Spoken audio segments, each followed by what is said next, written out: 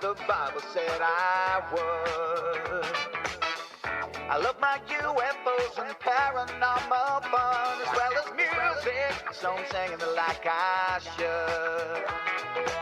But then another conspiracy theory becomes the truth, my friends, and it never ends. No, it never ends.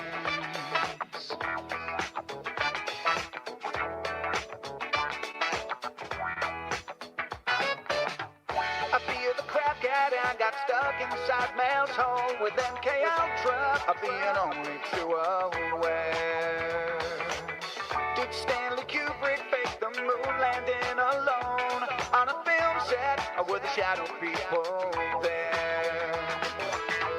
The Roswell aliens just fought the smiling man, I'm told, and his name was Cold. And I can't believe I'm dancing with the fish. Head go fish on Thursday nights with AJ2, and the Wi-Fi's helping me all through the night. All I ever wanted was to just hear the truth, so the Wi-Fi's on repeat all through the night.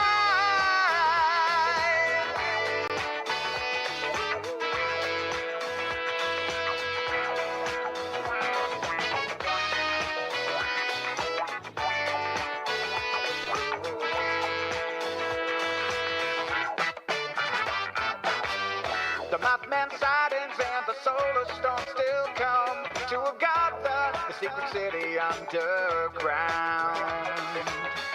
Mysterious number stations, planets Earth 02, Project Stargate, and what the Dark Watchers found. We're in a simulation, don't you worry though. The Black Knight satellite, it told me so. I can't believe I'm dancing with the fish. Head go fish on Thursday nights with AJ2, and the Wi-Fi's helping me all through the night. All I ever wanted was to just hear the truth, so the Wi-Fi's on repeat all through the night. Head go fish on Thursday nights with AJ2, and the Wi-Fi's helping me all through the night. All I ever wanted was to just hear the truth, so the Wi-Fi's on repeat all through the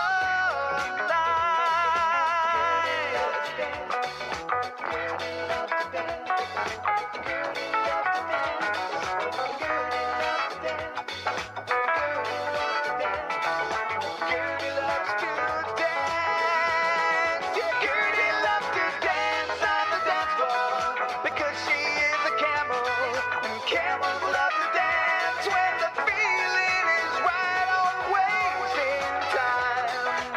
Gertie loves to dance. Gertie loves to dance.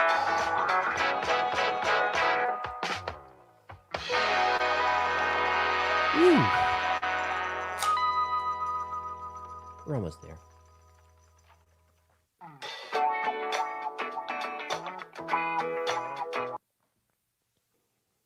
All right. I'm assuming you can hear me. I don't know. I've been trying to set this up. It hasn't been going that well. Oh, we're gonna need. I can't. Where are the glasses at? Hang on. We're just trying something new because we haven't done the After Files in a couple of weeks, and I'm sorry about that. It's moving into the new studio. Takes a lot of time. Oh, you can hear me. Great. Who's here? Who is here? Glass Epithet, I see you. Johnny's here. Bomba Cat, Kyle J. Escape Room Oz. Tom Hawley. There's Paul, very reliable. AJ, yes, Paul's very reliable. Victoria, thank you for the £5 super sticker. And there's Thomas Ritchie. New studio looks great. Yeah, it's coming along. It's taken a while, but it's coming along. So yeah, no After Files the past couple of weeks. I was gonna just put the After Files just sort of on hold until we have the podcast studio finished. But it doesn't feel right. It doesn't feel right having having a Thursday evening off. But I do need to get a little bit ahead this week so I have some time to prepare for the After Files on Thursday. Hail, FJ. Good to see you. Houseman, Emka is here. Emka West, Samuel, Regalado, I see you. Chadro, Ronald Smith from Wyoming. Stu Farrell, is it you? It is Ferret Lives. I recognize the avatar. Hi, Kelly in Southern England. Thank you for that generous super chat, Robert Muir. I appreciate the support. Yeah, that's the thing about the After Files. Not doing it is kind of expensive. So what we're going to do today, and I don't know if it's going to work. It was just I'm here anyway, working on next week's script, which I think we're going to stick with it. We have to see. It's we're doing many worlds theory, the many worlds interpretation of quantum mechanics. So what's not to love about multiverse? So since I'm here anyway, I figured maybe we'll run some of the old episodes we could watch together. If you want, I'll pop in and give some insight and some comments if I have them to give. I'm looking at. I will start with the time travel playlist because it's my favorite. I like time travel stuff, and I was gonna play them in reverse order, like newest to oldest, but I think it might be more fun to go with the oldest ones. And you'll know what episodes were done during COVID because it's just a fat guy sitting there with Hecklefish instead of me. It's just me in a fat suit. So we're probably going to start with Paul Amadeus Enoch. That story is a fun one. I don't know if you remember that one, but Paul goes into a coma and he wakes up in the year 3906 and he spends a year there. And he keeps a diary and writes down everything he saw. And it's a fun story. Okay, so we do like going oldest first. So Lisa wants to do oldest to newest. Cool, we will do that. John Woodmass is eating crayons. That's delicious. I never ate crayons, but I did eat the paste. I don't even know if that's still a thing. That's how old I am. And I wasn't the weird kid in the corner eating the paste. I wasn't that kid. We all ate it. It was like a picnic. We would just eat the paste. I don't know if they still do that. I would probably not. Right. Eviana Stick liked the paste. Mary ate the paste. Because you remember when we used to sniff the whiteout, how good the whiteout was to sniff, and you get a little bit of a buzz from it. And then when I was in school, they changed the formula so you couldn't. So kids stopped passing out in class. But I could still taste that paste. It was kind of minty. Hey, Alex Ford. There's Ken from Denmark. The ghost of Stacy Papalina. Oh, you're a time traveler. So that's perfect. Perfect. Sean asking, who does Hecklefish's voice? He does his own voice. Who does your voice? 2 questions. A, what are you smoking? And 2, can I have some? All right, some more super chats. I appreciate that. Buford T. Justice, thank you for the $49.99. I was worried about you guys with the No After Files show. I'm glad you're doing well. Yeah, we're fine. And also, so the move takes up a ton of time. But what it did was it set my edit back. So, I try to get the edit done on ideally Tuesday. That hasn't happened in a long time. Wednesday is fine. But the last 2 weeks, because I'm moving and I'm not even close to settled in, I was editing right up until like 2, 3 p.m. on Thursday, when we're supposed to air at 6. So we're fine. It's just, I haven't had, believe it or not, the After Files, I spend most of it Thursday prepping for it. And as unprofessional of an operation as it is, I actually prepare for that show. So without preparing for the After Files, it would just be me reading super chats, which I guess is fine for some folks, but it just doesn't feel like super entertaining content to me. But but maybe we'll do it this week anyway, even if I'm late, just so I can stay. I feel like I'm out of touch. You know, I feel disconnected from you guys, and I don't care for that. Russ says, thank you for the amazing content. Well, thank you for the £5 super chat. I appreciate that. Mrs. Gemini is here, a day one subscriber.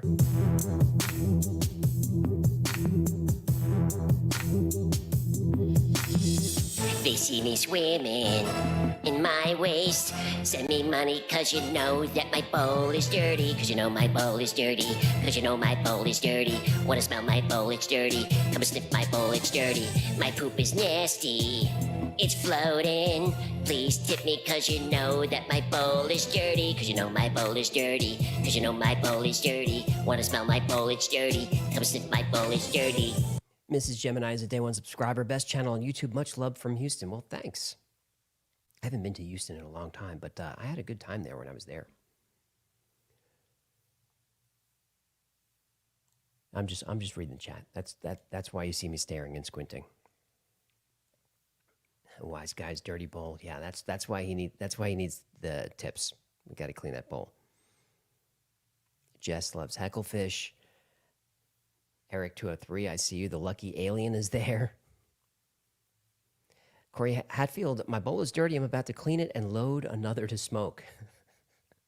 I should have made that joke myself. I can't believe I missed it. Nicely done. All right, so let's get the show on the road. Let me just see how to.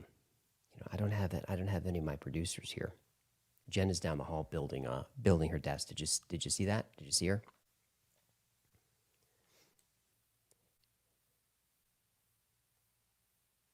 And all right, hang on. There we go. What happened to the camel? Do a story on the ongoing mass murder at the World Economic Forum. I'd love to cover that. I can't do that on YouTube, but we do have the podcast coming up. The podcast, I mean, the Y-Files is a podcast now. Like you could find the show on Spotify and Apple and all those places, but it's just the YouTube show. If you're on Spotify, you can see the video, but everywhere else it's just the audio version of this show. But I'm going to expand it so we can do deeper dives on the subjects we cover here. So maybe if we do a 30-minute episode of, let's say, Paul Dienach, this episode coming up is only 18 minutes. I could easily talk about that story and other time travel stuff for over an hour. So we'll do that on the podcast, and that'll be on the existing feed. If you follow the show now on audio, then it'll just start showing up there. So we'll do long form content of the subjects we already cover, but also we can cover things there that I can't do on YouTube, like the WEF and some little more hardcore conspiracies like 9/11 and things like that you really can't do here without getting in trouble. We could do some true crime over there and some of the darker subjects. So hopefully that's happening soon. Sapphire the Stars just joined Patreon. I appreciate that. Hail, hail.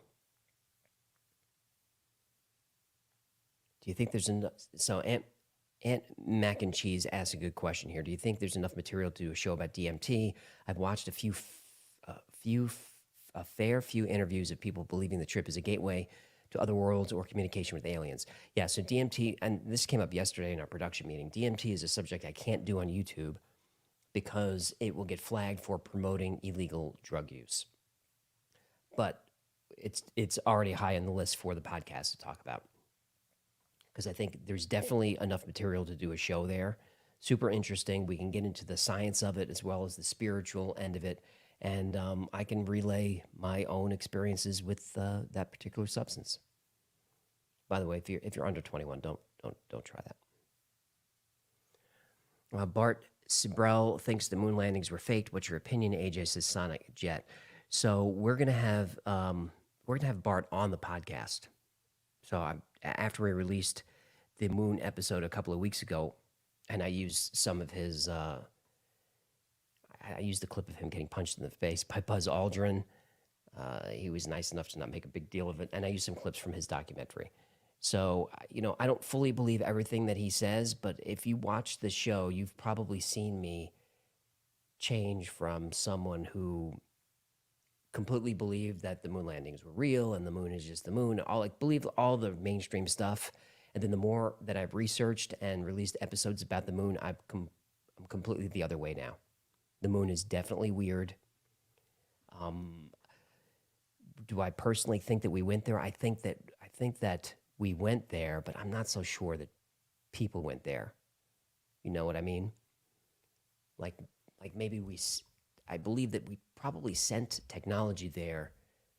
I mean, it's all speculation, right? Sent technology there, saw what was there and said, oh, we can't send people there. But we said we were gonna, so now what do we do?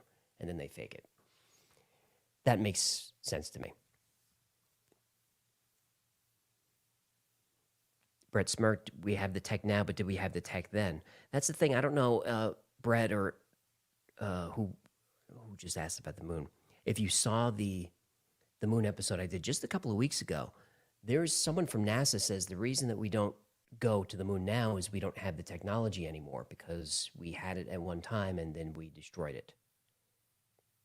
And that was a guy from NASA said that. So there's a lot of stuff that doesn't make any sense. Stephen Greer episode disclosure. Julian Collins getting Art Bell vibes here, and it's all good. I appreciate that. Art is the master. But, we'll see how the impromptu live streams go. But I think one of them will be to go to Art's grave, which is only about an hour from here. So I think it might be fun to do that because there would be no Y-Files without Art. There really wouldn't be any content like this anywhere without him. And, I feel like Art would have liked this show. I think he would have been a fan. Ian, you want me to turn up the volume? Can do. I think he would have been a fan because he had a sense of humor. There, volume's up a little bit. Let me know how that is. Greg loves the star. Appreciate that. Sonic Art was the best host of Coast to Coast. God bless him. Yeah. Yep. Akashic Record is a good one. Danny's very excited. All right, I see we got some super chats lined up, but let's get into Paul Denock first, and then we can come back and talk about it. In 1924, Paul Amadeus Denock had been teaching the German language in... It's COVID fat. That's what that is. And I'm not going to be interrupting like this that much. In Greece. Dying of tuberculosis, he wanted to return home to Switzerland. Before he left, he gave hundreds of pages of handwritten notes to his favorite language student, Georgios Papahatsis. Denock thought translating his notes would help Papahatsis in his study of the German language. They said goodbye, never saw each other again. Papahatsis began translating the pages. There were whole passages about a coming nuclear war, colonizing Mars, and a global government. Sections about flying vehicles, holographic technology, and contact with alien life. Papahatsis thought it was a science fiction novel. But as more and more of the text was revealed, Papahatsis was shocked at what he discovered. This wasn't a novel at all. This was actually Denock's personal diary. Denock wrote about how he went into a coma and woke up 2,000 years in the future. It seems that Paul Amadeus Denock had experienced some kind of time slip that caused him to fall asleep in the year 1921 and wake up in the year 3906. He spent a whole year in the future, and he wrote down everything he saw. This is his story. It's May 1921. Paul Denock is teaching his college language class when he starts to feel dizzy. He has a history of illness and eventually ends up hospitalized. He develops a terrible fever, and for the next few hours, he's in and out of consciousness.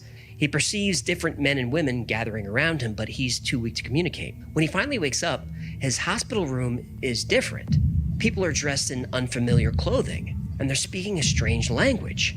Being a language teacher, he recognizes a few words from English and Swedish. Now, Denock tries to communicate, but nobody can understand him. One of the doctors recognizes his language. The doctor tries his best to communicate in broken German. He tells Denock his name is actually Andreas Northam, a famous physics professor who had an accident. Now, Denock says he has no idea who Andreas Northam is, but he's shown a mirror, and he sees a stranger's face looking back at him. Now, Denock becomes visibly upset and starts sobbing. He thinks he's dead, or worse, gone crazy. He cries that he's just a simple language teacher from Switzerland and has no idea what's happening to him. The doctors seem to react to the word Switzerland, and someone asks him what year it is. Dinock says it's 1922. A hush falls over the room. After a few seconds, the older physician steps forward and tells Dinock that the year is actually 3906. Now, Dinock doesn't believe it. The blinds on his windows are opened, and he sees buildings reaching through the clouds. Vehicles that seem to defy gravity buzz quickly past his window. Suddenly overwhelmed, he blacks out. Dinock is watched carefully for 3 days, but he eventually recovers enough to walk. And he describes walls made of crystal that give you a panoramic view of the landscape. Objects are made of pastel-colored glowing metal that's warm to the touch. And he's led through a corridor to a large room. Here he meets 2 older men in white robes. And at first, Dinock thinks they're actually priests or kings, but they're actually called electors, with an I. These are like elder wise men. Now, up until this time, Dinock's doctors didn't believe he was from the past. They thought he was suffering from some kind of brain trauma. But after questioning him for a while, the electors do believe him. They have knowledge of a rare psychic phenomenon that they called a consciousness shift, where someone's mind or soul could be transported into somebody else's body. And they think that's what happened to Dinock. When Andreas Northam, whose body was being occupied by Dinock, was injured in an accident, he was clinically dead for 15 minutes. Doctors dropped the temperature of his brain and they were able to restart his heart.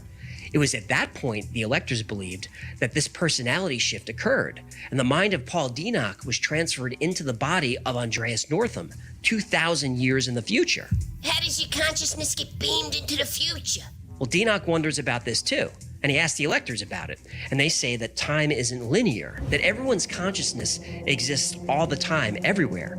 Even though this is a rare event, it is something that's known to happen. It's at this point that a man named Stefan is summoned. Now, Stefan had been a close friend of Andreas Northam, and the electors decide that only Stefan and his doctors would know his true identity. To everyone else, Paul Dinock would be Andreas Northam, and Dinock would assume his life. Now, the electors believe that if Stefan could help Andreas Northam regain his memories, that the personality shift could be reversed, and Dinock would be sent back to his own time. So, Stefan agrees to visit Dinock every day to teach him about modern society. But Dinock is mostly interested about what happened in the past. Even though the doctors in 3960 understood the psychic personality shift, there was one thing that puzzled them. Back in the 1920s, Dinock was suffering from something called encephalitis lethargica, sometimes called sleeping sickness. And people with this disease have difficulty speaking, moving, staying awake.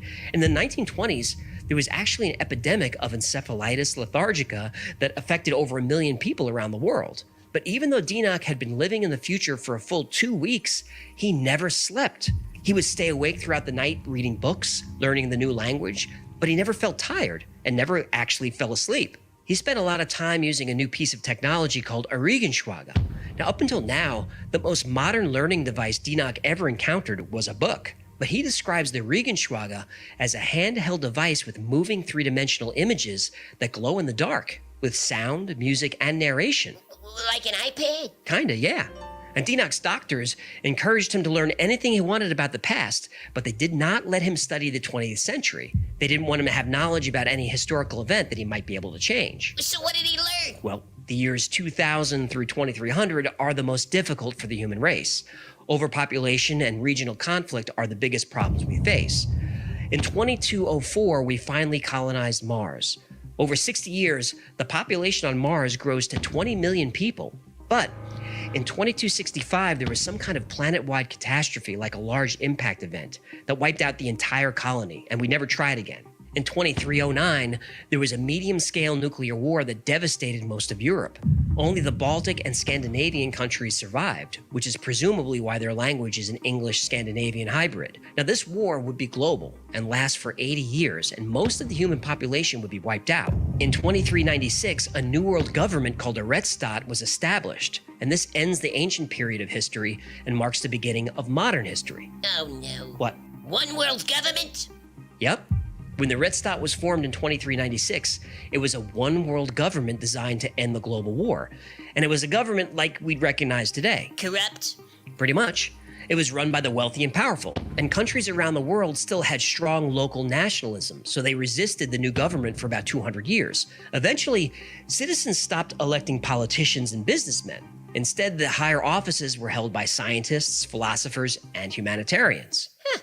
What? That actually makes sense. It does. And over the next 300 years, society starts to reform. In 2823, a world leader named Torhild proposed a new economic system. And this system is not based on global scarcity like our system. Instead, the system is based on global adequacy. It is at this point that people start working for the greater good. Initially, they work for 40 years of their life in their chosen field, and after that, they retire. All of their material needs are met by the global community. Now, as time goes on, technology and automation progresses so much that when Paul Denock arrives, people work only 2 years of their life. They're educated through their childhood, and at age 17, they enter the workforce. They work very hard for about 2 years, and then they retire, able to pursue any type of life they want. They work for 2 years? That's it? That's it. Because in 3906, all material needs are met: food, shelter, clothing, education, even entertainment. And money as we know it isn't used anymore. Instead, value is placed in art and science. You could absolutely pursue a career if you wanted, like Andreas Northam was a physicist, but you didn't have to work. If you wanted to live a life of leisure, as long as you completed your 2 years of service, you could do that. Sounds to me like some hippie Star Trek socialite paradise bull. Now, I admit it does kind of sound like that. You know, socialism and communism never work, right? I know that, which is an interesting twist to the story. Let me ask you, why doesn't socialism work? Because no matter how good most people are, there's always selfish jerks who want more. That's right, human nature gets in the way. But by the year 3906, we're not human anymore. Wait, what? At least, we're not human as we think of it. We evolve into something else. Paul Denock talks of a phenomenon that starts to happen to people around the year 3000. It's called the Nebelwerk. Needlework? Nebelwerk. What I say? In the future, the human brain structure evolves and a new sense organ is developed. This gives people the ability to perceive a new plane of existence and access to vast spiritual knowledge. They called this ability Oversensans, or supervision, and it gave people a new cognitive ability, instant enlightenment. Sounds pretty good. Well, you would think. This new sense gave people feelings of incredible happiness and spiritual peace, and it's described as divine joy, acceptance of death, a disregard for all worldly things. And this feeling came all rushing at once. People freaked out, didn't they? They did. And everyone who experienced the Nebelwerk died. They died with looks of ecstasy on their faces, but they were so overwhelmed that they couldn't survive the event until 3382. On September 6th of that year, a 76-year-old man named Alexis Volky was hit with the Nebelwerk. Needlework? Nebelwerk. What I say? But he survived. And from then on, everyone survived the Nebelwerk. Eventually, the switching on of this new perception was a common process in everyone's life. Homo sapiens then gave way to a new species of human, Homo occidentalis novus, or New Western Man. So in the future, human nature itself changes. Present humans are hardwired for survival, competition, and success, even at the expense of others. So this utopian vision of the future just wouldn't work today. But what if you can change the actual wiring of the human brain itself? In 3906, there were hardly any laws. They weren't needed anymore. People actually worked for the common good because that's how they're evolved. Selfishness is a concept that is studied as an archaic remnant of a less evolved species. People in 3906 can't even imagine themselves acting like we do today. Now, Paul Denock finds the future people very strange. He says they act like carefree children. But you have to admit that there's a part of you, maybe even a large part, that would like to go back to some moment in your childhood where all your needs were met, where you had no fear, no envy, no anxiety. As Denock's friend Stefan says, all these things that you view as strange, who is to say that they are childish instead of divine? Interesting point. But Denock wonders, how would these people survive an outside threat, like contact with aliens? Well, Stefan says they've already been contacted many times, and it turned out fine. Now, humans in the future are aware of intelligent beings living in the solar system and around the galaxy, but they aren't interested in communication with us. Instead, they prefer to study us from a distance. But Stefan does admit they have intervened with the human race on a few occasions, like when our species was close to self-imposed extinction. And Dinok learns that these extraterrestrial beings experience their own kind of enlightenment. Needlework. Nebelwerk. What I say? So aliens leave us alone to walk our own path. When Paul Dinok was a young man, he fell in love with a girl from his village named Anna.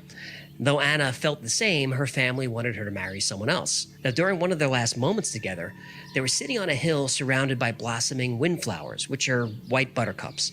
Now, Paul wanted this day to last forever because he knew he was losing her. So finally she said, "Enough for today, let's go back."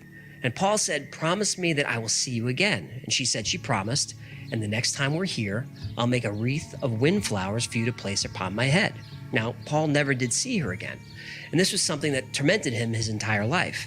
He would constantly pray for signs of Anna's eternal love for him, but those signs never came. Okay, cute story, but where are we going with this? Let's get back to the crazy stuff. Well, having spent a year with the people in 3906, Dinok developed a relationship with a woman named Sylvia. They decided to go for a day trip. They traveled in what Dinok called a Vigiosa, which was a flying vehicle that could take you anywhere on Earth almost instantly. He decided he wanted to visit his old village, though Sylvia didn't know that's where they were going. So they spent the day talking and exploring, eventually ending up on that same hill where Paul and Anna were all those years ago.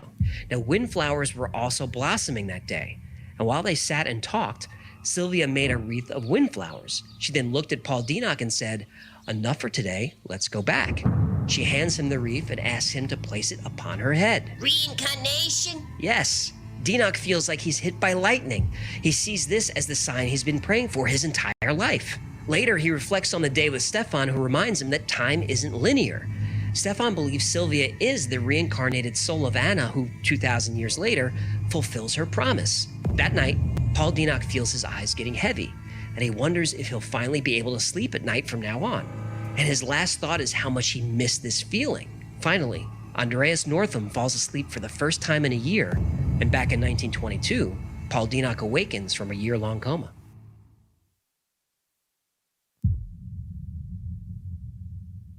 The story of Paul Amadeus Dinok is such a good one. But what really happened to him? Was his story real? Was it a hoax, a money grab? Well, there are a couple of options. The first is that he was telling the truth, that he really had a paranormal experience that sent him 2,000 years into the future. And if you read the entire book, it seems plausible. It's over 300 pages and it's full of details. There are hundreds of names, places, dates. Dinok talks about future technology like cryonics, the internet, flying vehicles, teleporters, and even something that sounds like a holodeck. I can't come close to covering everything here, but I'll link to the book if you want to check it out. If you're a Kindle Unlimited subscriber, no sponsor, it's actually free to read. The second option is that while in his coma, Paul Dinok experienced what he thought was reality, but was nothing more than vivid dreams. You can dream in a coma? Well, it depends on the illness and injury of the brain, but people definitely can and do. And if he was dreaming for a year, that's plenty of time to create a richly detailed vision of the future world. But there's one more theory we have to consider, and it's the theory that I believe. It's that Paul Amadeus Dinok never existed. Even though the story of Paul Dinok is not that well known, it's been covered in a few blogs and podcasts and videos, and in all of them, the same photo of Paul is used. It's the photo I used in the thumbnail. It's this one here. But what's never mentioned is that this is actually the mugshot of Daniel Tohill, who was arrested for theft in New Zealand in 1908. Also, Paul Dinok lived in Zurich in the 1920s. That's not that long ago. The city has records of every citizen living in the city at that time, as does the city of Athens, where Dinok was supposed to be teaching. But there are no records of anyone by this name, not even close. Now, Georgios Papahatsis, the translator and publisher of the story, says he tried to find Dinok years later, but couldn't.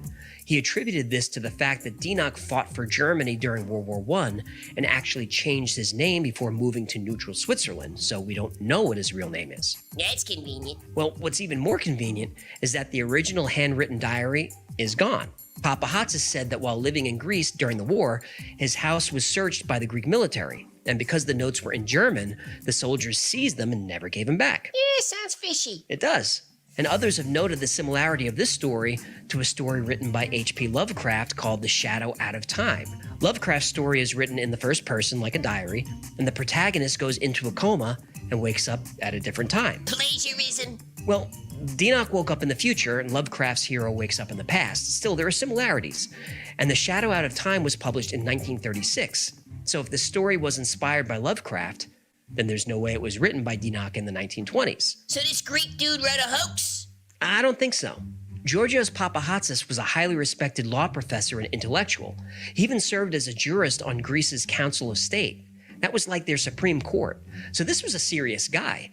He was very interested in administrative law, social studies, and humanities. And these are the themes we see in Paul Enoch's diary. It's likely that the book was written as an intellectual exercise and exploration of human spirituality. And Papahatsis added the sci-fi twist and the love story as literary devices. Now, he probably didn't mean for anyone to take it seriously as something that actually happened, but there's no way to know for sure. I mean, this is the age of the internet. And if you write a story about a time-traveling coma patient, people are going to believe it. I certainly wanted to. Thanks so much for hanging out with us today. My name is AJ. That's Hecklefish. This has been the Y-Files. If you had fun or learned anything, I think that's a good one. Comment, subscribe, like, share, See if all that's that loud stuff. It really helps us out. Until next time, be safe. What's coming up be next? kind, Oh, Dodelston know that you messages. are appreciated. Dodelston, yeah. It's Hear my coming up. stomach That's a growl? cool story, too. Yeah, we're keeping it. Logan, do you think UFOs are extraterrestrial? That's such a hard question. If anything, I'm more inclined to believe that they're terrestrial, that they're from here, but not necessarily human. Pause that. All right, let me see if I can get a setup for the next one.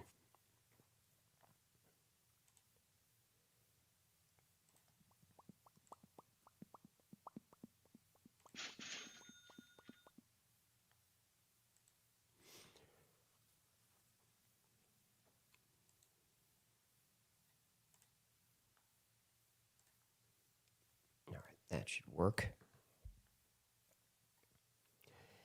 Alvin Chrome, I look slimmer now than in that video. Yeah, because I'm about 35 pounds lighter. That was a COVID video.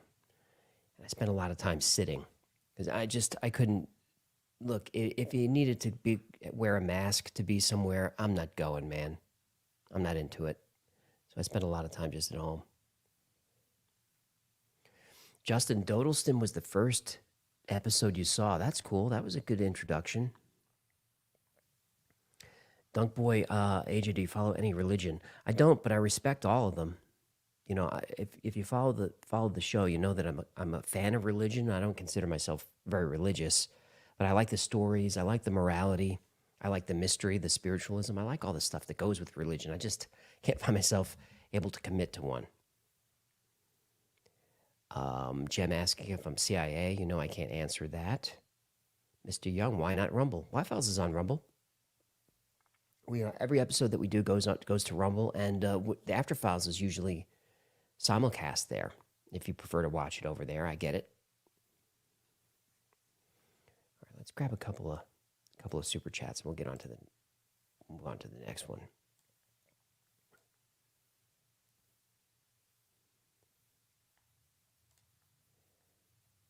How about that? What do you got? Tom says the new studio looks great. I appreciate that, Tom. Victoria Wally sends a super sticker. All right. The Monarch, great seeing everyone. Yeah, it's nice to see so many people stopping by. Carolyn Smith's Food Forest and Homestead.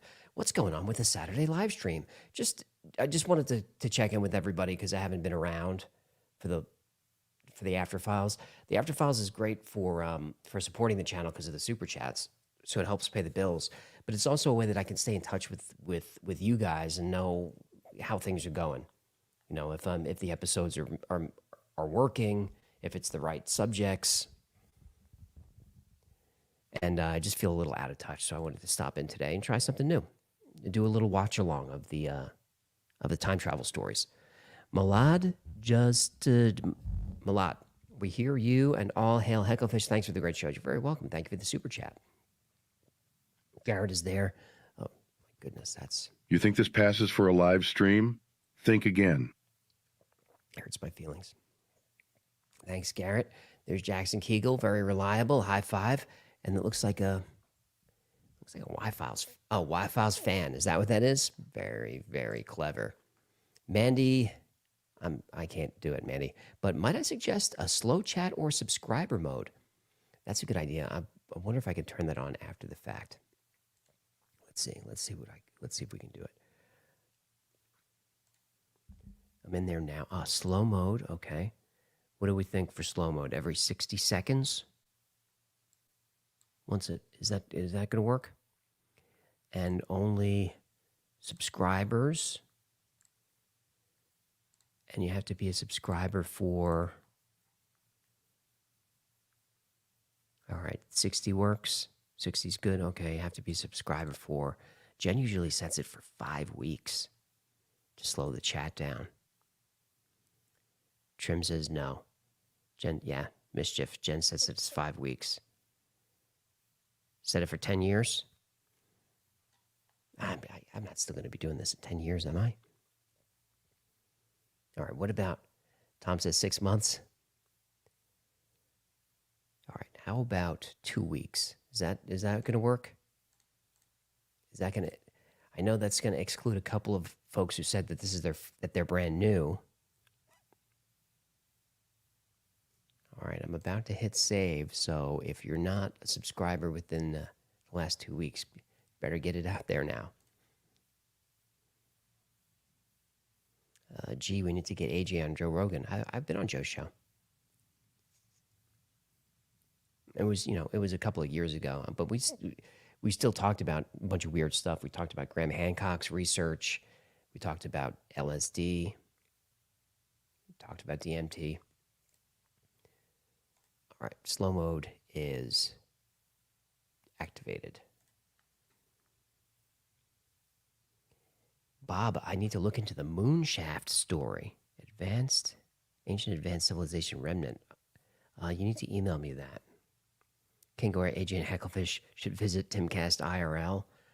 I like Tim's show. I watch from time to time. I'm nervous to do political shows because I don't want to alienate a percentage of the audience.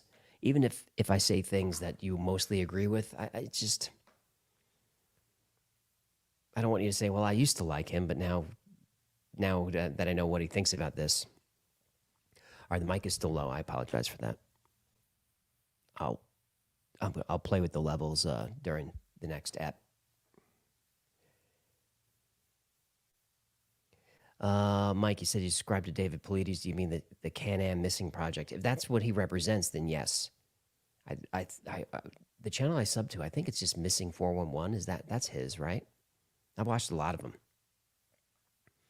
Daisy, you're very welcome. The chat has it slowed down. I can't really tell. Mike Ziggy says Mike checks out. I'm looking at the mixer and it looks okay. I'd like to bump it up a little bit, but we'll do that during Dodleston. Mandy, we got you, and there is Deanne Trong for 5. Thank you for Wi-Files you make every week better. Well, I'm glad you say that, man. I'm glad to do it. The show's supposed to be fun. That's the secret. I was just asked from another creator just a couple of days ago who does similar content, and he asked me, like, what is the secret? Why did the channel get so big? I said, there's no secret. I just make the shows fun, or at least I try to. Just make it fun. Senzu Bean for £5. Who will be your first guest on the podcast? I'm trying for Graham Hancock. But so we're working on him now. I think that probably can happen, but it's going to be about scheduling. If not, then we'll just get somebody fun on, like Murr from Impractical Jokers, who's a fan of the show, or someone like that. We can just goof around. Maha333G for a super sticker. Appreciate that. There's Robert Taught to Riss. Love your show. Brings a little happiness to life. That's why we're here, man. Sean, I love the show. Do an episode on the Anunnaki. That's coming. The full show on the Anunnaki is coming. Yes, Hecklefish is the star. That's true. Al Bundy, there are recent time traveler that allegedly survived a lie detector test. Well, I think I think most people can survive one of those tests, but did he beat one? Al, put in the chat who he is, and I'll look into him. Baumer brings Stephen Hawking on. A lot of people would watch that one if I figured that out. Matthew Kijen for 666. Much love from Alabama. Send my regards to the people of Agartha. Tell Hecklefish to leave Mel's hole before he goes blind. This human knows what's up. Appreciate that, Matthew. Vicky's Rome for 8 for 10. Great to see you. We appreciate all of your hard work. I'm glad you do, because it is a lot of work. It's fun work, but it's hard. And I've been tired the last couple of weeks. So I apologize for that. Ciara Martinez for super sticker. Thank you, Ciara. Relaxation and happiness. Look forward to it in the the After Files, says Cajun Mom. Thanks. Einstein is here. Celebrate the first super chat from Brian Frazier. Appreciate that. Ruetz is glad it found the channel. Well, I'm glad you found it too. Popping with DJ 499. I don't know if you can answer or not, but I'm generally curious how you came up with the character of Hecklefish. I just needed a co-host, and I wanted a wacky co-host, and we had good chemistry. But Poppin', if you look through the channel for the New Year's episode, which was, I think it was also the 1 million subscribers celebration episode or whatever. It's not a story or a weird topic. It's really just, it's the story of how I started the channel and sort of the journey to get to that point.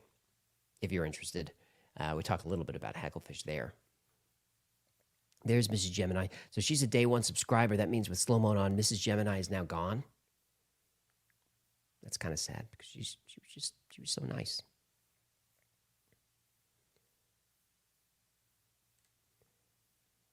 Got McDammit for $20.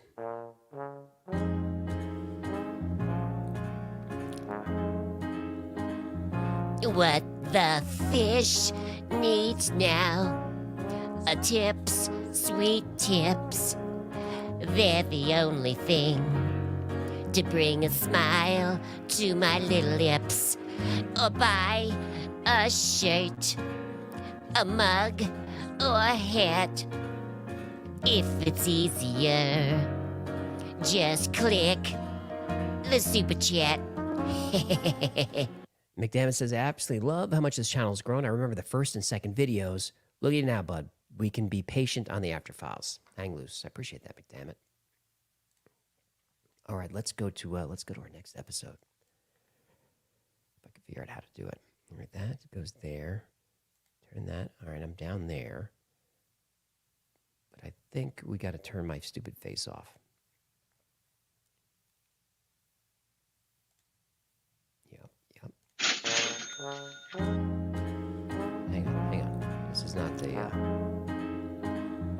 What the No, fish needs now. This live stream is a mess. You should be ashamed of yourself. Shame. Shame. Shame on you. I'm trying. Let's see if it lets me do it like this. What I'm trying to do is I'm trying to get my stupid face on the screen so I can talk to you, but I don't want to be up there the whole time. Like that. All right, so what's next? Dodleston, is that what we're doing? Lynchpin likes the hair, huh? I hate it. Jen wants me to grow the top out. I would love to cut it, man. Penny, thanks for that. The channel's so much fun. People seem to enjoy how unprofessional this is, but... Would you excuse me for a second? I need to punch myself in the face. Yeah. Maybe then I'll understand. In December 1984, Ken Webster, a high school teacher, was living with his friend Nick and girlfriend Debbie in the small village of Dodleston. One evening, the three were walking home from the local pub when they saw a pulsing green light emanating from their cottage windows.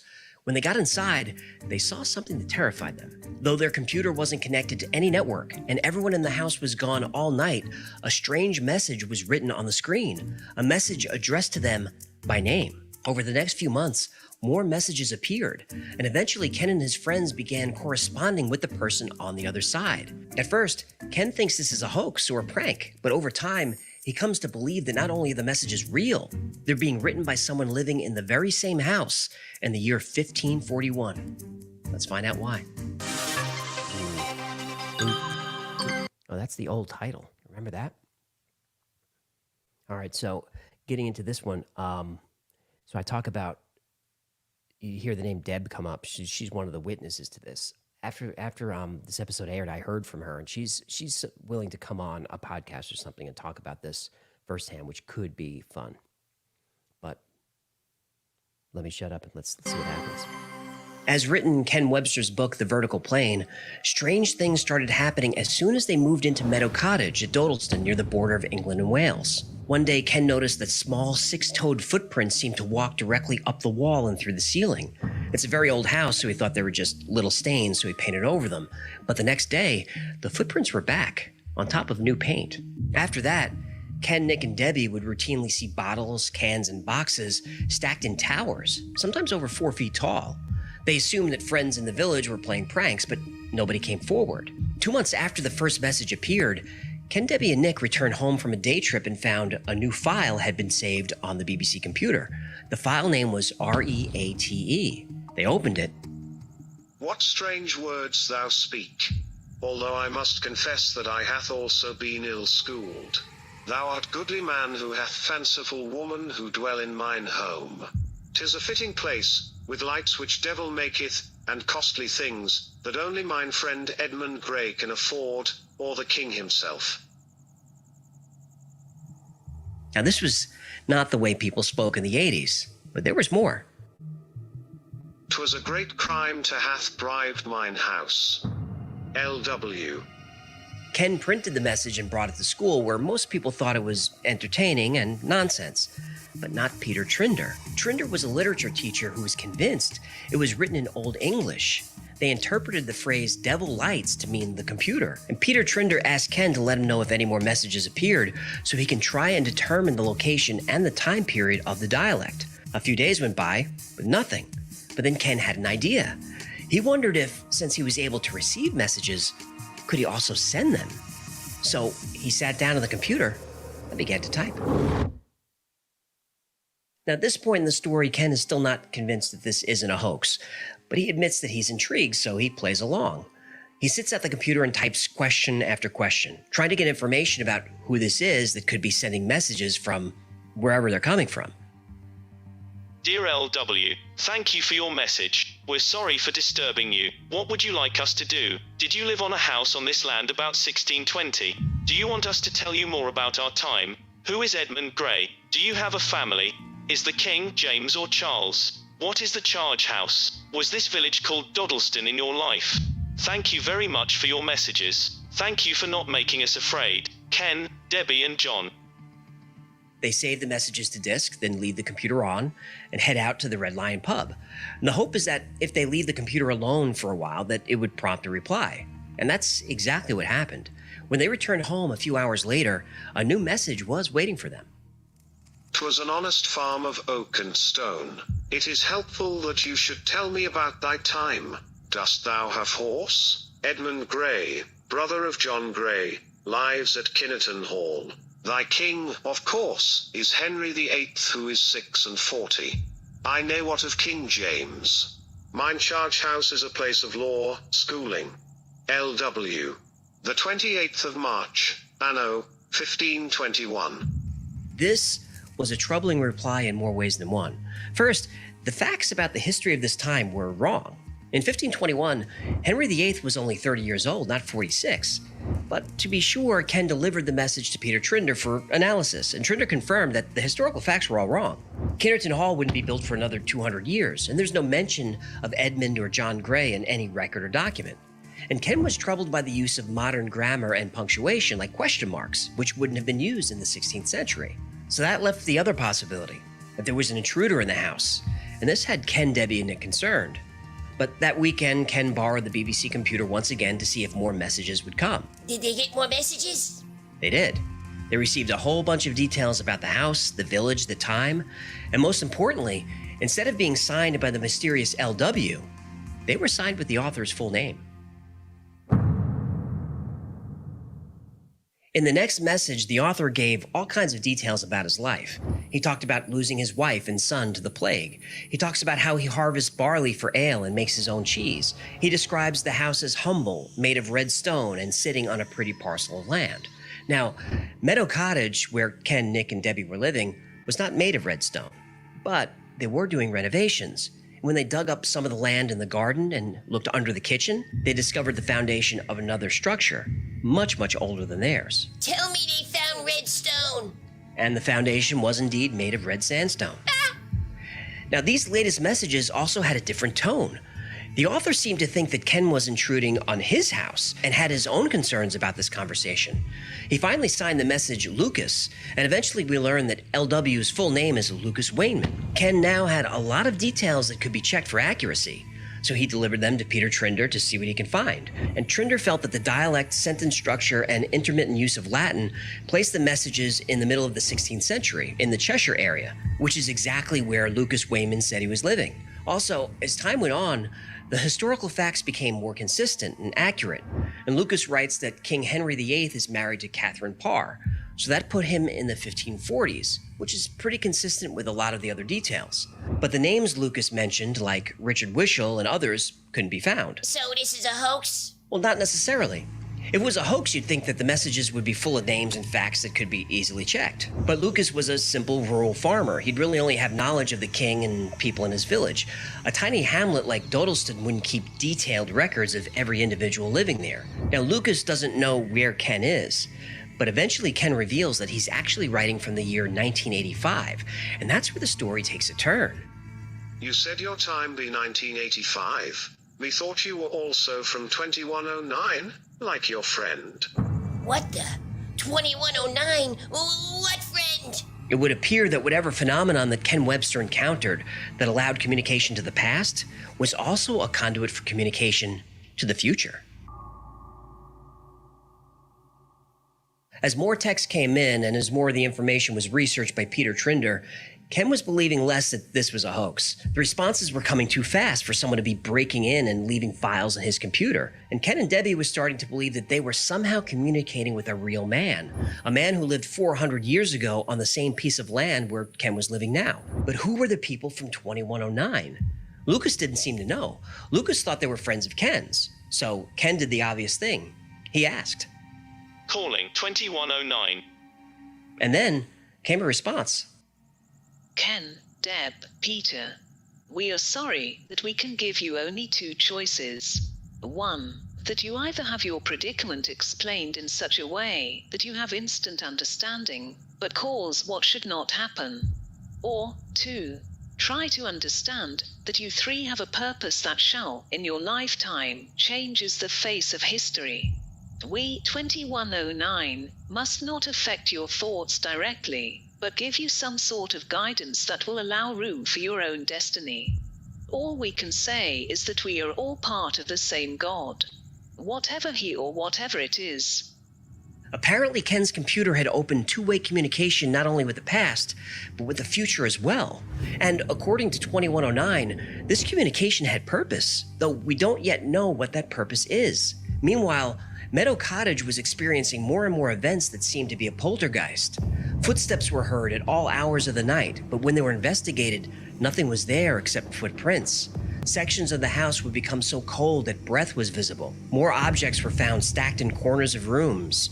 Tapping was heard. Even words were found written in chalk around the house, including Lucas's name. The anxiety was becoming too much.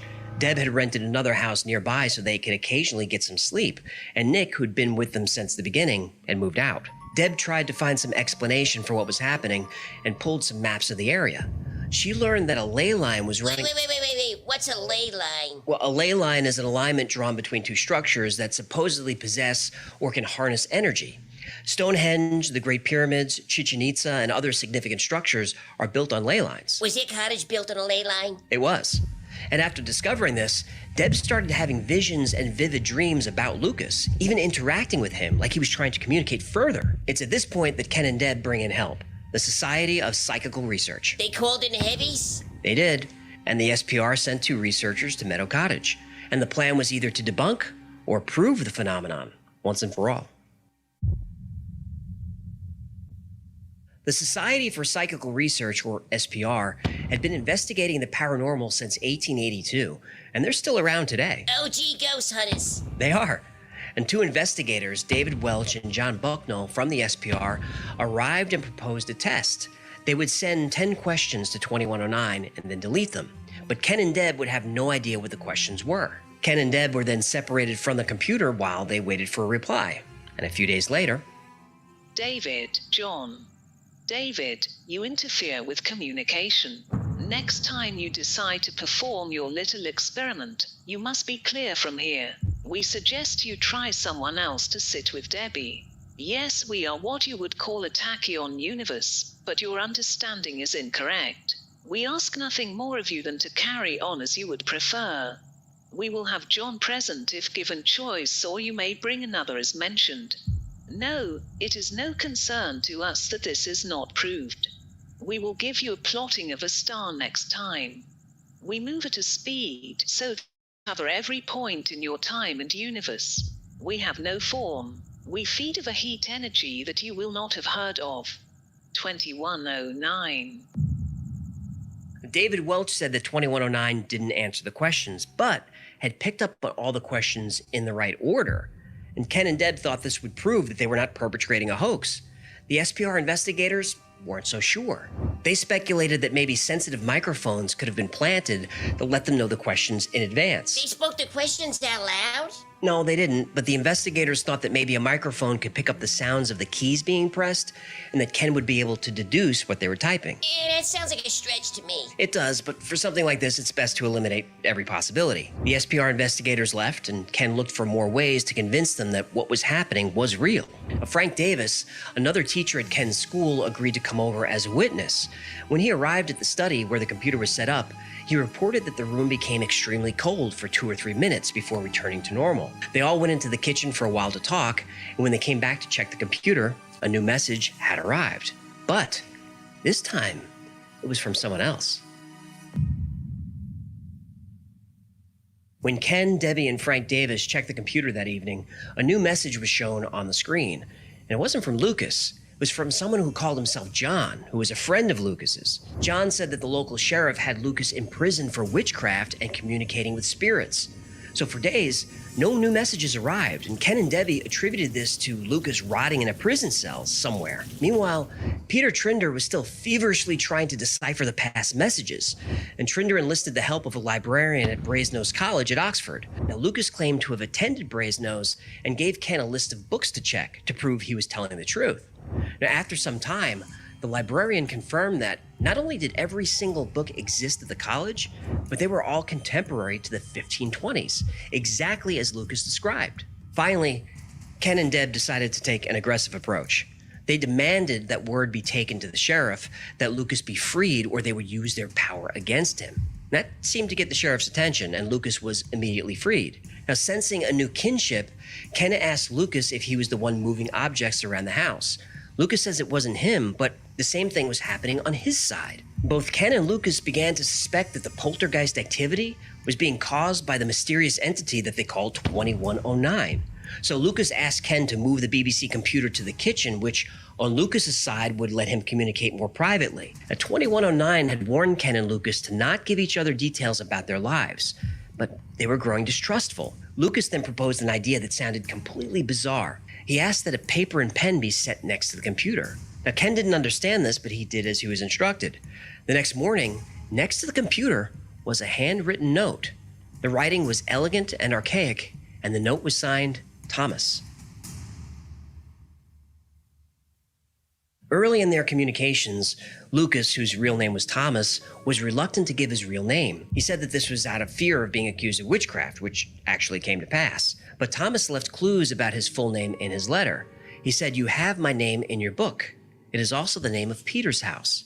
Peter lived close by in a town called Harweden, which was also the location of the school where Ken and Peter taught. Using this information, Ken and Peter were able to track down a man named Thomas Harweden, who was a fellow at Brasenose College at Oxford in the 1530s. This was their guy, And Ken, Debbie, and Peter were getting very close to the truth and learning everything they could about Thomas Howardin. But the entity known as 2109 seemed to be upset by this. A few days later, the computer was moved into the bathroom on its own, and then Ken found a message scribbled in chalk on the floor. One more chance. Measure frequency by +2 energy. What else other than sound and light? This 2109 is freaking me out. I know. Ken, Deb, Peter. We have reason to believe you have Lucas Wainman's true name. If this is correct, you must say so we can rectify the problem immediately before it is accepted. She's touchy. Yeah, and Ken wanted to minimize his contact with 2109. After more communication with Thomas Howardin in the 16th century, Ken learned that 2109 was tampering with many of the earlier messages that Thomas, aka Lucas, had sent. Apparently, 2109 was trying to obscure details to prevent Ken from discovering Thomas's true identity, which is why some facts were wrong. Meanwhile, the Society for Psychical Research had lost interest in the case. They told a local paper, Clearly, if this case is a hoax, then the two teachers are the prime suspects. I believe it is also possible that a third party was responsible. I would have loved to prove it was genuine. It would have been the most unique phenomenon ever recorded. Something or someone is doing it. It was not the job of the SPR to point the finger. As Ken suspected, the SPR was extremely skeptical and wasn't taking the investigation seriously. So Ken contacted the SPR to obtain the records of the case. Strangely, the SPR said there is no record of such a case. Investigator John Bucknell had disappeared and nobody could reach him.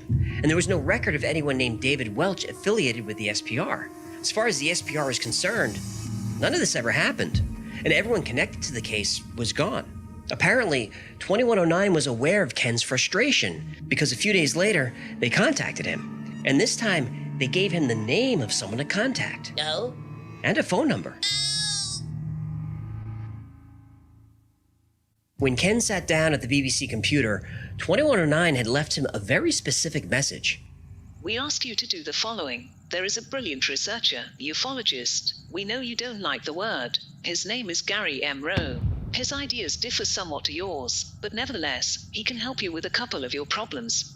You may phone him at the number below and invite him to talk with you. When he comes, show him this and ask him what he makes of it. Peter must do the telephoning. Tell him that you got his telephone number from a UFO enthusiast.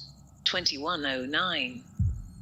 Gary Lowe was a UFO investigator who was skeptical, but he did come out to Meadow Cottage with all kinds of equipment to try and figure out what was going on. And this began a series of communication between Gary and 2109 directly. The process was this. Gary would put a letter in a sealed envelope and place it on top of the computer. When 2109 would respond, the message was printed and put into an envelope without Ken reading it. And this back and forth continued for some time when Gary finally sent a message back to 2109 that read, Greetings. I am instructed to apologize, but in any event, I would have done so of my volition. There will be a letter hopefully this weekend. I am also instructed to apologize to Ken and Debbie. I must try and answer your last letter. It would appear that you are more important than I had realized in the scheme of things, Gary. Apparently, something in one of the messages from 2109 had caused Gary to become very secretive about the communication and the contents of the letters. Now, Ken became so frustrated and angry that Gary left that night. And they would never hear from Gary again. As Ken continued to communicate with Thomas, aka Lucas, Lucas explained that one night he saw glowing lights coming from his fireplace. From the light, a man stepped out and asked him to not be afraid. When the man left, Lucas found what he described as a light box in his kitchen. He realized that when he spoke to the light box, his words would appear on a screen in glowing green letters. And on March 21st, 1985, Lucas had sent his final message. My true fellows and sweet maid, Grona has said that Thomas must go. I know it is for the best because the people of Dodleston are very wary of me. It is good to know that all will change and there are true men to follow like Ken and Peter. Though 400 years is a long time, and there is much to happen to mankind.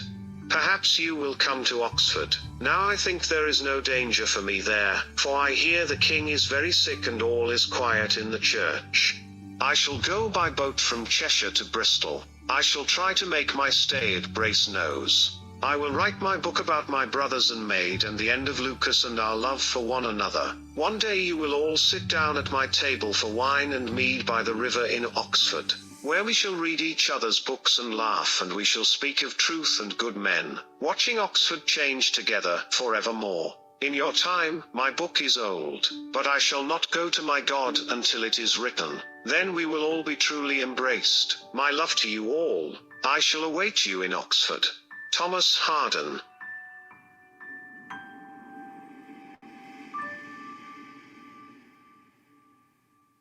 Well, that was touching. I thought so. Did he ever write the book? Well, we have one final message from 2109. There is another person to come. They will be the help we need. You will know when they come. Thomas did eventually write his book, and he soon died shortly after. He placed it in a secure place. It shouldn't take too many years to find it, though he wrote it in Latin with the help of a friend that he met in Oxford. The inscription reads, Me writes this with the hope that mine friends will one day find this book. Then may our lands be not so distant.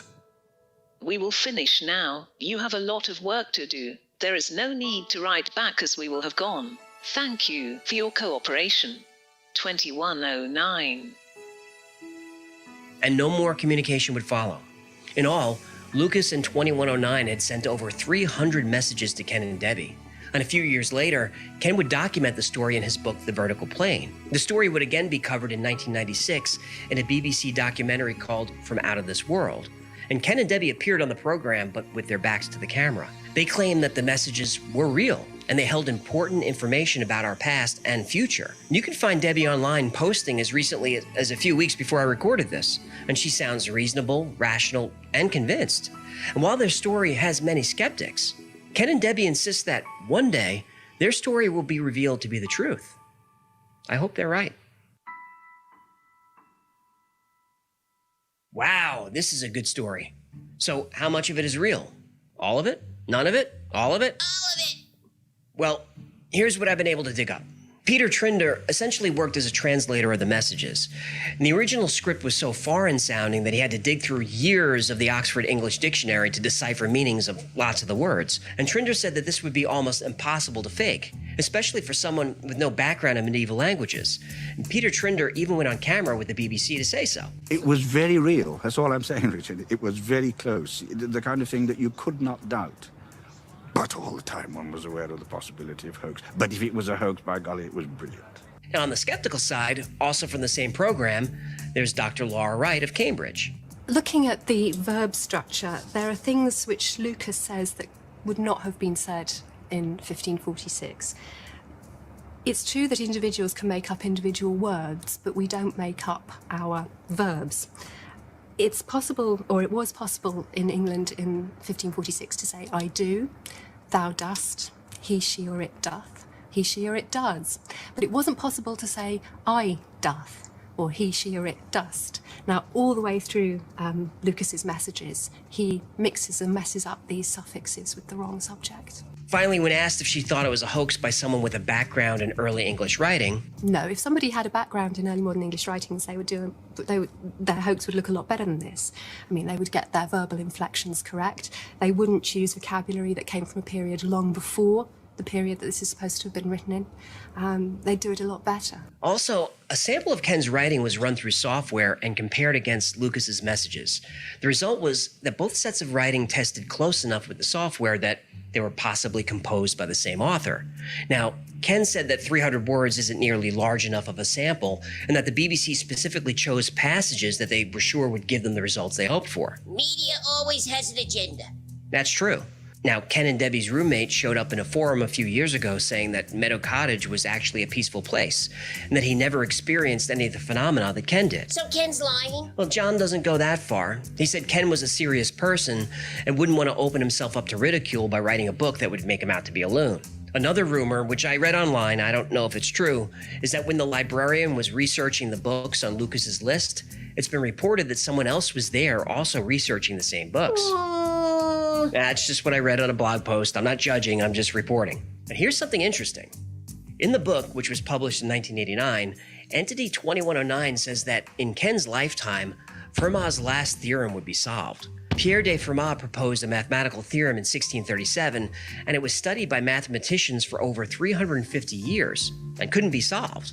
Well, in 1995, Andrew Wiles published the first successful proof of Fermat's last theorem, a proof that earned Wiles the Abel Prize. 2109 was right. They were. And that's an obscure detail for a hoaxer to just come up with, and it's a hell of a gamble. Also, 2109 gave the coordinates of an undiscovered star that they said would be important to mankind. And years later, a quasar was found at those coordinates. And Lucas talks about being imprisoned by a Sheriff Thomas Falhurst of Cheshire. Now, there's no record of this man, but I did some sleuthing, and it turns out that there absolutely was a Sir Thomas Falhurst with a slightly different spelling but same pronunciation, who was Sheriff of Cheshire in 1529, which is awfully close to the right time. Did you ever find that UFO guy? Ah, Gary Rowe. Yeah, that guy. Though UFO researcher Gary Rowe disappeared for years, he's since spoken out about the Dodelston messages. In the description, I'll link to a blog post from as recently as 2017 where Gary has all kinds of things to say. He believes every word of it. He thinks he was chosen to receive this information from 2109 because the information is safe with him. Many people are highly skeptical about the events related in the Vertical Plane book. Quite rightly so, given the degree of strangeness. But I am not. I left no stone unturned and used cutting-edge science to get to the truth. In fact, I believe it was the first computer-controlled psychic investigation recorded in the world. I know it really happened. It changed my life forever. It is going to change yours. The book will, one day, be ISBN recorded under the history section. It is a monumental, historical marker in the ribbon of time. Is he right? I guess time will tell. I don't know if the Dodelston messages story can be debunked, but it can certainly be contested. But I have to admit, a lot of the story can be confirmed. Now, Ken and Debbie haven't cashed in, and they seem to be very nice, intelligent, reasonable people. And after the BBC program, they sought no further publicity about the story, even knowing how many books they can sell. And Ken said back then, now, just over 10 years after our own adventures, the sad but good advice seems to be to keep quiet about it. Meadow Cottage was important to us. It is sufficient. And although Debbie can be found online, Ken prefers privacy, and I think we should respect that. All we can hope for is that one day, buried under the dusty, faded stacks in the Brasenose Library at Oxford, someone will discover a mysterious book, handwritten in Latin, a book that tells a fantastic tale of a relationship between people across time. People, though initially fearful and skeptical of one another, establish a friendship that would change all their lives. And this book, when finally discovered, will change everyone's life, everywhere, forever.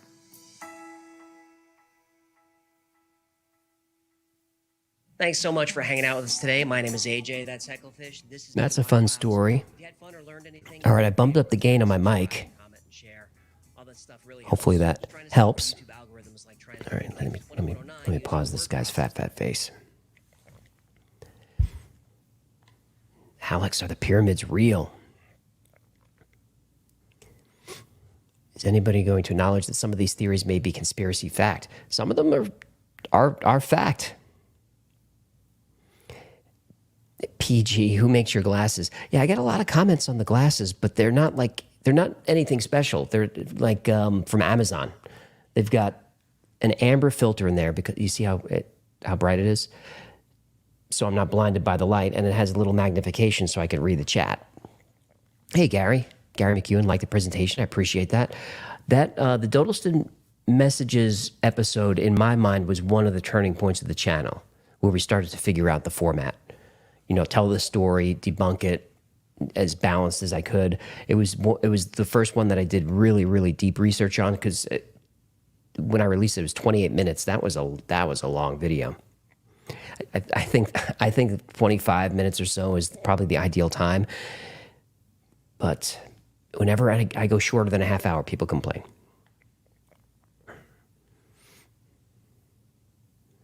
Kelsey, Wi-Fi's merch idea. Amber glasses with logo on arms. That's a pretty cool idea. All right, let's get a couple of super chats in there, and then we'll go on to our next episode, which is, it's a short one. It's Project Stargate, the CIA, Mars, and time travel. That's a fun one. Cameron, AJ, you doing regular Saturday watch parties? I don't know if this will be a regular thing. We'll see how much you guys like it. But I was here in the studio working anyway, and I hadn't checked in on the After Files in a couple of weeks, and I just felt out of touch. So I figured I could do this. We could watch some episodes together. I could still get some work done, and everybody wins. Maybe. Carolyn is there. She likes the After Files on Saturdays. Russ, you're welcome for the content. And Kristen Cunningham, our family loves watching you guys. That's very nice. I'm glad the family's out there watching. 3-minute conversations. Thank you for the £2. Team Theme, please do a video on Bohemian Grove. I'm probably going to cover that on the podcast because there's not a lot of evidence of the creepy stuff that's gone on there. But whenever you get, the richest men in the world together for 2 weeks in the middle of the forest, crazy stuff is going to go down. So I'd like to get into some of the conspiracies that people allege that go on there, but I can't get into that on YouTube. They don't like that sort of stuff because it involves forcing children. It's bad. It's bad. But on the podcast, we can do that. Steven Jackson, Fear the Crab Cat. There's Jimov for £5. This live stream suits my time zone. Would love a vid on the Illuminati card game. I sent it in my vid on it to provide ideas. There's even a Y-Files card. I don't think I've seen that, have I? It's cool if there's a Y-Files card. Michael B., thank you for the $1.99. Point Nemo, any length the video ends up time-wise is fine. Well, I appreciate that.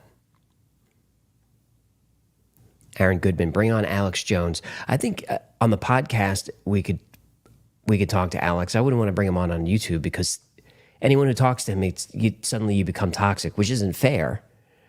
But YouTube is how I make my living, so I have to kind of abide by the rules here.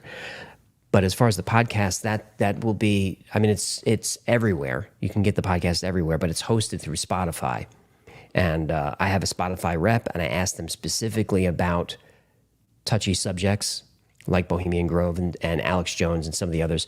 And they said, oh, that's fine. The only subject matter we can't cover are things that are like really illegally violent and stuff like that no one should cover. So like Don M is talking about Epstein. I can't talk about Epstein on YouTube, but we can talk about him on the podcast, especially since he's dead, right? Because he killed himself. So, if somebody's dead, it's easier to talk about them. I don't really want to get into people who are alive and maybe watch the show or get wind of it, and I'm not that complimentary because I try to be honest. And if I'm not a fan of somebody, I'm going to say so. Cat Daddy 57, $10. I made Kool-Aid from holy water I stole from our church when I was an altar boy. My mom was less than pleased with me. I'm sure that God was fine with it though. Holy water Kool-Aid. All right, that solves a lot of problems. Get your electrolytes in there. C10 Magnus for 573 D. Is that a call sign? K7ELH? I don't know what that is. But if that's your ham call sign, well, there it is. Everybody write it down. Blind dude always ignore the blind guy, huh?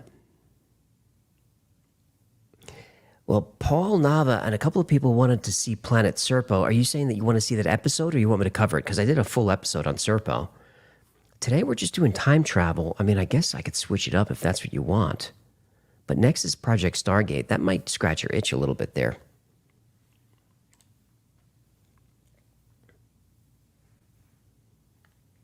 And there is Sticky Leaf, $100.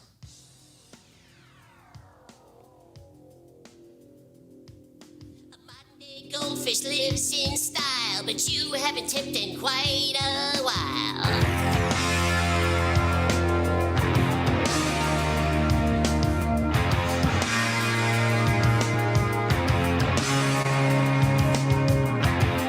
My money is all spent. You haven't tipped a cent. I gotta pay my rent, or I'll be living in a tent in Portland. Thank you for the great content. My kids, 12 and 13, and I never miss an episode. Fear the Crab Cat. I love to hear it. Love to hear it and say hi to them for me. Someone just asked if we watched the Montauk Project episode yet. We haven't. That's coming up. Scott Connolly, Philadelphia Experiment. That's also in the playlist. That's coming. Liverpool time slips is on the list. Liverpool is the best city in the world for time slips. Buck Moss says John Teeter lives. Well, I mean, if he's real, he should be alive right now. I guess it'd be a young man living in Florida. But the John Teeter story is coming up. And if you don't know the John Teeter story, stick around for it, or, whatever you're doing on your Saturday, killing time, pop back in and look for that one. That John Teeter, that's a great one. Let me see when it's coming up. So we've got Stargate, Time Travel Possible. I think that's an old listicle. Count of Saint Germain, which those are episodes that didn't do that well, and I was disappointed because they're fun. We've got the Chronovisor. That's the Vatican device that lets you see into the past and the future. That someone used it to take pictures. We've got I think that's the Back Rooms, Montauk Project. There's John Teeter. So he's coming up in about an hour or hour and a half. Then we've got Sergei Ponomarenko, Gateway Process, and Bending Time, Time Travel Experiments. That's going to be the Cozy Rev Mirrors episode. So those are coming up. Short playlist, maybe 2 hours or so of stuff. William Christian, very excited about Stargate. Cool. Where are we on the super chats? Make sure to get everybody. There's Cat Daddy, there's C10. Oh, there's Ciara. Says, I sent a $10 thank you sticker, but you missed, bud. Well, there you are. There we got it. And I'm sorry that you had to super chat again to get my attention. You have 11,000 watching just when you come on. Let go. I don't know what you mean, Jag. You mean get my stupid face off there? All right, I can do that. Where is the button? Do I watch the After Files live stream or do I punch myself in the face? Tough decision. This isn't the After Files chat. Be nice.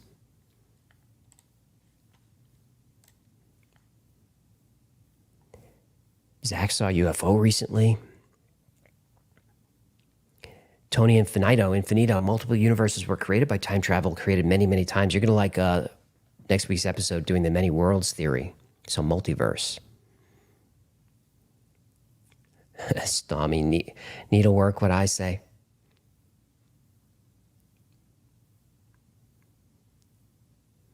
Gretchen, please do a show about the coal fires burning in the USA. Over 500 currently on fire. I haven't read that. I'm going to look into that. Rathwork, there should be more on Lemuria. I did a whole episode on Lemuria just a couple of weeks ago.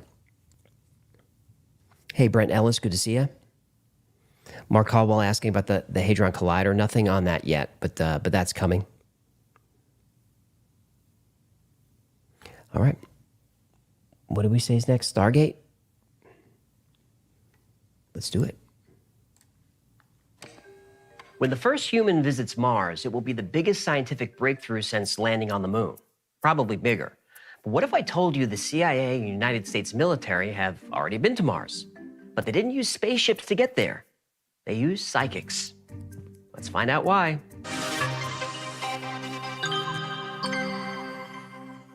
The Cold War between the United States and Soviet Union involved a lot more than spy planes and secret agents. The two countries have spent billions on some crazy projects, like the CIA's Operation Acoustic Kitty. Okay, I'll bite. What the hell is an acoustic kitty? I'm glad you asked. Acoustic Kitty involved implanting a microphone into a cat's ear canal and a transmitter at the base of its skull. And its job was to listen in on two men having a conversation in a park outside a Soviet compound in Washington, D.C. Did the cat hear anything? Just the sound of a taxi horn. Oh boy, do you mean? Yep, it was hit by a car as soon as it was let out of its cage. Ugh, what did that little experiment cost? $20 million. And one perfectly good cat. Ouch. And the Russians experimented with using low-frequency radio waves to control the brains of dogs. I didn't know dogs had brains. In 1972, a classified report was circulating in the American intelligence community. The report claimed that the Soviet Union was pouring millions into programs to research ESP, mind reading, and telekinesis, all for the purpose of espionage. Now, this made the CIA nervous, so they immediately requested funding to develop their own program to train psychic spies. Did they get the funding? Sorry, stupid question. Later that year, the CIA, U.S. Army, and Defense Intelligence Agency set up secret facilities all over the country and recruited people who claimed to have ESP.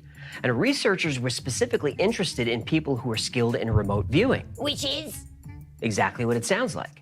A psychic in one location describes what they see in another location. And they actually found people who could do this? Well, in 1976, a Russian bomber went down in the Congo, and the details of the crash were sent to CIA psychic researchers operating out of Patterson Air Base in Ohio. There, a psychic named Rosemary Smith drew maps of the Congo and pointed to a specific place where she claimed the plane was. So, a paramilitary unit was dispatched to that location. They found the plane? They found the plane. Whoa! The CIA was convinced they were onto something. So the various psychic projects going on around the country, and there were quite a few of them, were all consolidated to Fort Meade in Maryland. This became known as Project Stargate. And Project Stargate ran for years.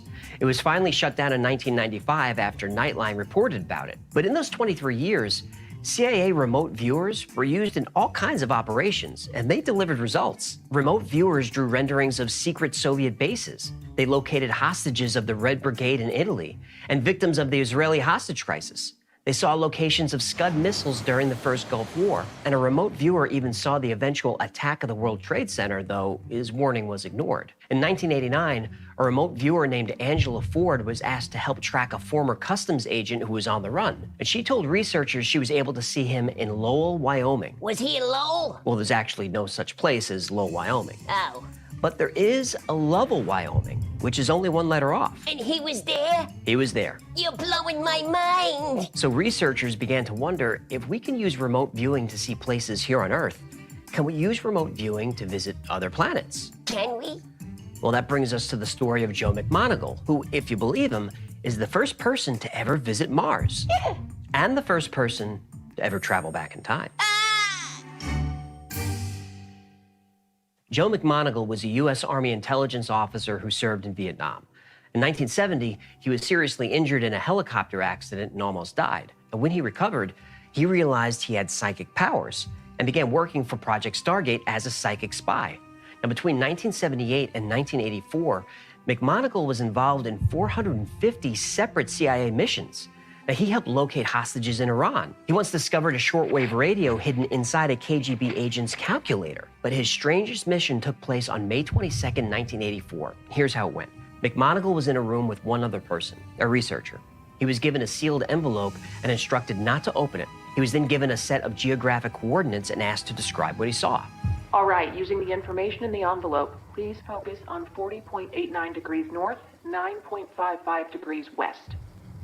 I want to say it looks like, I don't know, it sort of looks like pyramids. It's very high. Okay. I'm seeing, it's like a perception of a shadow of people. Very, very tall, thin. It's only shadow.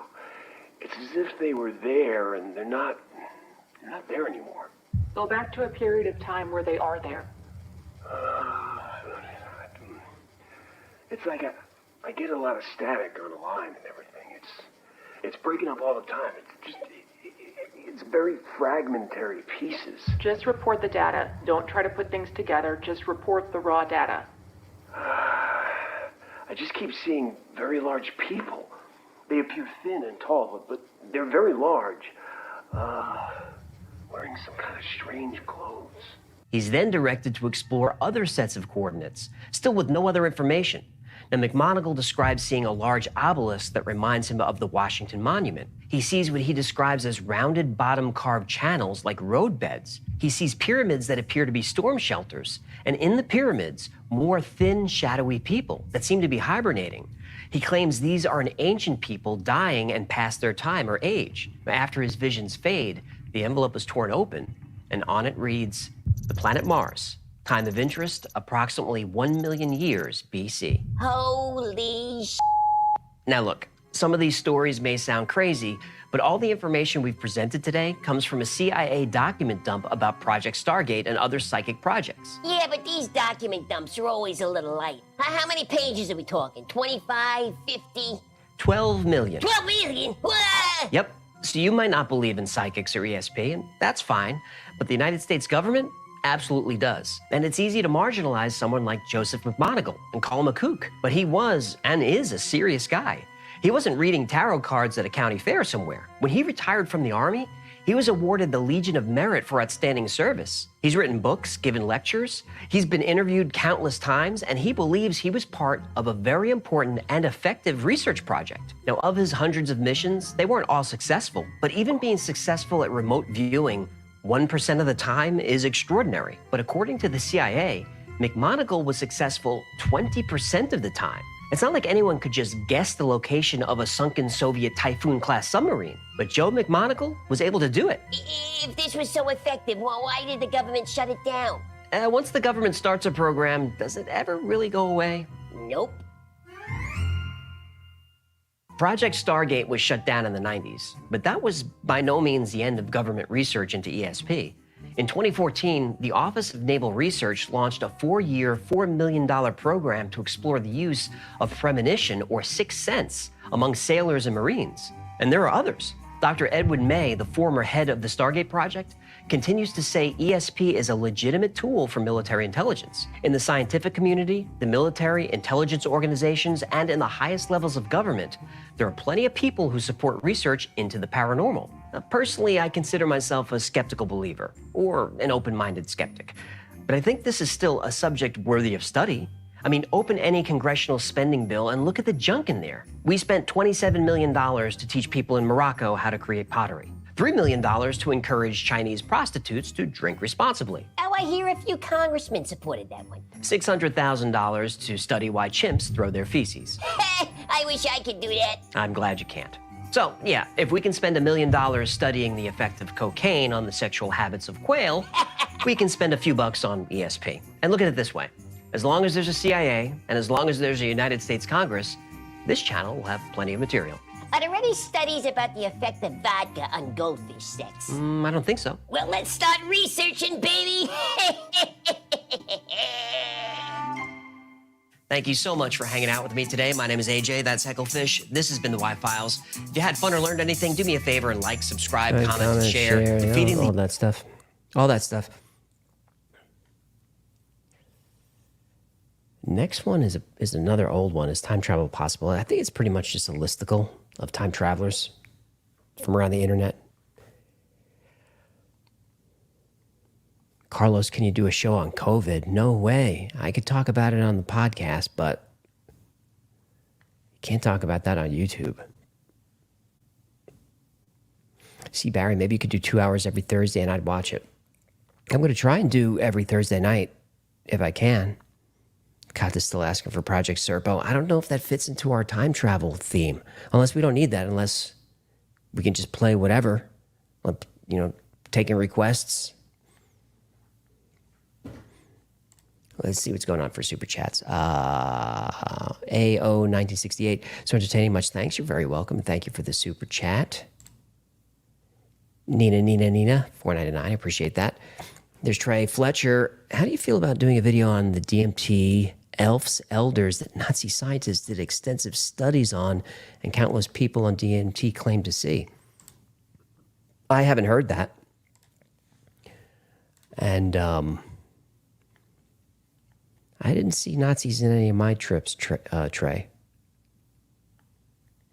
But interesting to do DMT. We'll definitely do that on the podcast. Paul, we don't want to be entertained. They're what the episode is for. We want a parasocial relationship with you and the crew. So just relax, talk, and let the money roll in. Well, that's good advice. Rocketman, did they remote view via astral projection? People have described it different ways, Rocketman. Some people say they're the same thing.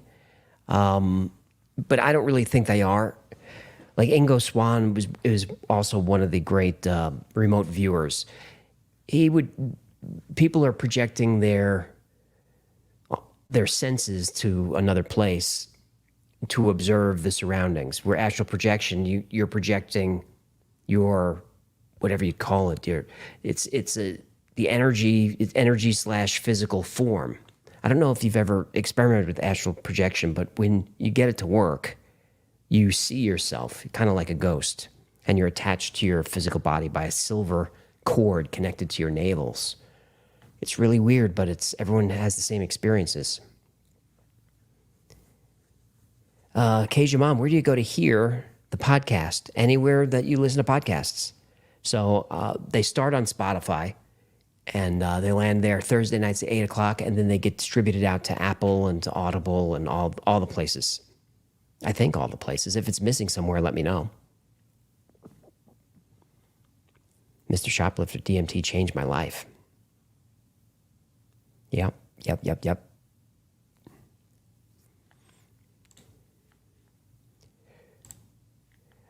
Brady Clark 23, 999, orange glasses for effect or purpose? 100% for purpose. I would rather not wear them. I think they look kind of goofy, to be honest with you, Brady.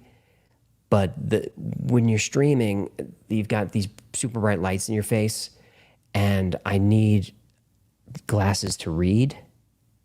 So that's why I wear these. Some people think they look cool. I do not. But it is what it is. I don't want to be the streamer that wears the sunglasses. If you follow a creator that streams in sunglasses, maybe they're doing it to look cool, but it's mostly because the lights are annoying. Thomas, greetings from Norway. I work as a TV show editor, and these things happen all the time in the production. Just keep up the good work. Yeah, I never said this was a professional operation, Thomas. Captain's log, stardate 10/09/46.44. The After Files live stream has proven itself once again to be extremely unprofessional. Yeah, that's really nice. Rocco, love you guys. Curious, have you changed your mind on David Grush at all? Not 100%. I'd really like to know what he's talking about behind closed doors, but we're just not going to know that. I'm suspicious of him, but I really hope that he's telling the truth. He said everything under oath, but everything he says is also approved by the Pentagon. So, he's a really hard one to nail down, but I still feel like we're making progress. Knit and Crochet Tiger likes glasses. I appreciate that. There's Penny Kane. Thank you for the 2 Canadian. Terrell, on last show, I'm surprised no Everett, Michigan glowing gravestones. I haven't heard of that, Terrell. But if you want to email that in or send it to the tips line, I'll definitely check it out. I don't know what Jen is up to. Should I grab the camera and should we sneak up on her?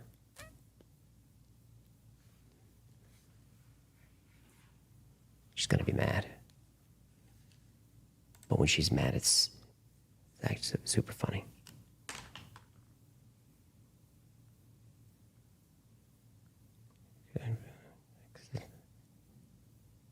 Wait, we'll do it, and then we'll come back. We'll check out some time travelers.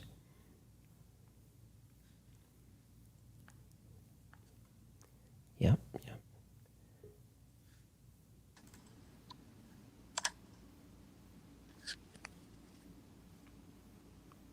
Nope.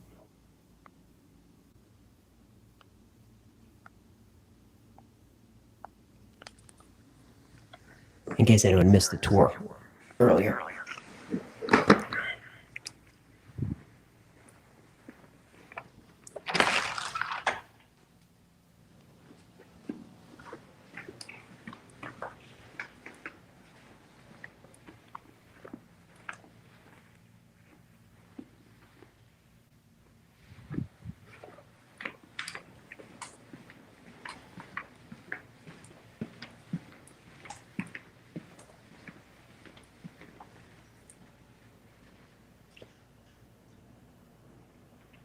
What are you doing? I'm building a desk. How's it going? It's awesome. Slow progress? Very, very slow progress.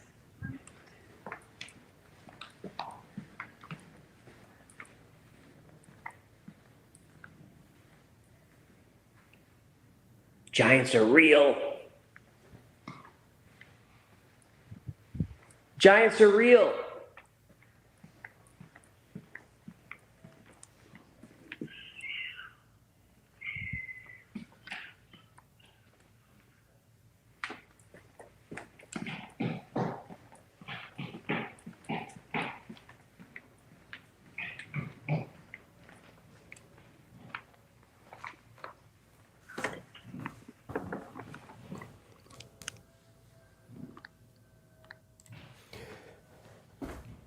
I hope that worked.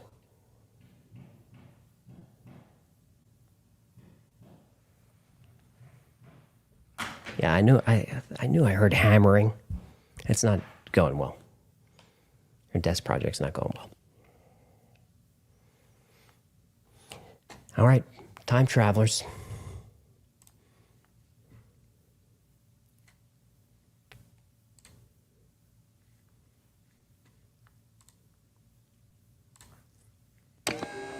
Is time travel possible? Well, according to physicists, yes. Time travel to the future is not only possible, it's been scientifically proven. But what about traveling to the past? Well, that's a little trickier. But there does seem to be some evidence that travelers from the future have visited us in the past, and maybe among us right now. Let's find out why.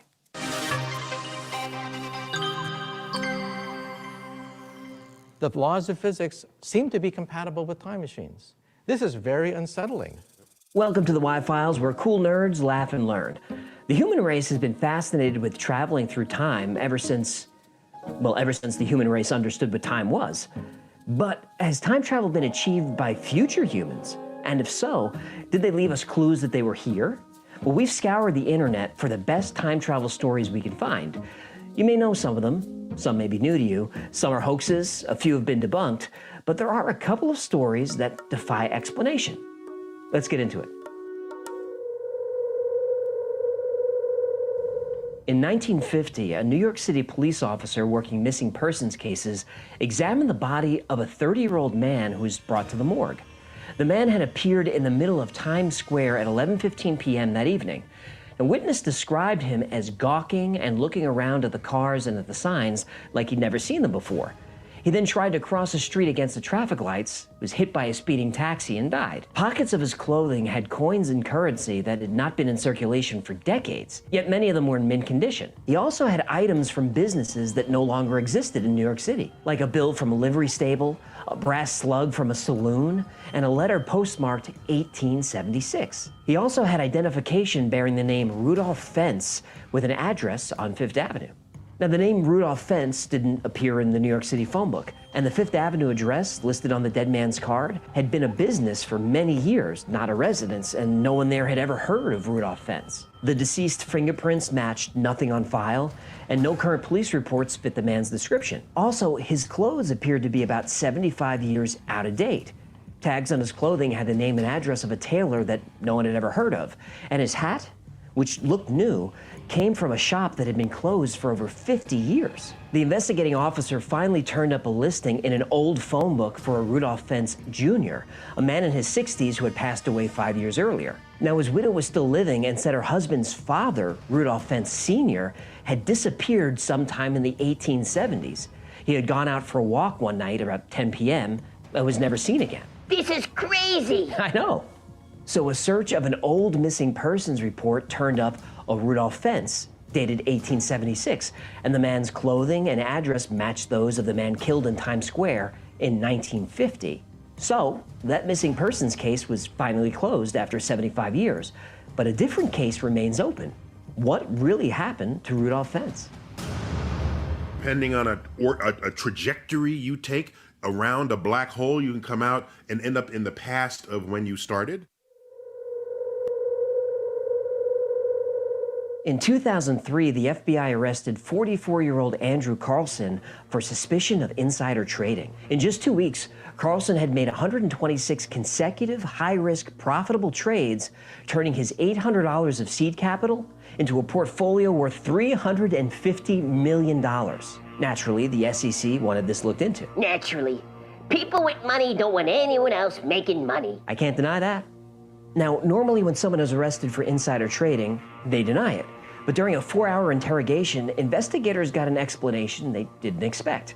Carlson stated he traveled back in time from 250 years in the future, bringing knowledge of high-risk, high-profit stock trades. In his videotaped confession, Carlson said it was just too tempting to resist. He'd planned to make it look natural by losing a little here and there, but got caught up in the moment. So the SEC said he was either a lunatic or a pathological liar, because the only way he could pull this off was with illegal information.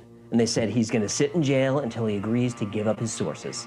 But Carlson did not give up his sources. He stuck to his story. Even in the future, snitches get stitches. Yup.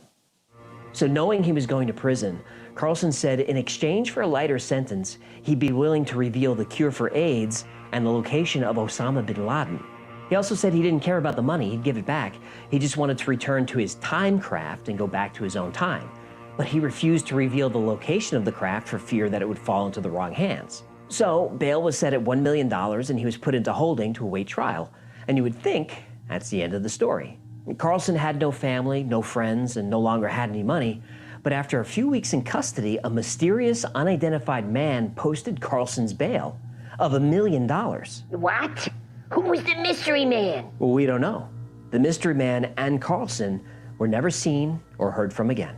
And even stranger, there's no record of anyone named Andrew Carlson before the day he was arrested. Hey, question for you. Yeah? Did he mention anything about GameStop? Time travel is possible if you're focusing upon time travel to the future. Okay, this one gives me chills. Tyson's boxing match with Peter McNeely in 1993 was notable for being Iron Mike's first since his release from prison. It lasted only 89 seconds and was stopped after McNeely was knocked down twice. But the most remarkable moment occurred outside of the ring, where footage shows a spectator holding up a smartphone years before they were invented. The white-colored camera has the distinctive slim-line design of a smartphone with the lens in the top left corner, another innovation associated with modern-day recording equipment. All right, enough talk. You gotta take a look at this.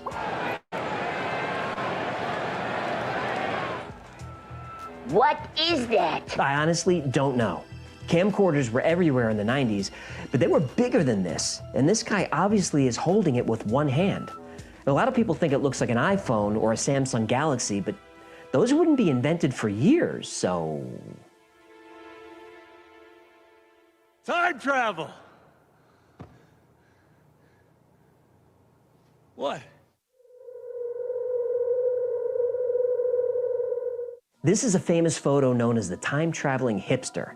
The image comes from the Broadlawn Pioneer Museum in British Columbia, and the photograph was taken in 1940 at the reopening of the South Fork Bridge in Canada. When the museum digitized the photo and put it online in 2010, people noticed something strange.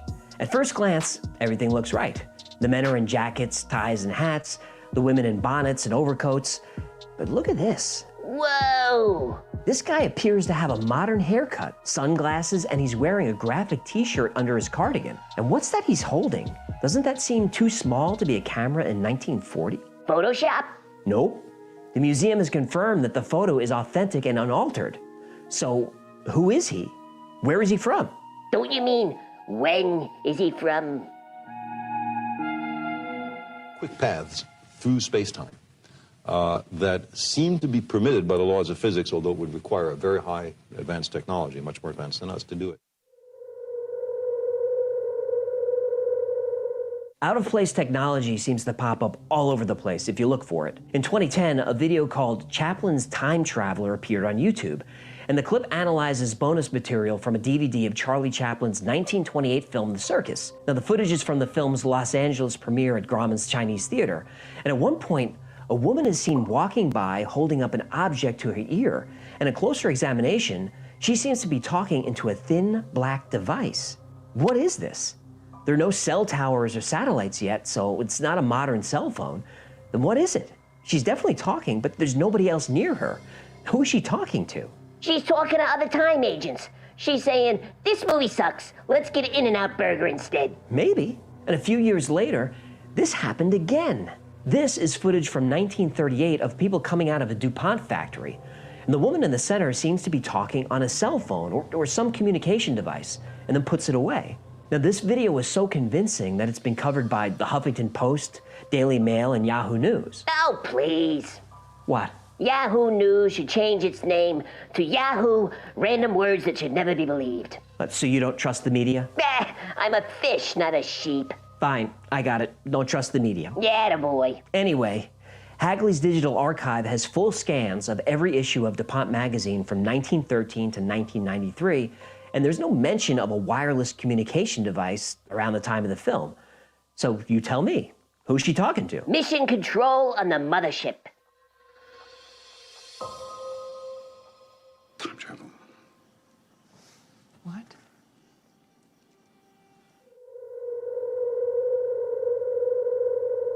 Out-of-place technology can be found not just in film or old photographs, but in art created hundreds or thousands of years ago. Here are a few famous ones. In 2008, a team of archaeologists had made a puzzling discovery. The team included some journalists. They were filming a documentary at a dig site at a sealed tomb dating to the Ming Dynasty at Shaanxi, northern China. As one of the coffins were being cleared of soil before being opened, a strange metallic object was found. It was a small golden ring with a watch face on its front, approximately 2 millimeters thick. Tiny hands on the watch showed the time had frozen at 10:06. And most astonishing of all, the back of the watch had the word Swiss engraved in English. Now, the tomb had been sealed for 400 years, and the watch itself was already 100 years old when it was placed inside. That dates to the 15th or 16th century. Switzerland wasn't even known by that name in English until 1848. This is like a time traveler lost and found. It kinda is. The Spanish city of Salamanca features a cathedral built in 1102. The carvings are pretty typical for the 12th century. Winding vines and leaves, gargoyles, demons, no big whoop. But what the heck is this? That appears to be a modern astronaut wearing a spacesuit. And not just a random spacesuit. This particular suit has features specific to the Apollo 11 EMU worn by Buzz Aldrin. You can see the helmet, the backpack, which held the primary life support system, and oxygen umbilical cords. Gills are so underrated. They are. But what really got me were the boots. They feature deep treads that would be used to explore dusty extraterrestrial surfaces like the moon and Mars. And he appears to be floating like he's on a spacewalk. So how could the artists have predicted all these details almost 900 years before they were invented? 1.21 gigawatts. Great Scott! Okay, these stories are certainly fun, but are they real? Can they be explained? Maybe. You be the judge. Let's go through them. The case of Rudolph Fentz is an urban legend that's been around since the 1970s, maybe even earlier. I first heard it from my dad when I was a kid. But it's not true. It's actually an excerpt from a short story called I'm Scared, which was written by Jack Finney, who you might know as the author of The Body Snatchers. The story was published in Collier's magazine in 1951, about the time when Rudolph Fentz supposedly appeared. Nice to believe it. I know you do.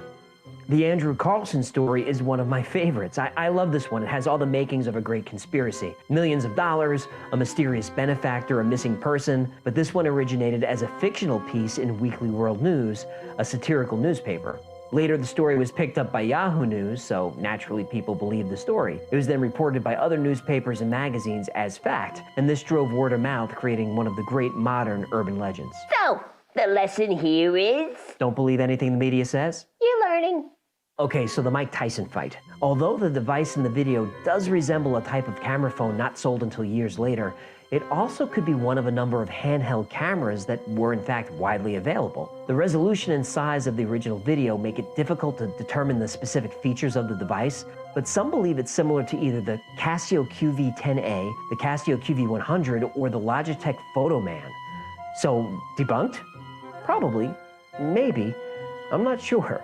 If you think you know what kind of camera that is, please let us know in the comments. The idea that the hipster in the photograph is a time traveler hinges on 3 items that appeared to be too modern for 1940. A logo t-shirt, a small portable camera, and the wraparound sunglasses. But all of those items were readily available in the 1940s. The internet says he's wearing a Montreal Maroons embroidered jersey, and the Maroons were a hockey team that played in the NHL from 1924 to 1938. Okay. While glasses with protective side shields were not widespread, you could get them in 1940. And the camera in his hand? There definitely were cameras that small back then. They were unusual and they were pretty expensive, but they did exist. So, debunked? Nope. The woman on the cell phone, quote unquote, in the Charlie Chaplin clip is thought to be using an early hearing aid. Though I'm not sure why she's talking to herself and looking around like people do when they're on the phone, but she could be talking to herself. I mean, I do that when I'm alone. Do we really want to discuss what you do when you're alone? No, I don't. But the DuPont video from 1938 is a little trickier. After the story went viral, the woman's family claimed that her name was Gertrude Jones, and she was working for DuPont and using an experimental wireless telephone developed by the company. Okay, that's fine, but look at the size of it. The earliest cell phones were huge, and this is before World War II. So you're telling me we had the technology to make batteries that small? Okay, fine. Let's say the battery technology did exist. It wouldn't be big enough to power a wireless radio. The walkie-talkie was only patented in 1936, and in the war, radio operators were followed around by another guy with a backpack that carried the transceiver and battery, which weighed over 30 pounds, or 18 kilograms. Still heavy. So I don't know if this one is debunked. The ancient watch found in the Chinese tomb, that's a straight-up hoax. Photoshopped, debunked. The astronaut on the Cathedral of Salamanca, well, the sculpture is definitely real, but when the cathedral was renovated and restored in 1992, the artist added their own modern touches, including the astronaut. Debunked. Crap, those were good ones. I know, they were. But 300 or 400 years from now, when someone looks at that church, they are gonna be confused. They say time is the fire in which we burn. So why do we want so badly for these stories to be true? Why are we so obsessed with time travel? Well, probably because we're obsessed with time. Time rules our lives. Time creates possibilities, but time also ends possibilities. It's finite. The expression time is money isn't exactly true. Time is much more valuable than money. Wealth can be made and lost and made again, but time, once we lose it, we can never get it back. Time is the most valuable thing you have. Spend it wisely. Thanks for hanging out with us today. My name is AJ, that's Hecklefish. This has been the Y-Files. If you had fun or learned anything today, help us out by liking, commenting, doing all those things. If there's a story you'd like to hear or learn more about, go to theyfiles.com/tips. Hey, Emmanuel Carmo. Good to see you. Finally caught a live show. Leslie, good to see you. Where you been? All right, so Mr. Boo Boo is, I guess, psychic. So he said, write down a 5-word sentence, any sentence, and he would tell me what I wrote. So far as I can tell, he's made one guess, and he's not even close. So Mr. Boo Boo, I want to believe, you know, I'm not a huge believer in psychics. I want to believe, but I'll wait in the chat. 5-word sentence, there it is. Hey, Kim Overholt. Good to see you, Jillian. Literally just got here. I don't know what this is. I don't either. We're just kind of winging it. We're just kind of winging it. All right, we'll do a couple of super chats, and then coming up, it's a 2-parter, although they're short. The Legend of the Immortal, The Count of Saint Germain. It's a fun story. Those episodes didn't do that well, and I think the issue is because I split them into 2 parts. I probably shouldn't have done that. But the first one's 14 minutes, second one's 8 minutes. So these are some of the older episodes.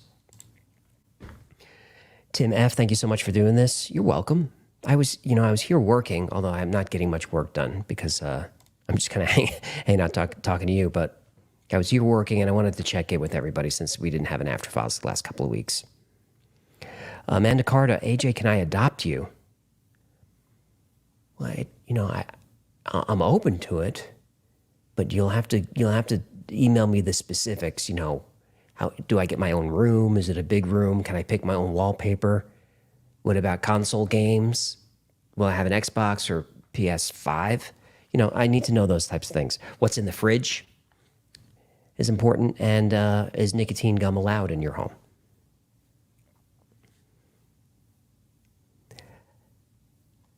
Tempest says you can adopt him.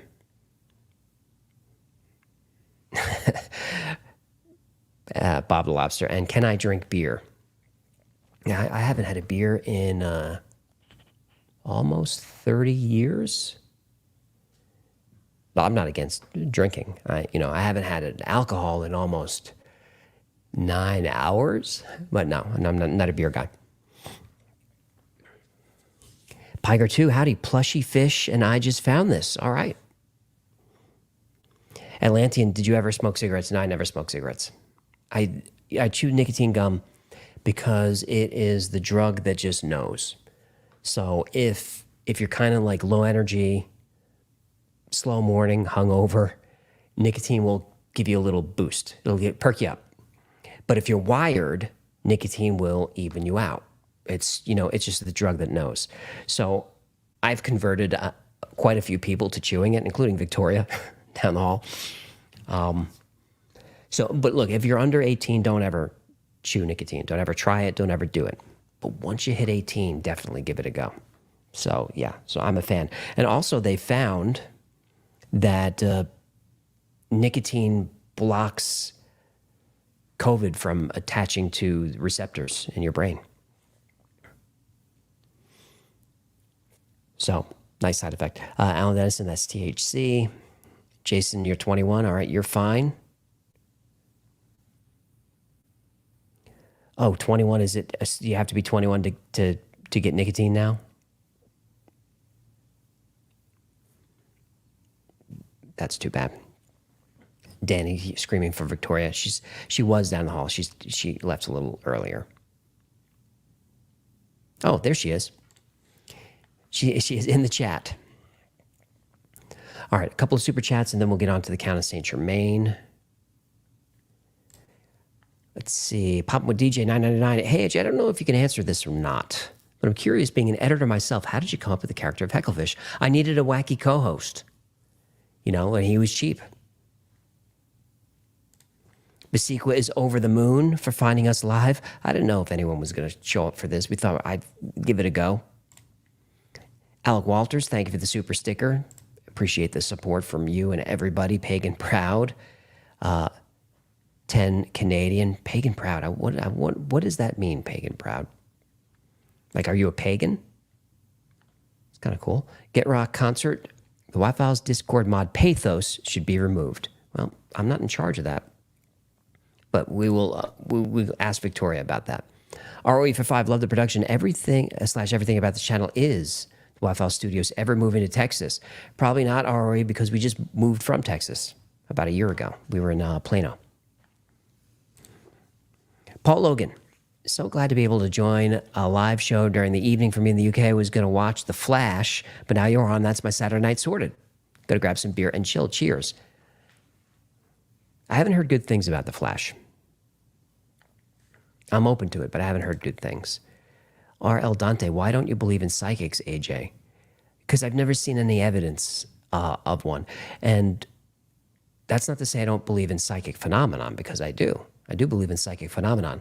It's just, but people who claim they're psychics, I've never seen one that really was. But if I'm wrong, that's cool. You can link me. You can tell me who to look into. Mr. Boo Boo's a psychic, and I'm still waiting to hear what my 5-word sentence was that I wrote down. And of course, I didn't expect him to get it. But there's that part of me that really wanted him to get it. And that would have been impressive. Thank you, Ellison. Good to see you. Zeb Francis, whoever said that about Pathos probably had to be corrected by Pathos. Yeah, I mean, our Discord is a great place for 99% of people. But if you're the kind of person who's sort of, internet obnoxious, and, if you are, you are, just internet obnoxious, you just want to talk about politics, you just want to post, nonsense. If you're kind of immature, internet immature, and if you are, you are, then Discord's not going to be a super fun time for you, because the mods don't stand for it, and that's kind of the way I like it. So, Zeb probably right. Whenever someone complains to me about something that happened to them on Discord, I'll go ask the mods, like, hey, what happened? And half the time, or more than half, they've got screenshots. And they'll just say, oh, you want to know what happened? Read this. And then it's, oh, Well, banning him, you should have called the police. This guy's nuts. Happens a lot. Rusty Gizmo discovered Hecklefish, your channel about a year ago. Great content and production. I'd love to do what you do. Tough with a 1-year-old and twins on the way. LOL. Keep up the great work, you two. Well, thanks, Rusty. Just grab a camera and go. Just get started. It's not easy to do, but it is easy to get started. And if if you're entertaining and fun, you'll find an audience. Took me a couple of years, but I found you. There is Sir Seth Taggart. I didn't realize how much I would miss you guys until you weren't there. Yeah, people during the premiere were pretty upset for no After Files. But look, if I don't have time to prepare, it's just going to be me reading super chats like I'm doing right now, but for hours and hours. And I just don't think that's that fun. But if you do, I mean, maybe this week that may be all there is. If this script is going to be as hard as I think it is. But I kind of feel like I want to go live for After Files, even if that's all it is, just so I can stay connected. I don't like being disconnected like this for weeks on end. Mark S. AJ, watch the show Psychic Investigators. I know the show very well. None of that's real, man. It's entertaining, though, but none of that's real. Pagan Proud equals active pagan followers. All right, says Monica. I dig it.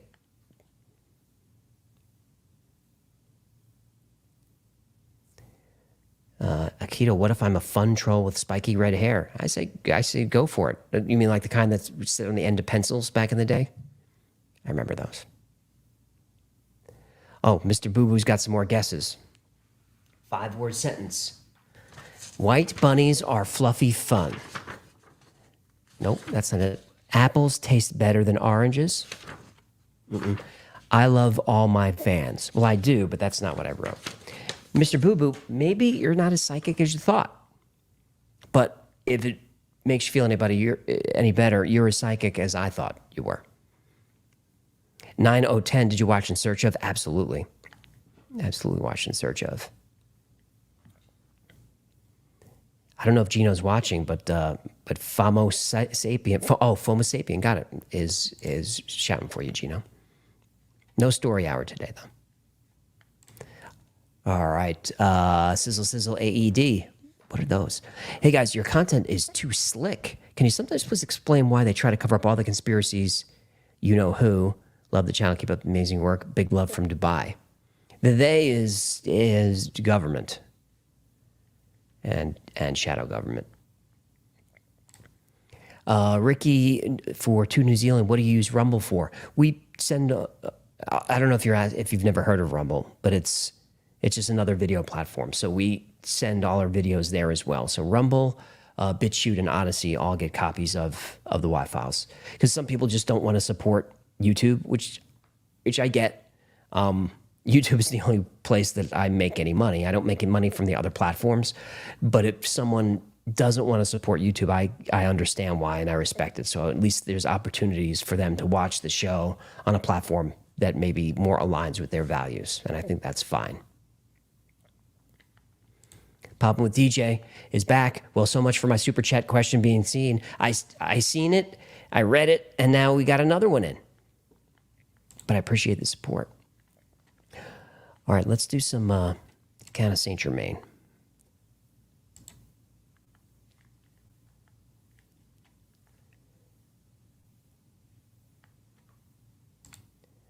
Emma Better, how have I only found out about the Liverpool time slips? I've lived here all my life and never heard of it?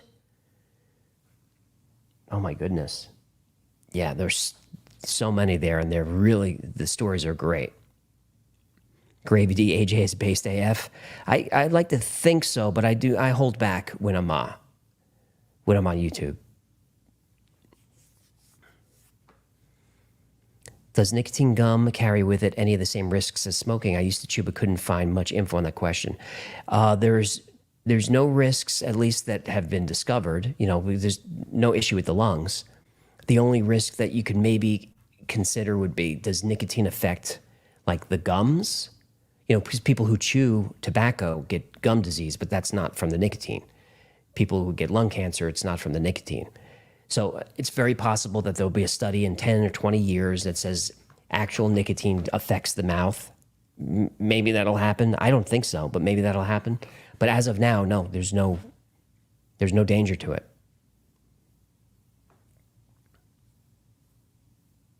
Robert, mouth cancer.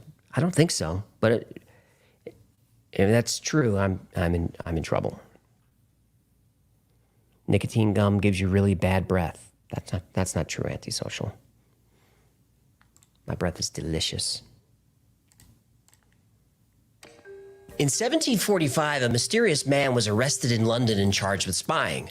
He called himself the Count of Saint Germain, and for almost 200 years, the Count of Saint Germain was present at every significant political event in the world and always looked the same age. Some say he walked the earth during the time of Christ. Some say he walks the earth still. This is his story.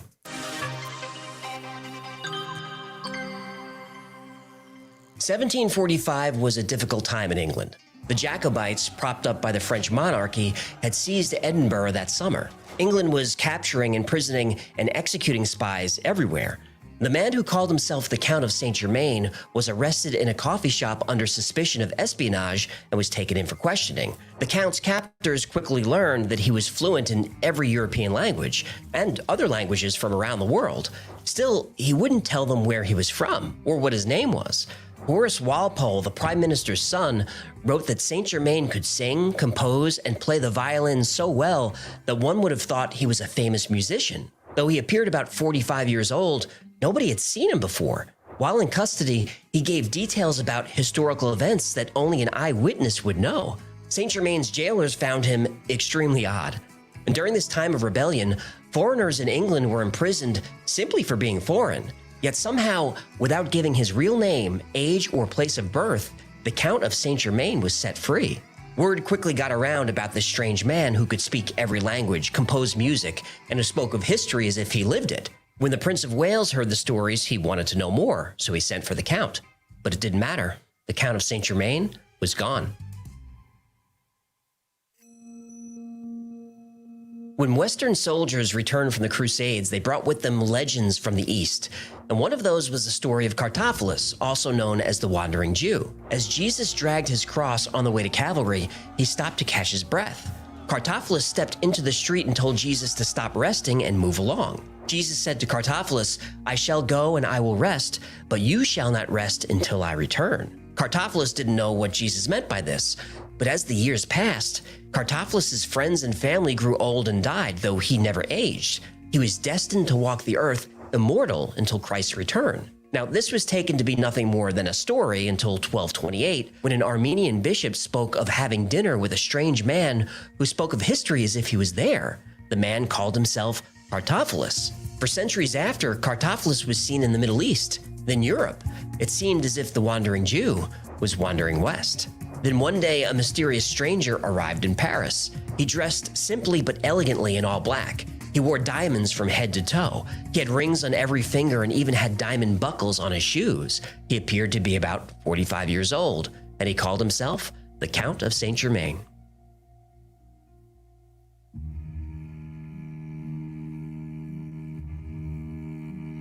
When the Count of Saint Germain arrived in Paris, he appeared out of nowhere, but he made an instant impression on the social class. He was obviously a man of significant means, but nobody knew where he came from or where he got his money. He became the must-have guest at any dinner party. He was a talented pianist, a singer, and he could play the violin so beautifully that people were moved to tears.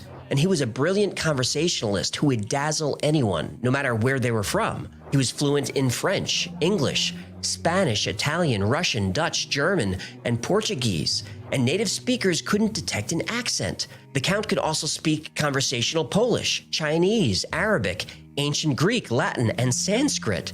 He had immense knowledge about everything: science, art, philosophy, politics. But where he really excelled?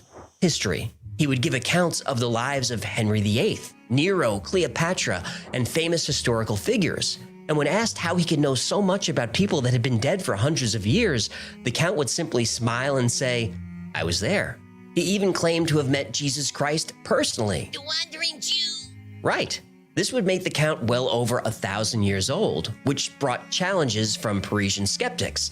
But whenever another historian would try to stump the Count on obscure details, the Count always knew the answers. In addition to being a talented musician, artist, and historian, he was also a gifted alchemist. He claimed he discovered the secret of the Philosopher's Stone, a process that can change base metals into gold. He said he had discovered the elixir for life, which is how he accounted for his youthful appearance.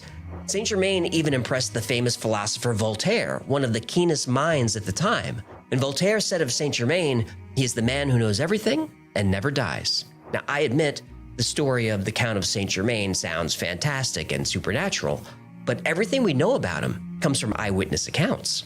But the only way to really know if the Count was telling the truth about his age is to find someone who knew him in the past and could identify him in the present. Turns out, there was such a person.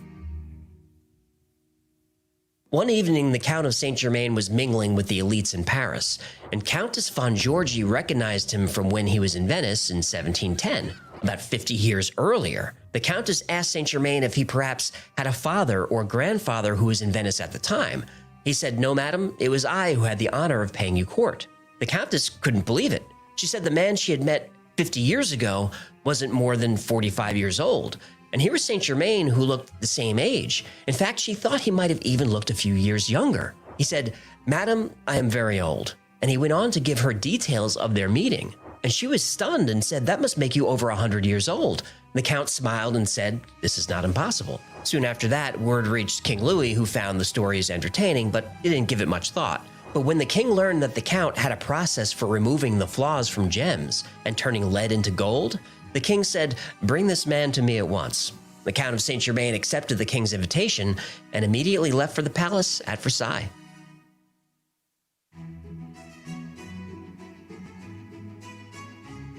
When the Count of Saint Germain arrived at the royal palace in Versailles, he was an instant sensation. Casanova himself wrote about their first meeting. He said the Count of Saint Germain was a scholar, linguist, musician, and chemist, and as a conversationalist was unequaled. And Casanova noted the Count never ate.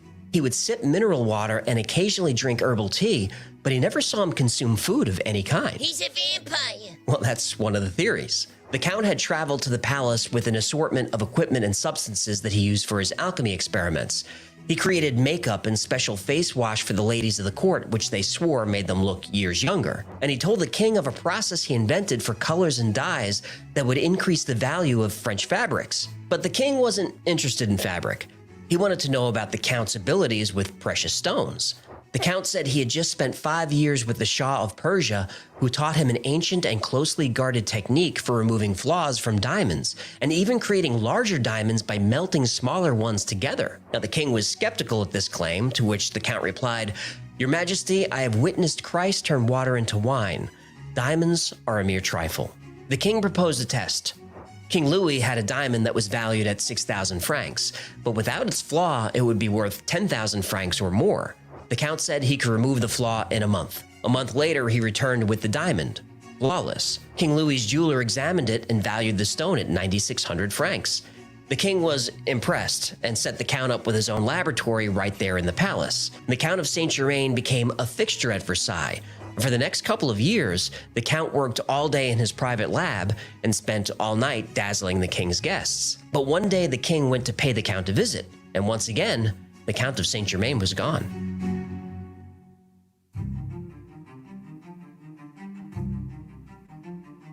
Throughout the 18th century, the Count of Saint Germain would pop up all over the world.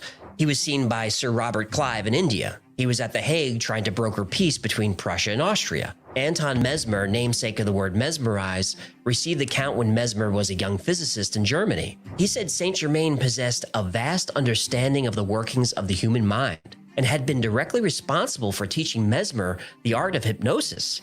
Some say this was how the Count was able to talk his way out of the English prison. Jedi mind trick? Yup. I'm not the Count you're looking for. You're not the Count we're looking for. Move along. Move along. Move along. Move along.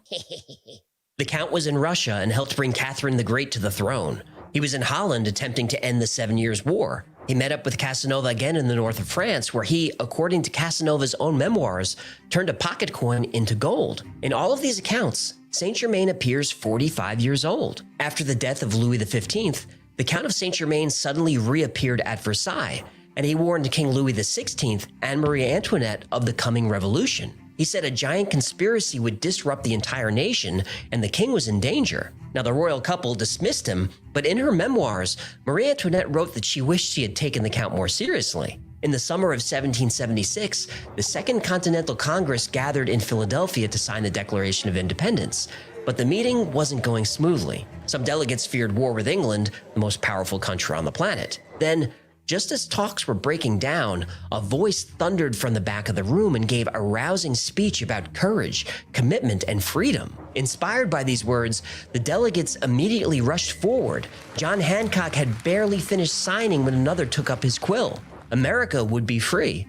When the men looked up to thank this gentleman, he was gone. His name was never recorded, and though the room was locked and guarded, he was able to enter and leave without anyone seeing him. All that's known is that he was a man of average height and build, dressed all in black, who appeared about 45 years old. In 1779, Saint Germain befriended Prince Charles of Germany and spent the next 5 years as a guest in the prince's castle. Then, on February 27, 1784, the Count of Saint Germain died of pneumonia. He was laid to rest at a local church, and his funeral service was attended by many of the people whose lives the Count had affected. Oh, that's it? But in 1785, a year after his death, the Count of Saint Germain had returned. Ooh, mama!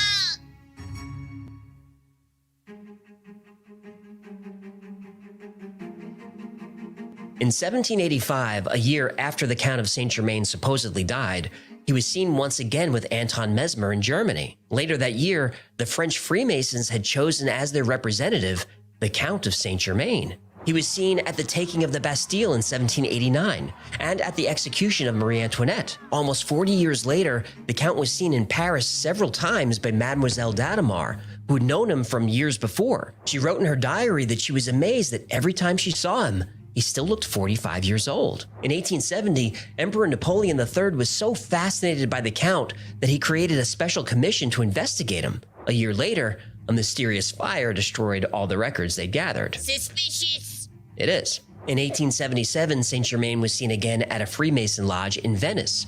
In 1896, Theosophists Annie Besant and Madame Blavatsky said the Count had been in contact with them. He claimed to be of an immortal race who come from a civilization hidden beneath the Himalayas. What's a theosophist? Well, Theosophy is a religion that claims there's an ancient and secretive brotherhood of spiritual beings known as the Masters, and these Masters are said to have great wisdom and supernatural powers. Checks out. In 1914, during World War I, the Count was captured by 2 Bavarian soldiers. They said he spoke many languages and wouldn't tell them where he was from. But he did say the war would end in 1918. The soldiers thought he was crazy, but they let the man ramble. The Count said that a tyrant from the lower classes would wear an ancient symbol and lead Germany into another global war in 1939. And that Germany would be defeated in 6 years, but not before committing unspeakable acts of violence. The soldiers were so unsettled by the strange man that they let him go. I'm not the Count you're looking for. Right. In 1930, Guy Ballard met the Count of Saint Germain on Mount Shasta in California, and Ballard claimed Saint Germain was one of several ascended masters like Jesus Christ. And Ballard formed an entire religion called the I Am Activity movement around Saint Germain's teachings. At one point, the I Am religion had over 1 million members, and it still exists today. And there are many other sightings of the Count throughout history, but these are the most well-known and best documented. So that leaves us to 2 big questions. First, was the Count of Saint Germain a real person? Well, he most definitely was. There's no debate about it. But was he immortal? Well, we'll address that in part 2. Wait, what? You're not gonna tell us now? Nope. That's a bunch of bullshit. I have a reason for doing this. In part 2, we'll see if we can separate the myths from the facts and figure out who the Count of Saint Germain really was. I still say bullshit. Thanks for hanging out with me today. My name's AJ, that's Hecklefish. This has been the Y-Files. If you had fun or learned anything, do me a favor and like, subscribe. That might be our first time we use the Patreons in the credits. Let's see. AJ, that's Hecklefish. This has been the Y-Files. Yeah. If you had fun or learned anything, do me a favor and like, subscribe, comment, share. Maybe we used them before that. And until part 2, be safe, be kind, and know that you are appreciated. All right. Part 2.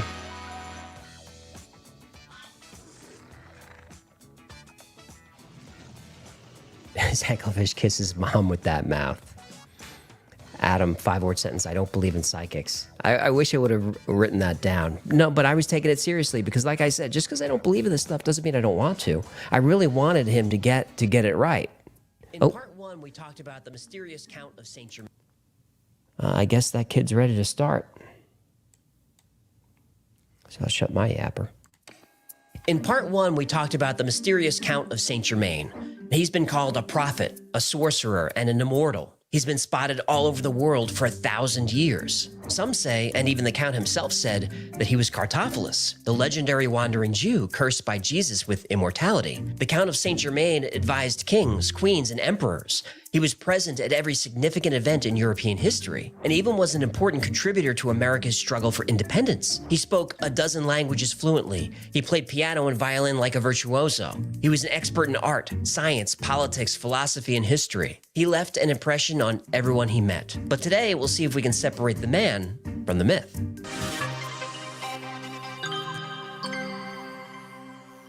In paranormal history, there isn't a more fascinating figure than the Count of Saint Germain, and there are countless stories about him spanning hundreds of years. But how many of these stories are true? Every story about the Count has him fluent in a dozen languages, and speaks so well that he fools native speakers.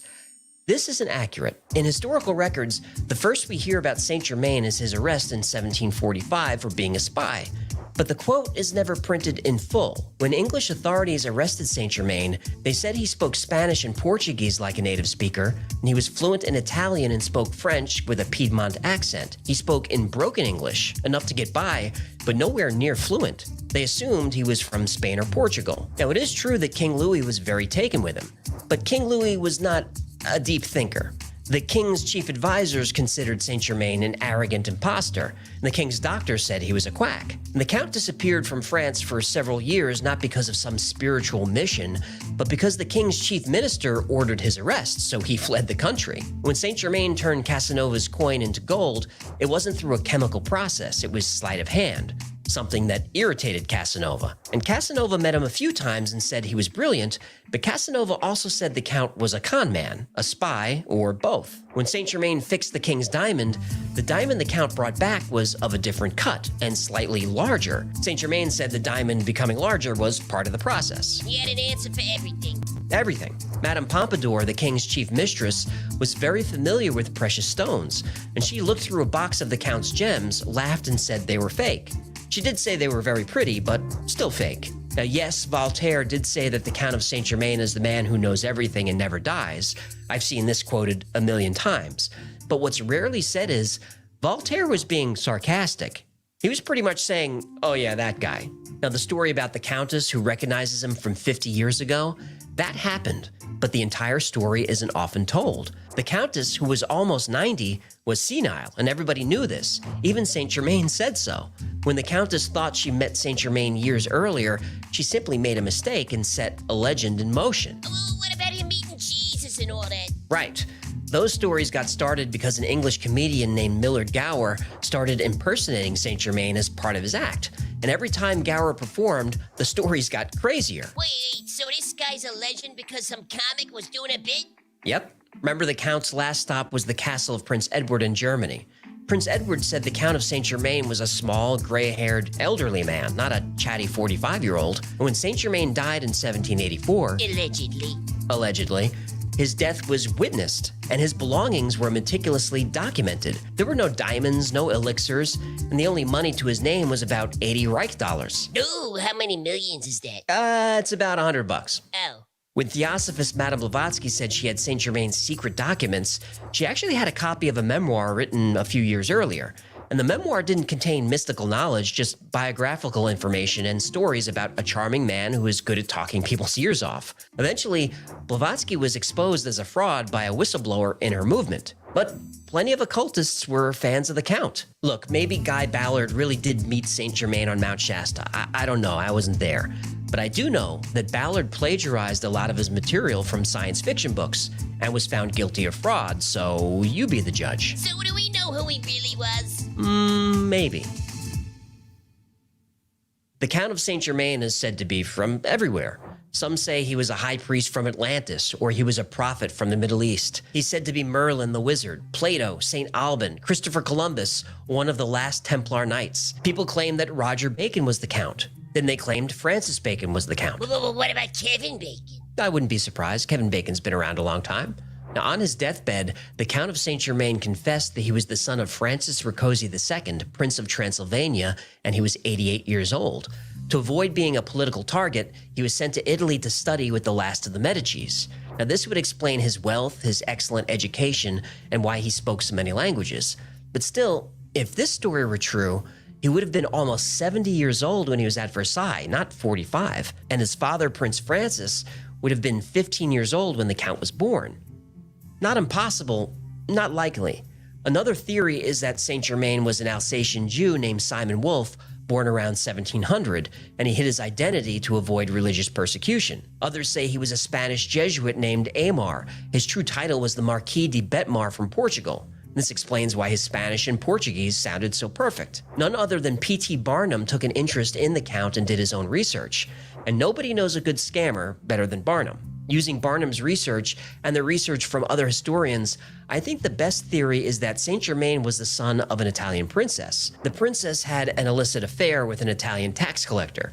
When the Count was a child, he was separated from his mother. He was given a world-class education, a lump sum of money, and instructions to hide his true identity. This theory suggests he was born around 1690 in a region of Italy called San Germano. What does San Germano mean in English? Saint Germain. Yeah, I should have put that together myself. San Germano is on the northern border of Italy and Switzerland. Directly to the west is France. And this region is called Piedmont. That so-called unidentifiable accent he spoke with, native speakers identified his accent as distinctly Piedmont, something that's been documented. And if he had been born in this area, he would have grown up speaking French, Italian, and German interchangeably. The jump to speaking Spanish and Portuguese from there isn't difficult. And if you're fluent in French and German, English would come pretty easily too. But still, these are just theories. Nobody except the Count himself knew his true origin. He enjoyed the mystery that surrounded him, so he fed into his own myth wherever he could. He was a legend, yes, but a legendary con man. He never stole from anyone, but he was perfectly happy to live rent-free in castles, palaces, and lavish apartments all over Europe. The Count was a brilliant man who used his charm and intellect to befriend wealthy, influential people to support his lifestyle. Eventually, his charm and money ran out, and he died virtually penniless. Even in the face of all this evidence, many people still believe he is an immortal who walks the earth to this day. I don't, but the legend of the Count of Saint Germain is such a good one, I want to be wrong. But I can tell you this for certain. If I'm ever sitting on a quiet mountain and approached by a mysterious man who claims to be the Count of Saint Germain, I'll be skeptical. But still, I'm going to listen to what that man has to say, because you never know. Thanks for hanging out with us today. My name is AJ, that's Hecklefish. This has been the Y-Files. If you had fun or learned anything, do us a favor and like, subscribe, comment, share. That stuff really helps. Yeah, so part one got 2 million views. Part one got 2 million. Part one got 2 million views, and part two got 1 million views. So 1 million fewer people didn't know that there was a second part to it. I don't remember exactly why I did that. Yeah, I might have been responding to, early on when I started debunking in the episodes, I would get just nasty comments about how I'm destroying the myth and ruining the mystery. So that might have been in response to that. How long ago was that? Yeah, I think that was a Texas episode. New creators, especially small ones, which I was not too long ago, you tend to over-respond to comments, especially the negative ones. Now I changed the channel and the episodes and the format based on positive comments from mostly trusted people from the community, and I just ignore the haters. Haters gonna hate. But, Sammy Blue Eyes Tube, Charles, everyone's saying the haters gonna hate. When you're new at this and you're a small channel, you're just trying to get people to pay attention, and you get a negative comment like don't debunk mystery within the episode, and then you just think, well, maybe they're right, so I'll try it this way. And sometimes they're right. Just about everything that you see on the channel has come from a suggestion. And DS haters gonna hate. Evelyn haters do it for attention. Yeah, they do. And that's why I hate to even admit it, but since it's just us, I really don't read the comments on the videos anymore. But I read every email that gets sent to me. I read everything on Discord. I had to just resist the chance to plug Discord and the Patreon there. I'm not going to do it. Where are we with well, first, let's see what's coming up after Saint Germain. Coming up, we got the Chronovisor. That's a fun story. And then I think the Back Rooms might be after that, that's one of my favorite episodes.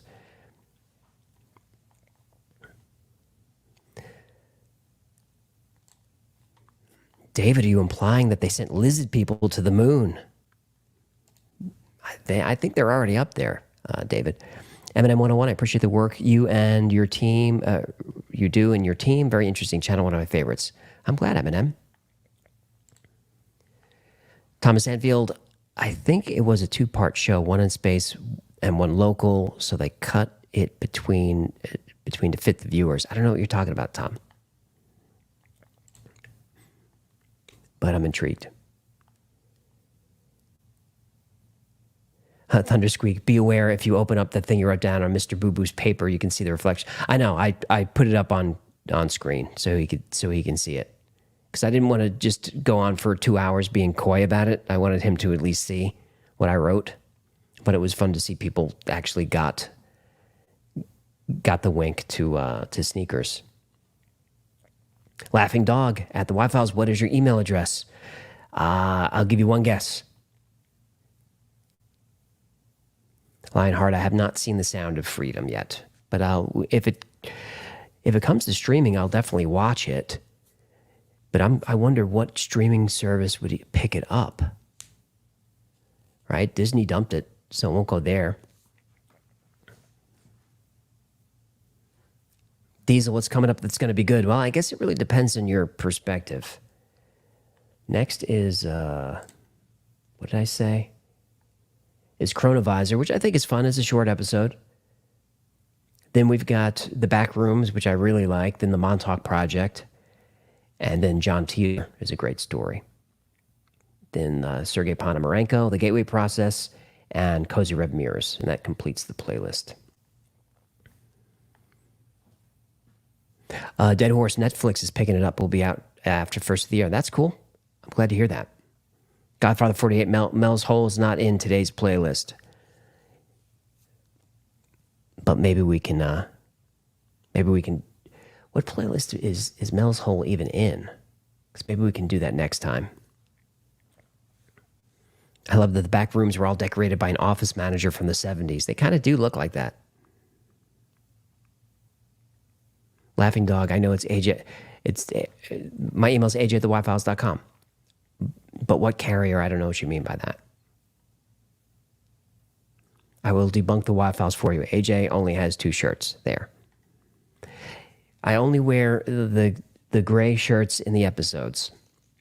And the reason for that is so when people tuning in, assuming that, you're not watching one of my fat face videos, is so that people don't, so they all kind of look the same.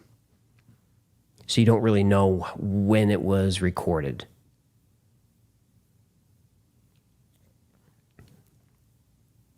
Danny, this podcast is coming out soon. We're still building out.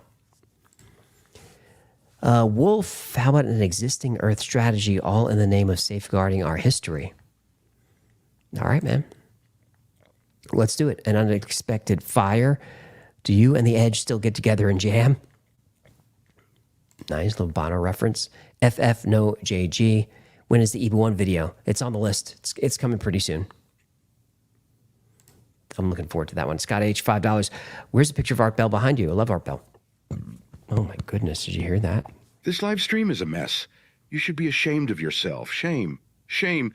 Shame on you. Well, Scott, Art should still be in the background of the bulletin board. but I have to go check. But he'll definitely. I'm redoing the bulletin board in a week or two. He'll definitely be there. He's not behind me today because I'm in my empty office.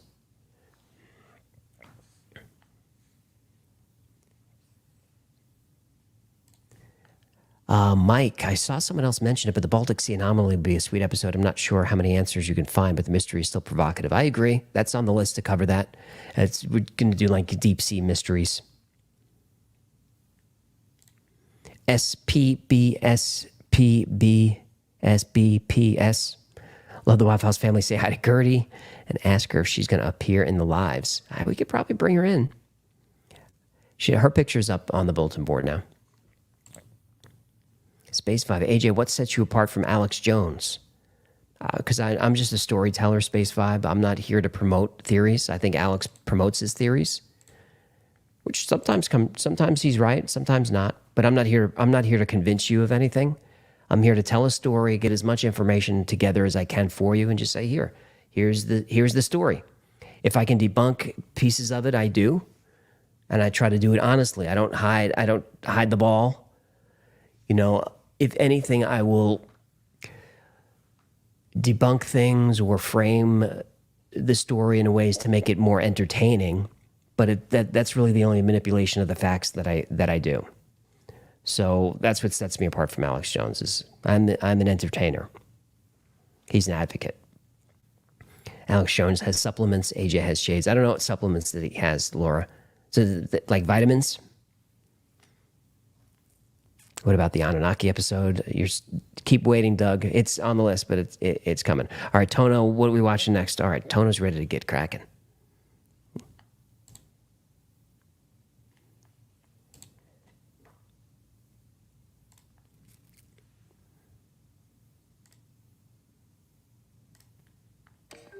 Vatican City is an inspirational place. You don't need to be Catholic or even religious to appreciate the architecture, the art, and the city's historical significance. But there is a place within the Vatican that's rarely seen. Hidden beneath the city is an underground fortress, inaccessible to the public and protected by armed guards and state-of-the-art security. The secret Apostolic Archives. Within the stone and steel reinforced walls are vaults, climate-controlled rooms, and over 50 miles of shelves. And on those shelves are countless texts, relics, and artifacts collected by the church for over 1,000 years. And one of the most intriguing objects hidden in the archive is called the chronovisor, a device that can view events anywhere and any time in history. And for years, its existence was just a rumor. No proof of the chronovisor was ever found. But a book released by a Vatican priest would change all that. Let's find out why.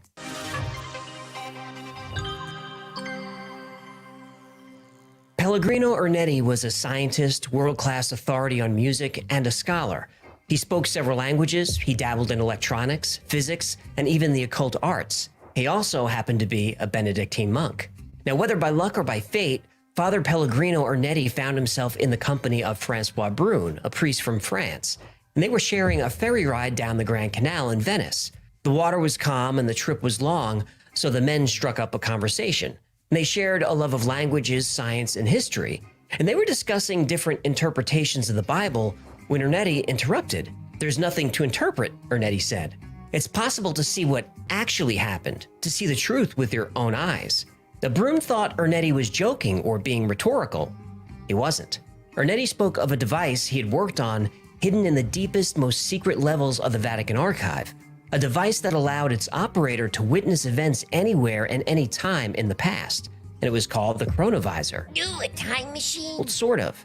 You can't travel anywhere with the chronovisor, but you can program it to show you certain events on a screen, like a television. Oh boy, you can stream anything these days. Now, Francois Brune was stunned by the story.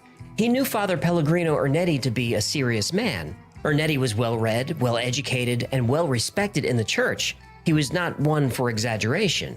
Yet Ernetti claimed to have heard speeches by Napoleon and Mussolini. He visited ancient Rome, and Ernetti was amazed that Cicero was as captivating a speaker as history claimed. My name is Maximus Decimus Meridius, commander of the armies of the north, general of the Felix legions, and loyal servant to the true emperor, Marcus Aurelius. Father to a murdered son, husband to her murdered wife, and I will have my vengeance. In this life or the next. Are you not entertained? I'm not. Anyway, Brune wanted to know about the events in the Bible. Did they really happen?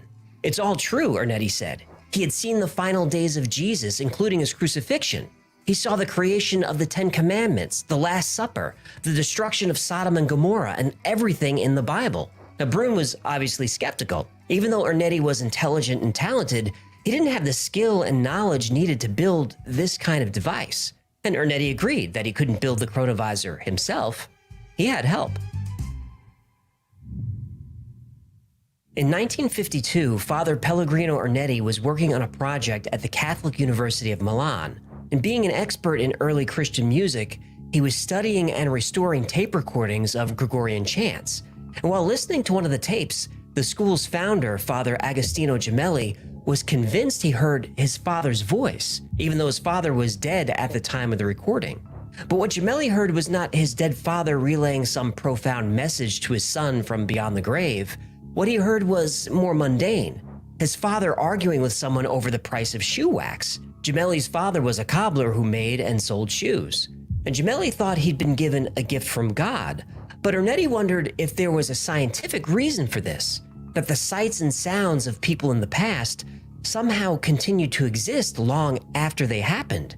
And if they did, could they be detected? It sounds like EVPs. Well, it does.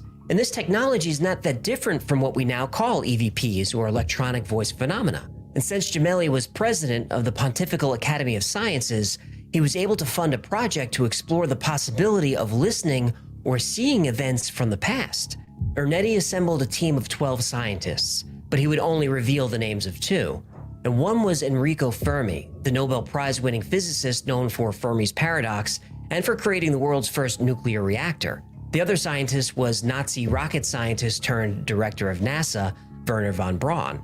Like sound waves can be pressed into vinyl to produce a recording, Ernetti said that his team had discovered that light and sound continue to exist as forms of energy. And using a series of antennas, the chronovisor could detect this residual electromagnetic radiation and translate it into image and sound. Operators of the chronovisor could designate a specific date and location, then the scene was reconstructed on a large cathode ray tube. Now, Francois Brune was obviously amazed by the story and asked Ernetti what happened to the device. Ernetti said that once the team realized what they had invented, they brought their discovery to the Pope.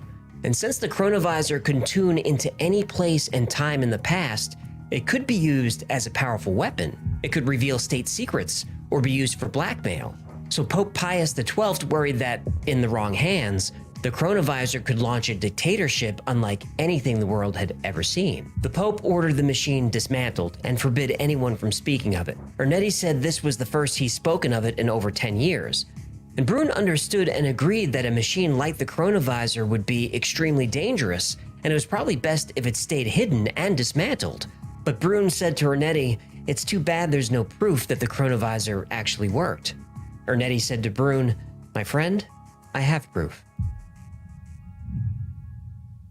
Quintus Ennius was a writer and poet who lived during the Roman Republic between 239 and 169 BC. He's often considered the father of Roman poetry. And during his lifetime, he wrote about 20 plays and an epic poem on the history of Rome called the Annals, but only a few fragments of his work survive. His final play, Thyestes, was produced shortly before his death in 169 BC, and scholars have wondered about this play for centuries. They knew the story was based on the writing of another author, Seneca, but the actual text of Thyestes, except for a few lines, has been lost to history. Ernetti used the chronovisor to visit Rome in 169 BC, where he saw a performance of the play in a Roman square. Ernetti, fluent in Latin, was able to transcribe and finally complete Ennius's play after 2,000 years, and that manuscript still exists. The story of the chronovisor remained hidden for another 12 years or so. Then in 1972, an article appeared in the Italian magazine La Domenica del Corriere. Show off. The headline of the article was, "A machine that photographs the past has finally been invented." And some believe that the chronovisor was not dismantled, but was actually functional and being used by the church to maintain watch and control of the population. That theory makes sense. Oh, you believe that one, huh? Well, does the Pope in the woods? Soon, several photos were leaked, including this one taken by Ernetti himself. Ernetti used the chronovisor to view Jesus' entire final day, including his crucifixion. My favorite photo is this one, which shows Jesus walking and talking with his followers. And this photo is also pretty compelling. But again, the chronovisor fell out of the public eye. Or the information was suppressed by the church. Or that. Well, then in 2002, Francois Brune released his book called The New Mystery of the Vatican, which documents his relationship with Ernetti and includes more details of what Ernetti saw with the chronovisor, and even includes blueprints for the machine. And Father Pellegrino Ernetti passed away in 1994, but until his dying day, he swore the chronovisor was real. He even published an open letter saying so. Father Francois Brune passed away in 2019, and during his life, he published multiple books and papers on theology and its relationship to quantum physics. He gave talks on EVP phenomena, communicating with spirits, and many different aspects of parapsychology. He too, until his last day, believed the chronovisor existed and possibly still exists today. Two highly regarded and well-respected clergymen insisted that the Vatican is in possession of the most important, most advanced, and most dangerous scientific invention ever created. The Vatican denies this claim as fantasy. So, who's telling the truth? The chronovisor is a story that bothers me. On one hand, there are a lot of details that are easily debunked, but on the other hand, the story comes from credible sources. Father Pellegrino Ernetti was well known and highly respected by his peers.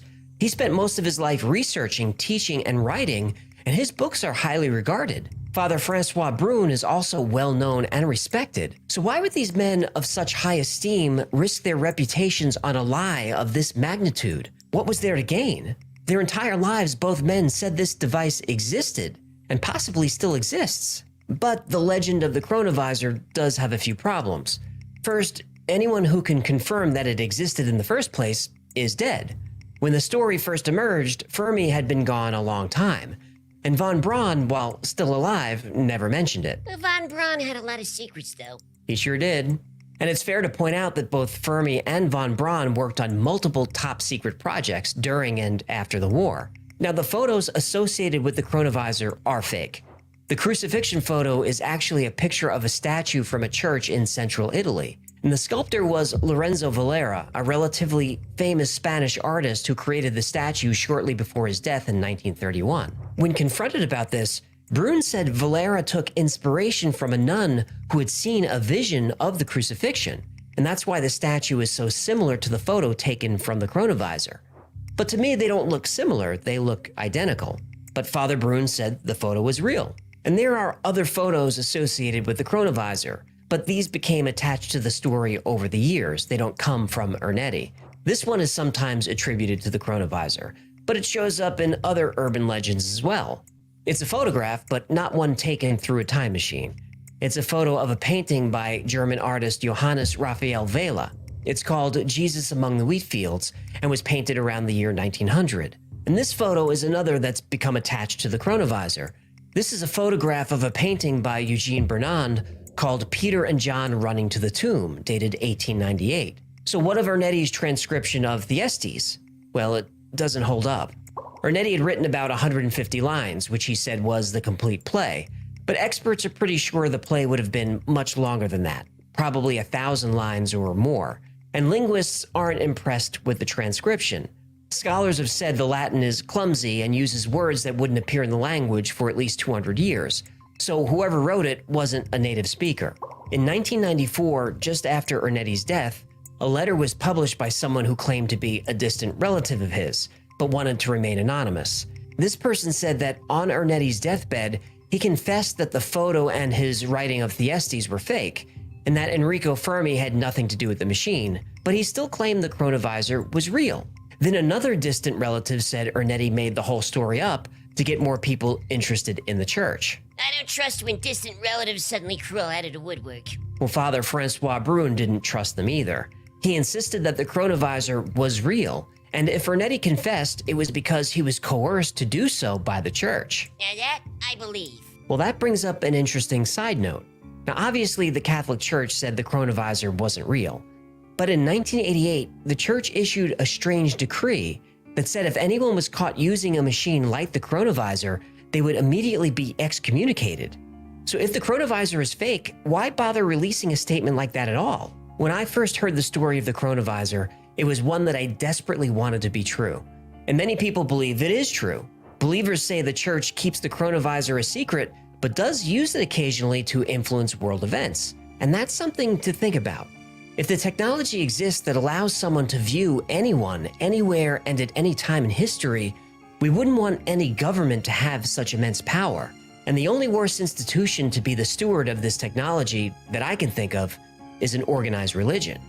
So with that in mind, I don't know if the coronavirus is real, but for all our sakes, I really hope it isn't. Thank you so much for hanging out with me today. My name is AJ, that's Hecklefish. This has been the Y-Files. If you had fun or learned anything, do me a favor and like, subscribe, comment, and share. Those things really help a small the channel. beard, I just can't get through the itchy phase. Jen wanted me to grow some facial hair. I was happy to get rid of it. Riley Rue, I keep thinking AJ is saying coronavirus. Yeah, I had to really enunciate in the episode because that came out kind of in the tail end of the pandemic, and everything was getting flagged by YouTube.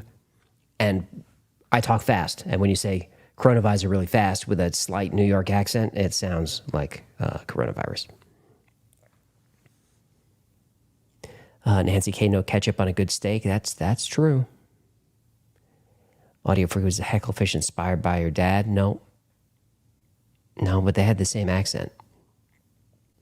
Sky High, you ready for Back Rooms? That's what's next, right? Yeah, Back Rooms and then Montauk Project.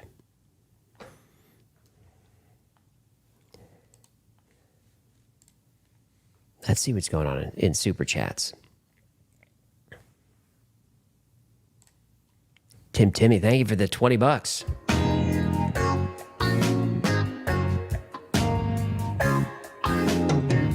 I'm so tired, I'm a human. We've been together too long. I should have my own show. The moron says I am wrong. So while he lay there sleeping, I had my laptop in bed. So I logged into Reddit. There was a message that read, do you want to be on YouTube? Do you like to entertain? Come and be my co-host. You only need half a brain. If you like aliens and pyramids, conspiracies get you high, then you're the co-host I'm looking for. Message me and apply. Timmy, I love questioning everything and anything, no matter if I believe something or not. Questioning things and being questioned keeps your brain sharp and your soul refreshed. Couldn't agree more, Tim. Could not agree more. Open-minded skeptic. I'm the same way. There's Eric. How does Hecklefish maintain those pearly whites without any hands? That is a good question. How does he do all the flossing and all the maintenance? Wolf Unpacked for 10 Canadian. How about talking points on exiting Earth strategy, all in the name of safeguarding history? I don't know how we would do that. How would we even send our history maybe to another planet? Where would it go? If you send it in the solar system, eventually that ends too, right? And who are we saving it for? Like, who even cares?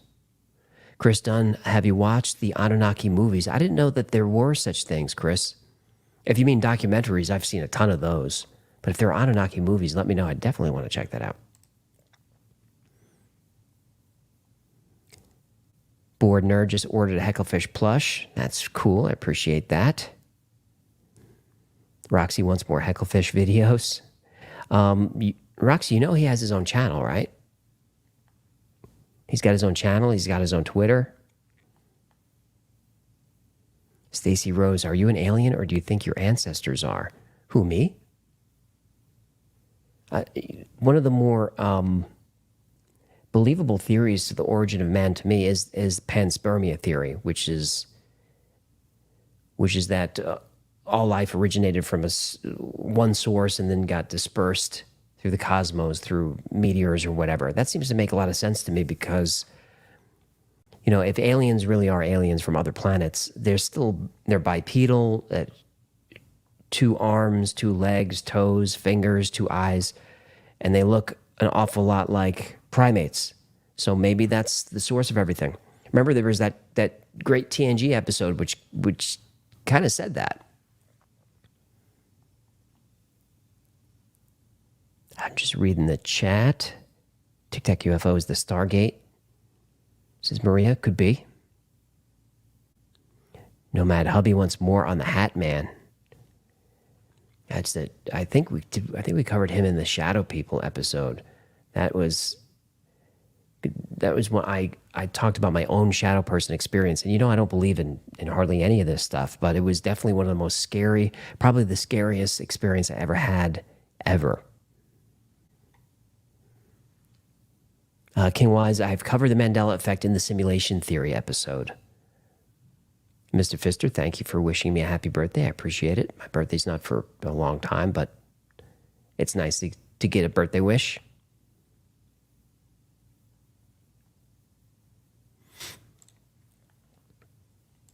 Hecklefish is the hero we deserve and the hero we need, says Mad Max. There is Amy only for Hecklefish. Finally able to contribute. Plan to join Patreon once they reinstate my aged account. I tell everyone about the Y-Files. Cannot wait for more Anunnaki. Well, thanks, Amy. Appreciate that. And look forward to seeing you on Patreon. I keep resisting. I want to tell you about Patreon, but I made myself a promise I wouldn't do plugs today. Miro, what's that? What is that? Look behind me? Fish behind me? You're scaring me, Muriel.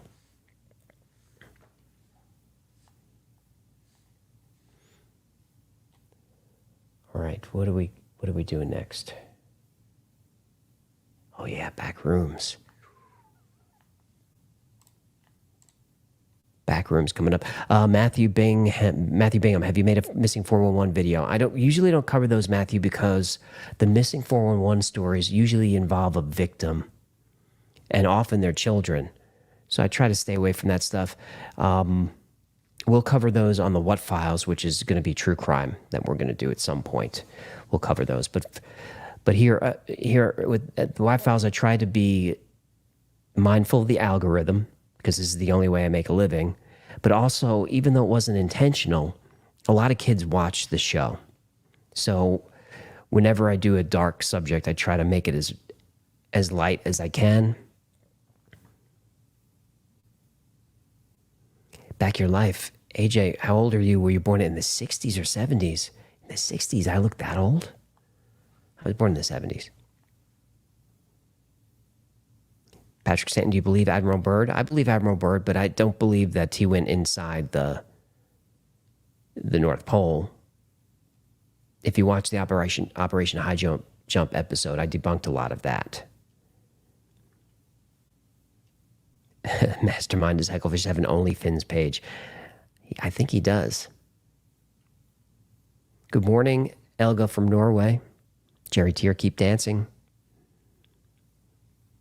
All right, here we go. In the past year or so, 3 internet mysteries popped up that really got my attention.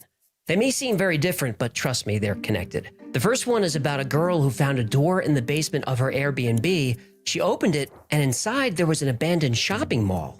The second story is about Javier, who woke up in a hospital in the year 2027, in an alternate universe. In his version of the future, everyone on Earth has vanished. He's the only one left, and he has the video to prove it. The third mystery is known as the back rooms, a reality adjacent to ours that, if the conditions are just right, you can accidentally fall into. Then you find yourself lost in an endless maze of dingy carpet, fluorescent light, and yellow wallpaper, and around every corner,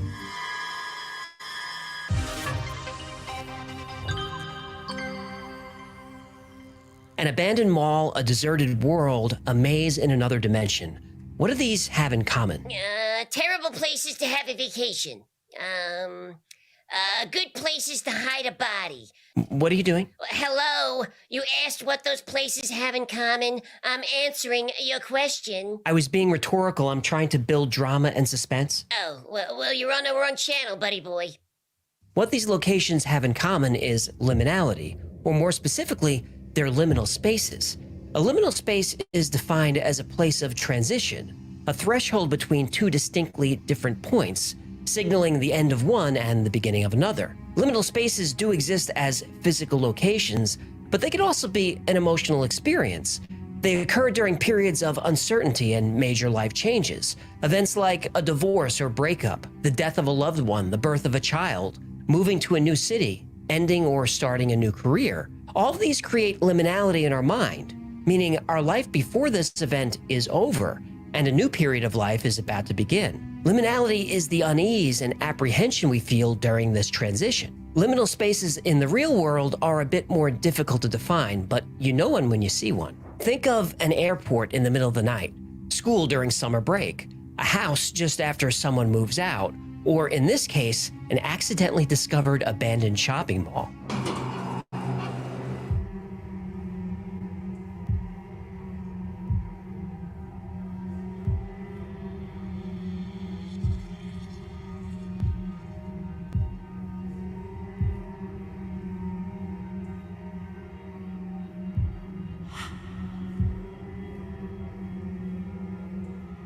Now, you could tell by the video that she's having fun, but she's also a little uncomfortable.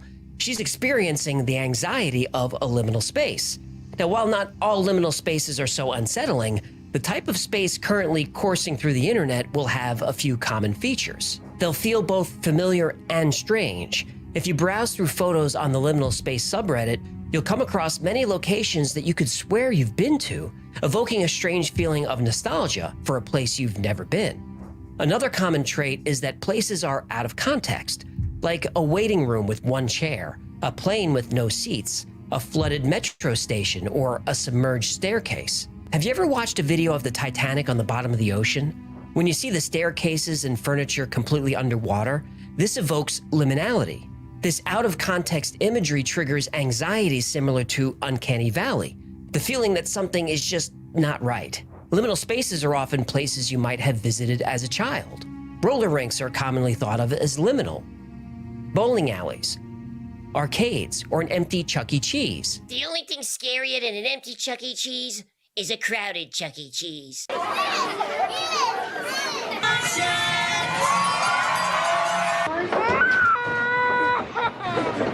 You got that right. But something you'll notice about all these places, they're empty. And that seems to be the most unsettling aspect of all.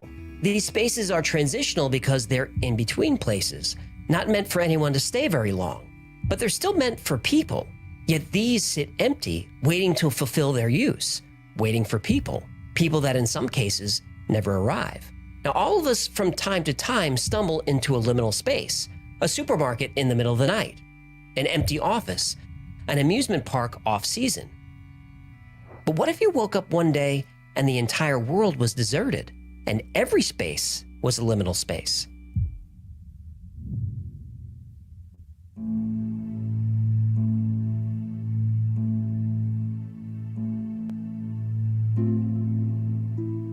TikTok has no shortage of quote-unquote time travel accounts. Some are entertaining, but they're mostly just goofy. But one account stands out from the rest. Javier, a Spanish creator whose account is Único Sobreviviente, which means... Only survivor. Oh, you speak Spanish now? Entiendo algunas palabras. Well, this account... No diría que soy un experto. Okay, I get it. Do you mind if I... No hay problema, amigo. Well, this account is unique because he posts actual videos of deserted department stores, supermarkets, even entire football stadiums. Javier woke up in a hospital in Valencia on February 13th, 2027, and claims to be in an alternative universe. Apparently, at some point in the near future, every human on Earth just disappears. He said that when he woke up, he couldn't remember his name or where he lived. He went outside and everyone was just gone. Everything appeared just like 2021, but electronic devices showed 2027. Now, his videos are fascinating, and I'll link to his account down below. And when you're watching, remember that Valencia has a population of over 800,000 people, and the surrounding area has almost 2 million people. And despite Valencia being a big city, there are no people in these videos. He goes to random apartments.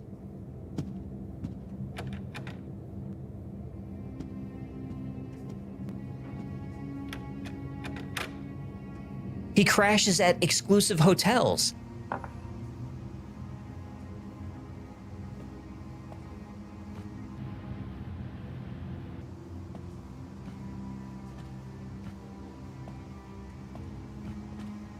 He accepts challenges to go to places that most people can't go, fire and police departments.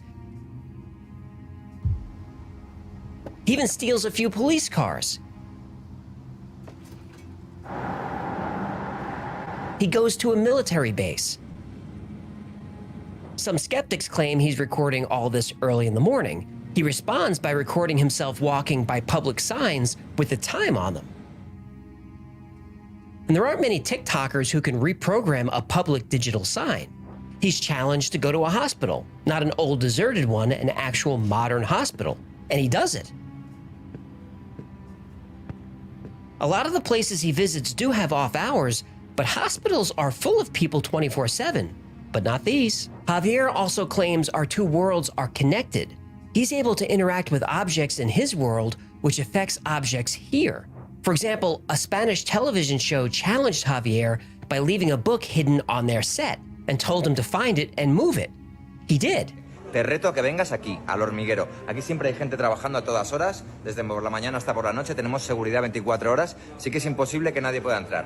Mi reto es el siguiente. Voy a colocar mi libro, Oh My God. Mira, voy a meter el libro aquí, lo escondo, y tú vienes y lo coges, ¿vale? Aquí viene. Mira, ¿ves? ¡Pum! Ahí está. A ver si eres tan listo, lo consigues encontrar aquí en el hormiguero y me lo enseñas. And when the studio went back to watch the security footage, you can see the door open and close. And just for a quick moment, you see some kind of figure flash by. Mira, mira, mira. Es que te lo digo que lo vas a flipar. Mira, mira, mira, mira, mira. ¡Ay, ay, ay, ay, ay, ay, ay! ¡Míralo! ¡Míralo! ¡Mira eso! No, no, no, no. ¡Míralo! ¡Míralo! No, pero ahí hay algo. Te lo dije, mira. Ahí hay algo, ¿eh? Viernes 21 a las 13:21. Now, it would be terrifying to wake up alone in the world where every place you visit is a different liminal space.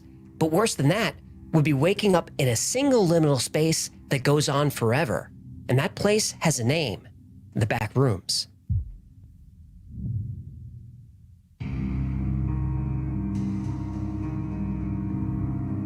The back rooms is an internet mystery that began like many internet mysteries do, on 4chan.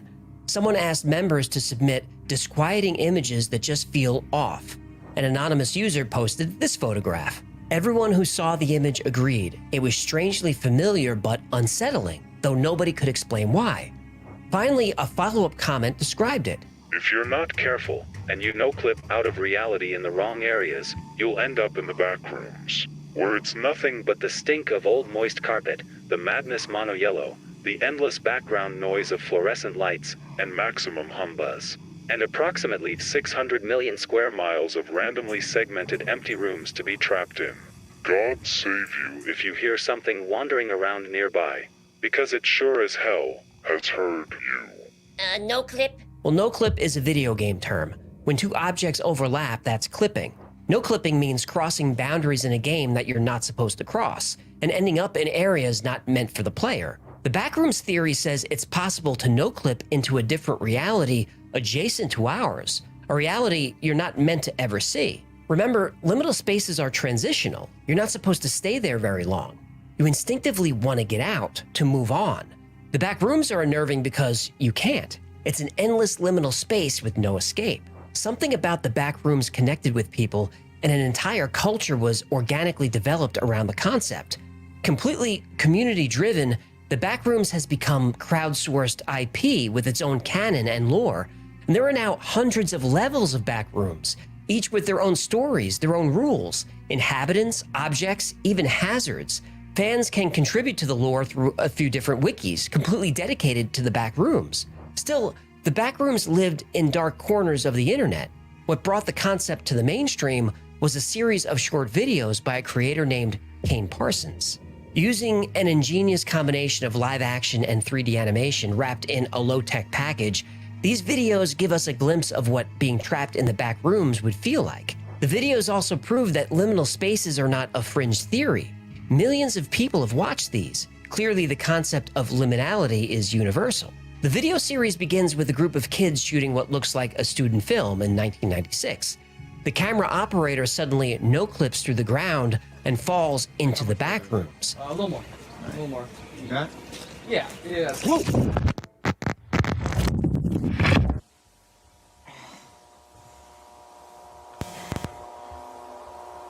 Hello? It doesn't take long for us to realize that we're not alone in the back rooms. There's some entity aware of us and seems to follow us through the maze of empty yellow office space. Hello? Some moments are definitely scary, but even when not being outright terrifying, the entire series is unsettling. As you, through the eyes of the lost cameraman, explore the back rooms, you have a sense that you've been here before. I certainly have. There are certain angles and ways the walls are arranged that remind me of offices that I've worked at different points in my life. I worked jobs where the only light was overhead bulbs, and the only time you'd see the sun or the sky was if you were lucky enough to run out for lunch. That was my job last year, actually. For anyone who's worked in an office like this, there's a feeling of claustrophobia, of being trapped like a prisoner, where time seems to slow down and hours feel like they last for days. Unfortunately for people trapped in the back rooms, time doesn't exist at all. There is no past and no future, so no brief respite for lunch, no exhilaration at the end of a long, boring day. The only time is the present, and like the space itself, the present is infinite. Eventually, our hero discovers graffiti on a wall which tells him to stay still. That turns out to be a terrible idea. After fleeing from the entity, we're taken to various locations which are essentially recreations of common photos of liminal spaces. The empty apartment, the deserted quad. And Kane's short film then builds on tried and true horror movie tropes like pursuit, claustrophobia, disorientation, and of course, the jump scare.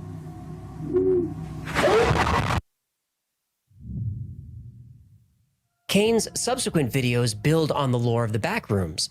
The tone shifts from jump scare horror into more of a dystopian sci-fi thriller. It seems that there are ruptures in our world that allow people to accidentally pass into the back rooms. This explains why the number of missing people is on the rise. Eventually, a corporation creates a prototype machine to access the back rooms. And this is hailed as a world-saving technology because the back rooms are so large, hundreds of millions of square miles, they can be used for storage, housing, even transport. Now, of course, things go wrong along the way. We have researchers trying to map the back rooms, getting lost, and falling into different levels and all kinds of chaos. Oh my god. What do you see? Everything okay? Marvin, get the camera over here. Across? Fine, just hurry. Okay. Can you watch it?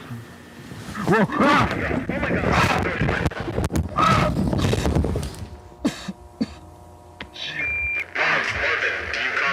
The series is still ongoing, so subscribe to Kane Pixels if you want to see what happens next. But you don't have to wait for Kane.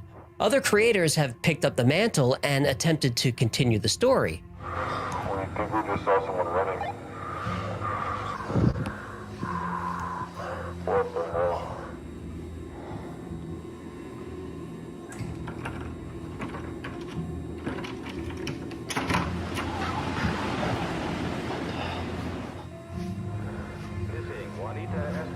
Now age 16, last seen Yuba City, California, November 27, 1984. Call 800.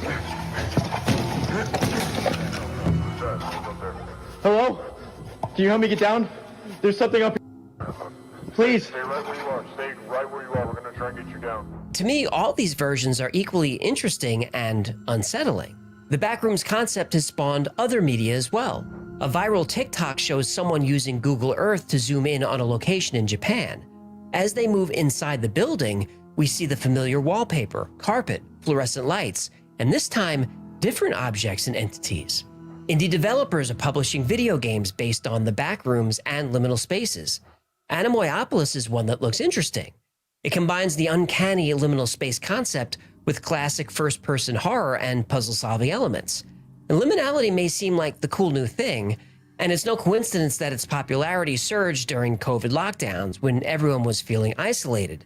But the concept has been around a long time. The phrase was created by Arnold van Gennep in his book Rites of Passage, released in 1908. And Gennep was more focused on life experiences, like transitioning from childhood to adulthood, graduating high school, or moving to a new city. And this concept of an in-between place, whether physical or emotional, has been explored in media and pop culture for years. Rod Serling famously said, "It is the middle ground between light and shadow, between science and superstition, and it lies between the pit of man's fears and the summit of his knowledge." The Shining is an entire movie based around the idea of liminality, the abandoned hotel, spooky hallways that go on forever, and you never know what lurks around each corner. Horror movies like It Follows and Silent Hill also used liminal spaces to amp up the creepiness. And recently, the Apple TV sci-fi thriller Severance uses liminal spaces as a backdrop for the entire series. The large, empty spaces, hallways that create such a confusing maze that you have to draw maps to find your way around. And the dual reality concept of Severance is similar to the backrooms. You have one reality where you live your life as you normally would, but when you get to work, you are severed from this reality and transition to a new reality, a reality comprised completely of liminality. And you can't have a post-apocalyptic story without liminality. That feeling of being the last person on Earth, walking through spaces once teeming with life, now left abandoned and forgotten. The human brain is not wired for this kind of isolation, which is why these tropes are so effective. And speaking of the apocalypse, let's circle back to our two other mysteries and see if we can figure out what's really going on. Javier, the lonely survivor in Spain, Único sobreviviente. he has a very interesting and compelling TikTok account, and people are constantly trying to debunk him. Some say his hands look different in each video, implying that he's actually a team. And there may be something to that. You have to dig really deep, but it turns out that Javier is working with the city of Valencia on a media project called The Lonely Survivor, which is why he has access to all these places, and why he's able to clear out entire stadiums, busy streets, even sections of hospitals. So it's not some future reality, it's just a TV production team with filming permits. Now, Javier won't admit his account is just a project, and I don't blame him. It's fun to maintain an air of mystery. But if you watch enough of his videos, you realize it would be so easy for him to prove that he's in a different reality or in the future. He could show the dates on tombstones. He could time-lapse an entire weekend at a typically busy airport, or just fly his drone around the city at rush hour. He never does this. His environments are highly controlled. But still, the videos are fun. And the young lady who discovered an abandoned mall in the basement of her Airbnb, the video has a supernatural feel to it, but it's really not that strange. Her Airbnb is actually a hotel that shares a building with the Ocean Walk Mall in Hollywood Beach, Florida. An Ocean Walk is what's called a dead mall, though a better name for a dead mall is probably a zombie mall. It's a shopping mall that nobody really goes to anymore, but it's still open and somewhat functioning. And dead malls are everywhere, all over the country. And it's not hard to understand why malls are dying. Amazon. Well, pretty much online shopping and the online economy. But when I was a kid, you bought your groceries at the supermarket and you bought everything else at the mall. Clothes, electronics, sporting goods, toys, everything. And in many suburban towns, like the ones I grew up in, the mall was a community social center. Families would spend all day there. You'd shop, and eat some more all day. And as a teenager, we'd hang out at the mall. We'd go around lunchtime, we'd see a movie, lurk in the arcade, and talk to girls. You would talk to girls. Well, I wanted to, but I wasn't very good at it. Checks out. Well, high school and college kids from the area often work at these shops. In fact, this is the mall that we went to when I was a kid and worked at all through high school and college. Back in those days, the mall was always packed. When was that, the 1950s? Not that long ago, but close enough. But now look at it. That's not the mall I remember. There's a sadness to these spaces. There's nostalgia. There's the reminder that everything moves forward. Everything changes.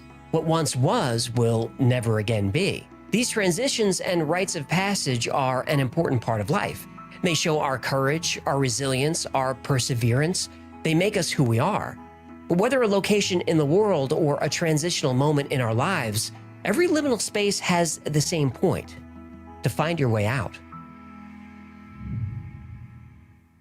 Thanks so much for hanging out with me today. My name is AJ. That's Hecklefish. This has been the Y-Files. If you had fun or learned anything, do us a favor and like, subscribe, Yeah, I like that one. comment, That's on my list. That's in my top 5.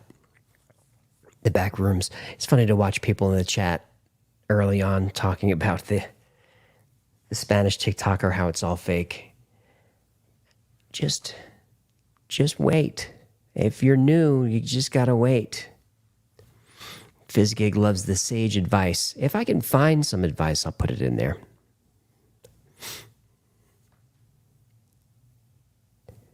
Bucket Food, I don't know who that creator is. Died in April, that's sad to hear. Lloyd and Harville, Spanish is a lovely language. I think so. Michael Ramirez, no, that was Sunrise Mall in Massapequa on Long Island, New York. Long Island. Link, you got me with simulation theory. Also, we got our Hecklefish stuffy. Love it. That's good. That's good. I'm glad you got it. Not some people, they're experiencing delays. I'm not sure why. I don't have much to do with it. But the team is all over the company dealing with it. Sage advice: don't forget parsley, rosemary, and thyme. That's true. That's how to make a good Simon and Garfunkel song or a really good chicken.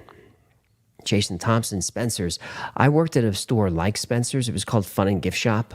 It was like the poor man's Spencer's. Like Spencer's was nice in the mall. I worked at, it was kind of a crappy shop where we sold the gags like Spencer's did. We sold costumes, tons of costumes. So Halloween was a big season. We sold weird weapons like knives and Chinese stars out of one cabinet.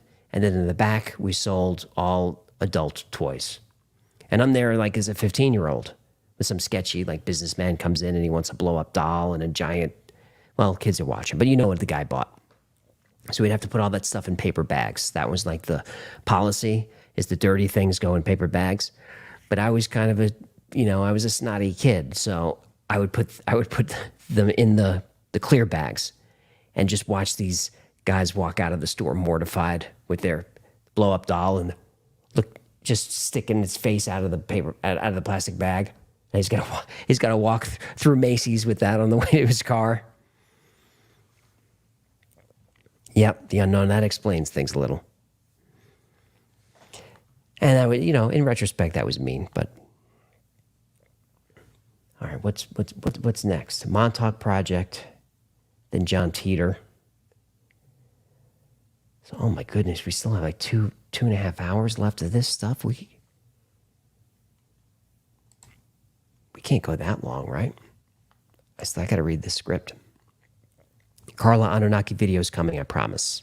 I think we're going to do Anunnaki, and I think we're rolling that in with the Book of Enoch and doing one episode with those two things in there.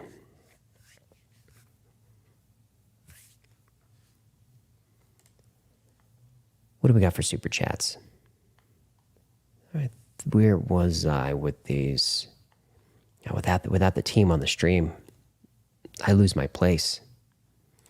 Von Dunk's do a Y-Files on the Y-Files. And look, if I put the episode on and I forget to take the super chat down, it's okay to remind me. We don't want that up there. Paul's one of the few people who lost weight during COVID. Good for you, man. All the fast food places I went to were closed. Yeah, that'll do it.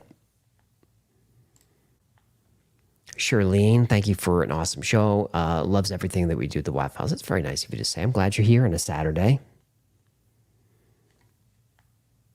I just thought, we'd keep each other company and just play the old videos. Oh my goodness, I'm sorry. Do I watch the After Files live stream or do I punch myself in the face? Tough decision. Nick Smeltzer, do you have anything on the Einstein Bridge? I think Nick's talking about Einstein-Rosen Bridge, the wormhole.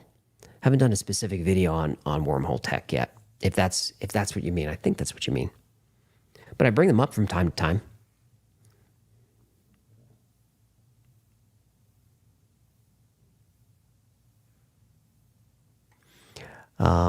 Alex, $100. Whoa. Won't you tip me? You know I don't believe you when you say you don't got money. Won't you tip me? You know I can't believe it when you say that I'm not funny. I write too many jokes just to amuse you folks. You better super chat me or I'll just keep singing. Won't you tip me, human? Won't you tip me? Oh, whoa, whoa, whoa. Won't you tip me, human? Won't you tip me? Whoa, whoa, whoa, whoa. Just $100. No comment. Just a super chat. I appreciate that, Alex. I'm glad that you're here today. We haven't done the Phoenix Lights yet. Skinwalkers we haven't done yet. But those are coming. This dude Hecklefish kills you. Yeah, he entertains himself. Patrick, this is why regular TV is dead. Channels like the Y-Files. That's nice of you to say, Patrick, and I agree. Not that it's not really the Y-Files. It's just this type of content. There's so much user-created content that you can just find exactly what you want. You know, why sit for network TV when everything is here? And the Y-Files is a channel that I wanted to exist that didn't exist, because I watched all the content on the weird stuff, but none of it was fun. It was just, you know, here's the weird story. Here's Mel's Hole. Here's Backrooms. But the channels are always so dark, or they're slow, or they're dark and slow. I wanted something a little fast and fun. Conja, dude, DB Cooper. DB Cooper has been on the list since the very, very beginning. I just feel like he's been covered so much, although there's some new information on him. So maybe we can do it.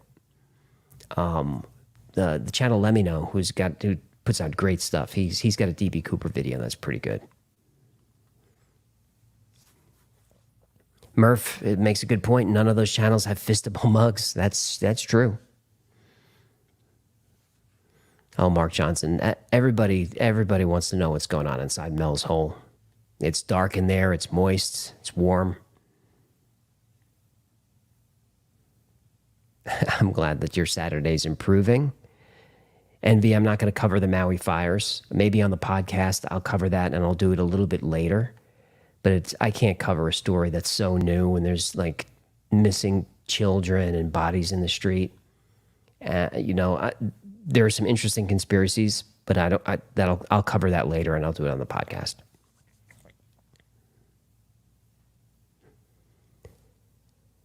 I'm just reading the chat. Bex, I'm trying to think of my favorite episode. They all are. That's very nice. I disagree. You know, it's very common for me to go on the Patreon Discord that we do before each premiere and just say, guys, this episode's not very good. Meg, yeah, I watch Mr. Ballin. I'm not a dedicated watcher, but I definitely would check in from time to time. I think he does a good job. But it's definitely a different flavor than this. The Honey Island Swamp Monster. I've never heard of that one. We were trying to think of a cryptid to throw into the production schedule. Maybe we'll do that one. Hecklefish for Prime Minister of Canada. I mean, he wouldn't do any worse, would he? Honky Lips, greetings from Jersey. Good to see you. Lloyd, I haven't done one on doppelgangers yet, but that's on the list too. That's a good topic. All right, let's keep it moving.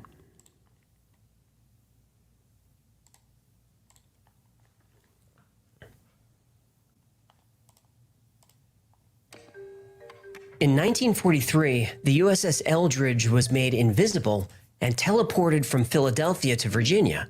And this event was known as the Philadelphia Experiment. When the Eldridge reappeared, some crew materialized in walls and bulkheads, and they died in agony. But 2 sailors didn't reappear at all.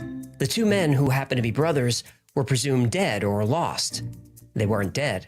They traveled 40 years into the future, into a secret military base on the east end of Long Island. They became unwitting participants of the Montauk Project.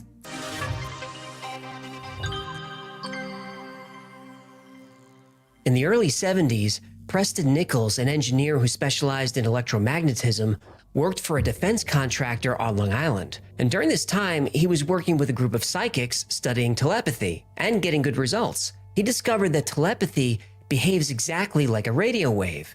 For some reason, at the same time every day, his subjects' minds would be blocked, and he had no idea why. After 3 years of this strange phenomenon, Nichols brought in radio equipment to monitor the signals during the psychic blackout.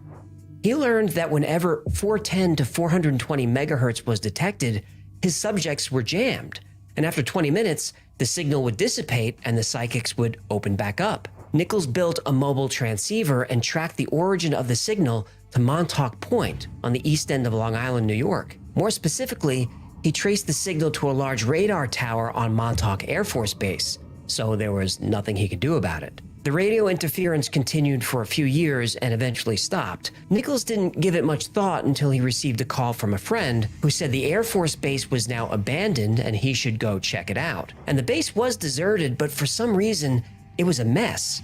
You would expect the military to decommission a base in a clean and orderly way, but not Montauk. It was as if whoever was working here cleared out in a hurry.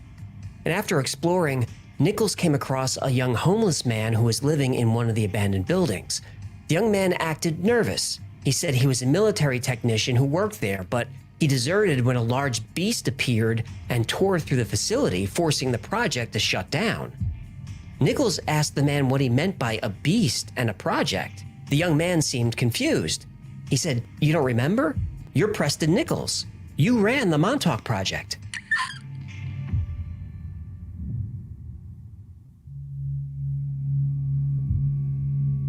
In 1984, Nichols began working with a gifted psychic named Duncan Cameron, who he brought to the deserted base. Immediately, Duncan knew his way around. He recognized the buildings and knew specific details like where the mess hall was.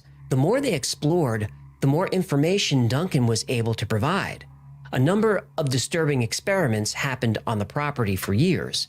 Duncan started to realize he was part of them. When they entered the large transmitter building, Duncan went into a trance.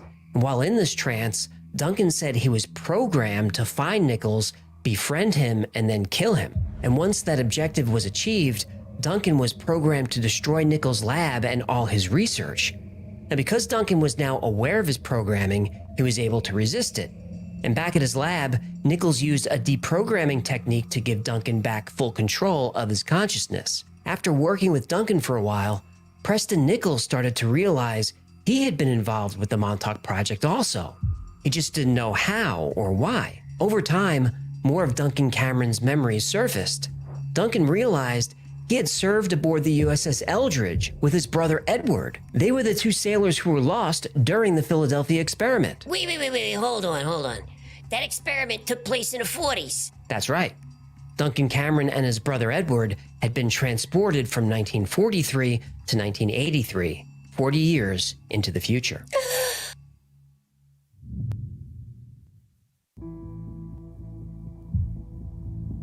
Preston Nichols started to notice strange things when he was at work. People he didn't know seemed to recognize him. He was copied on mail and included in meetings that didn't apply to his position in the company. One day, Nichols was sitting at his desk when he felt an ache in his hand.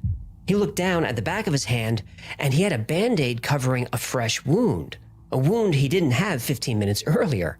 And this happened more than a few times. On one occasion, Nichols even confronted the company nurse and asked her if he'd been there for a Band-Aid. She said he hadn't and had no idea what he was talking about.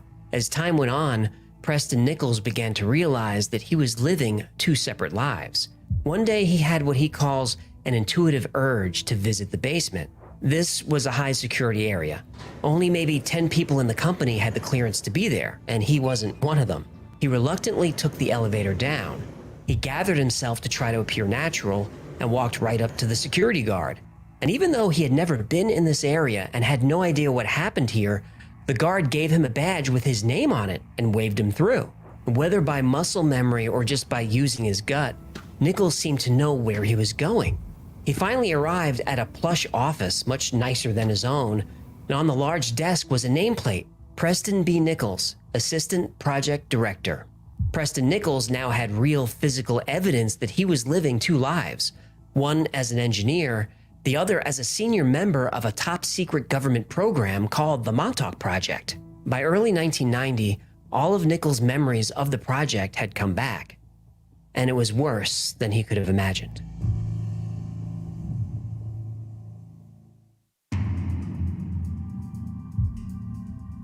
About 50 years after the Philadelphia experiment, a man named Al Bielek would start to have glimpses, visions, and then entire memories of the life of Edward Cameron, a young naval officer serving aboard the Eldridge with his brother, Duncan Cameron. Wait. Isn't Duncan Cameron a psychic working with the Preston guy? Yep. 40 years in the future? That's right. I love it. Please continue.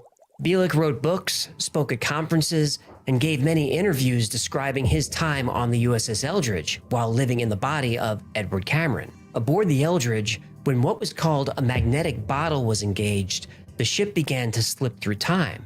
In a panic, Al Bielek, aka Edward Cameron, along with his brother Duncan, jumped ship. And when they landed, it was the year 2137. Edward woke up in a hospital and was being treated for radiation injuries.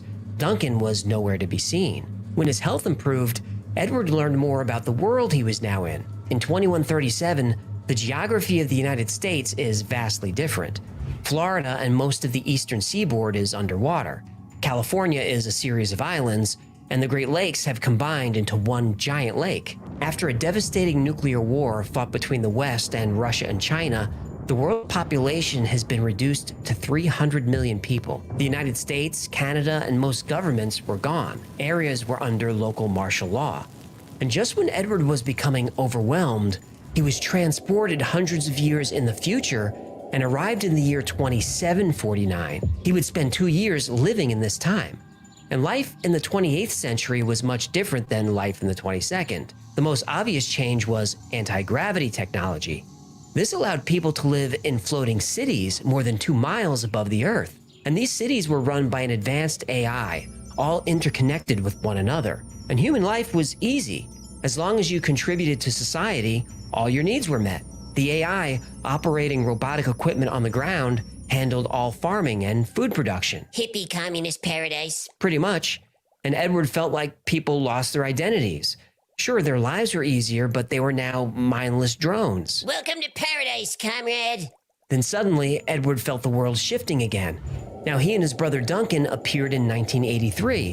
When they arrived, they were briefed by government officials and told to never discuss what happened. Now, Edward would be going on his most important mission of all, but he would be going as Al Bielek.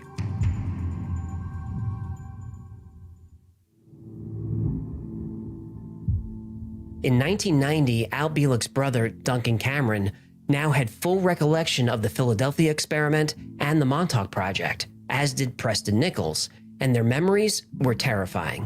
Back in 1967, their story of time travel and teleportation intrigued researchers at Brookhaven National Labs. Technicians at Brookhaven had made an interesting discovery. The men serving aboard the USS Eldridge were susceptible to mind control. This breakthrough obviously had military applications.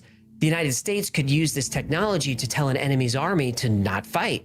Wars could be won without losing a single life. And America could take over the planet by controlling everybody's mind. Well, that's a scary thought. Hello. They already do it. What do you mean? Now, come on. The government uses the news media, big tech, and Hollywood to turn you people into sheep.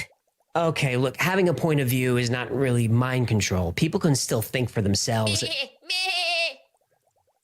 Brookhaven scientists were excited to get started.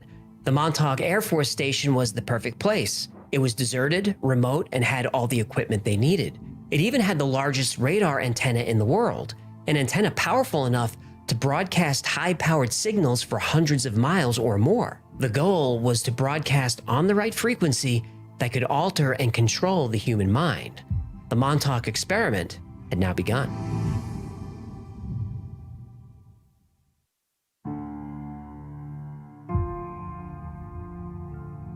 Duncan Cameron having superior psychic abilities was key to the project. He was able to withstand a tremendous amount of electromagnetic energy, and this was necessary to survive the Montauk chair. The Montauk chair was essentially a mind-reading device. It was a large metal chair covered in coils and sensors, and also connected to the chair were 3 receivers, 6 channels, and a Cray supercomputer. If you sat in the Montauk chair, your psychic abilities could be tremendously amplified. Whatever image was in your mind was displayed on the computer screen. The first tests were to see what would happen when Cameron was electrocuted with different amounts and frequencies of energy. They learned that different frequencies could elicit different emotions, and specific frequencies could make him sleep. That could be useful. Animals in the area were also affected by transmissions. There were reports of deer running out of the woods into town and throwing themselves against the glass windows of the stores on Main Street. Soon they were able to perform what researchers called the seeing eye. If Cameron had a lock of someone's hair or some personal object, he could see through that person's eyes, hear through their ears, and feel whatever that person's body felt. He could do this with anyone on the planet, very similar to what remote viewers can do. Using Duncan Cameron's psychic abilities and the technology at Montauk, scientists were finally able to control people's thoughts. Then they learned how to load information, commands, and entire programs onto an individual's mind. And this technique could be adjusted to make people do things they wouldn't normally do. Assassination, sabotage, even self-sacrifice if that was the mission. Over time, the experiments became even more advanced. Cameron was now able to manifest physical objects with his mind. If he thought of an apple or a baseball, the object would appear, first on the computer screen, then holographically, and then finally as an actual solid object in the real world. This breakthrough would lead the researchers of the Montauk Project to their main experiment. Using a huge new antenna and multiple transmitters, they could create a vortex that someone could step through and into another time.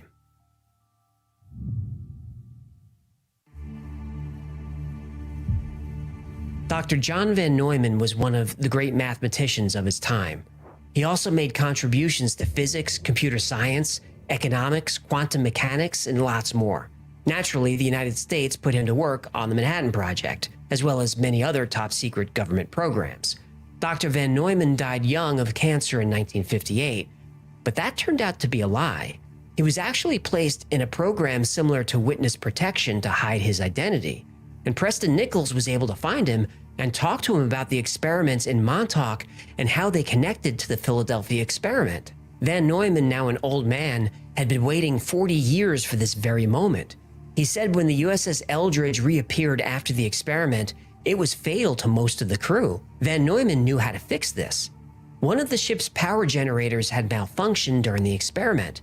This is why so many men died. But if someone could go back and disable the faulty generator, the ship would come back properly and no lives would be lost. Al Bielek and Duncan Cameron were selected to go, but they were nervous about it. Dr. Van Neumann told them not to worry. He knew this would work. According to the ship's records, they had already succeeded. Back in Montauk, Duncan sat in the chair and created a portal to the USS Eldridge in 1943. Duncan and his brother jumped back onto the ship and disabled the generator. Edward decided to stay in 1943, and when Duncan returned back to Montauk, something had happened. His many jumps through time had caused him to age very rapidly, and he was now dying of old age. Now, this could be a disaster because Duncan is linked to so many events in the past that paradoxes could form. To prevent these disasters, the Montauk technology was used to send a message through time to Duncan's father, Duncan Cameron Sr. At that point, Duncan Sr. only had one child, a daughter, but he was instructed to get busy and make baby boys because a lot depended on it. When Duncan Jr. was born in 1951, the Montauk scientists used the boy as a vessel for Duncan's current electromagnetic signature. This would ensure continuity of the timeline without paradoxes. And using a similar technique called age regression, Edward Cameron's consciousness was installed into the body of young Al Bielek. Now, if you're finding this hard to follow, you're not the only one. All these paradoxes and time travel missions were weighing on Preston Nichols. He started to feel like he was doing more harm than good. To the people in the program, to the planet, and to space-time itself. He decided it was time to shut down the program. And for just this scenario, the Montauk Project had a contingency protocol. Someone quietly walked up to Duncan while he was in the chair and whispered, "The time is now." The phrase worked, and a nightmare followed.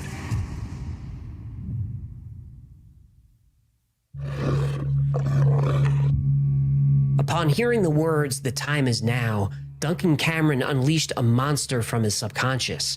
But it wasn't in the lab, it was somewhere on the base. Preston Nichols describes it as at least 10 feet tall, hairy and vicious. It was tearing through the base, attacking everything in its path. Nichols' supervisor ordered the power generators shut down, but that had no effect. The creature was still wreaking havoc, building after building. The Montauk transmitter was shut down. That didn't work. The main power coming from the utility company was cut. That didn't work. Power was still on, being generated from somewhere. And worst of all, the creature was still on the loose. Nichols grabbed an acetylene torch and went to the building that housed the transmitter control unit. He yanked out every wire he could reach. The building lights went out, but the transmitter continued to work, and he could hear distant screams coming from somewhere on the base. Nichols then took the torch to the transmitter itself. He cut wires, conduits, even large chunks of equipment. He destroyed everything he could. He says the burn marks can still be seen to this day. Finally, the portal Duncan Cameron created closed, and the creature vanished. And for Preston Nichols, this would be the end of the Montauk Project. But for many of the victims, this was only the beginning. Since the late 1940s and early 50s, the government has had the capacity to what I call bend time. The Montauk Project ran from the early 70s until 1983, and the story does sound far-fetched. But there are many people who say Preston Nichols is telling the truth. While the Montauk Project was operating, it needed a constant supply of people for its experiments. Unfortunately, most of these were children, usually boys between 10 and 15 years old. These children became known as the Montauk Boys. Montauk Boys were usually runaways, were taken from troubled homes, like families suffering alcoholism, drug addiction, or abuse. One of the Montauk Boys is named Stuart Swerdlow, and as a boy, Swerdlow recalls having dreams of waking up in a dark room, strapped to a hospital bed, surrounded by strangers. And the room was dark and damp, and the walls were made of rock. And Preston Nichols did say that the experiments took place deep underneath the Montauk Air Force Base. One disturbing goal of the Montauk Project was to create an army of children whose minds could be programmed and controlled. Then they could be activated at any time. They would carry out any mission, no matter how horrible, and not remember any of it. Montauk Boys have been linked to events like Columbine and the Oklahoma City bombing. In order to prepare the children for programming, their minds had to be broken down. This included starvation and torture. They received electric shocks. They were submerged in cold water to the point of almost drowning. And this was done day after day until the child's mind was ready to accept new programming. And many other men have come forward claiming to be one of the Montauk Boys. One said he was forced to take LSD in what became known as the acid house. Another said his body was used as a sort of generator to feed psychics sitting in the Montauk chair, usually Duncan Cameron. As you would expect, many children did not survive this phase of the experiment, and they're said to be buried somewhere deep under the base, still presumed missing after 40 years. They wanted a large number of programmed boys to be used for mind control operations. The experiments at Montauk affected everything in the area. Television and radio signals were disrupted. Animals behaved strangely. In 2008, this animal washed up on the beach at Montauk. It's been called the Montauk Monster. What is this? Now, I should also point out that directly across the Long Island Sound is Plum Island, the location of the Animal Disease Center. Rumors say this island has been used for animal experiments, biological weapons, and even testing human-animal hybrids. Could this animal have come from Plum Island? What's interesting is the CDC, Center for Disease Control, is part of America's Health and Human Services Department. Plum Island, allegedly a scientific research facility, is part of Homeland Security. Maybe we need to do an episode on this. Back to Montauk. Christopher Garetano was 8 years old in 1983 and playing on Montauk Beach. He found strange metal objects in the sand. He dug them out and was walking back to his family to ask what they were. Then out of nowhere, someone in a military uniform appeared and chased them off the beach. This started a lifelong obsession for Garetano, and he would visit the base many times. And during these visits, he would find problems with the government's official story. The Montauk Air Force Base is not supposed to have underground levels. Garetano notes that there are manhole covers all over the property. Now, sure, those could be used for drainage, but on one trip, Garetano brought a geophysicist along, and using imaging equipment, they proved that a large concrete building was buried 20 feet down. And many people have explored the buildings over the years, and a few have video that shows evidence of an underground complex that was buried and filled by concrete. During one visit, urban explorer Brian Minnick found receipts from the late 1980s that showed over $80,000 per week was spent on food. That's a lot of food for a base that was supposedly shut down in 1981. Preston Nichols, Stuart Swerdlow, Al Bielek, Chris Garetano, Brian Minnick, the names go on and on. There are dozens of people, maybe more, all claiming to be part of the same experiment. The US government denies all of it. Who do you believe? I'm saddened today to think of those who did not survive and whose families will forever live with the knowledge that their death and suffering was preventable. I was the subject in radiation as well as mind control and drug experiments performed by a man I knew as Dr. Green. What the United States government did was shameful. Dr. Green was using me mostly as a mind control subject from 1966 to 1973. What was done cannot be undone. His objective was to gain control of my mind and train me to be a spy assassin. I am sorry. The next year, I was sent to a lodge in Maryland called Deep Creek Cabins to learn how to sexually please men. I was taught how to coerce them into talking about themselves.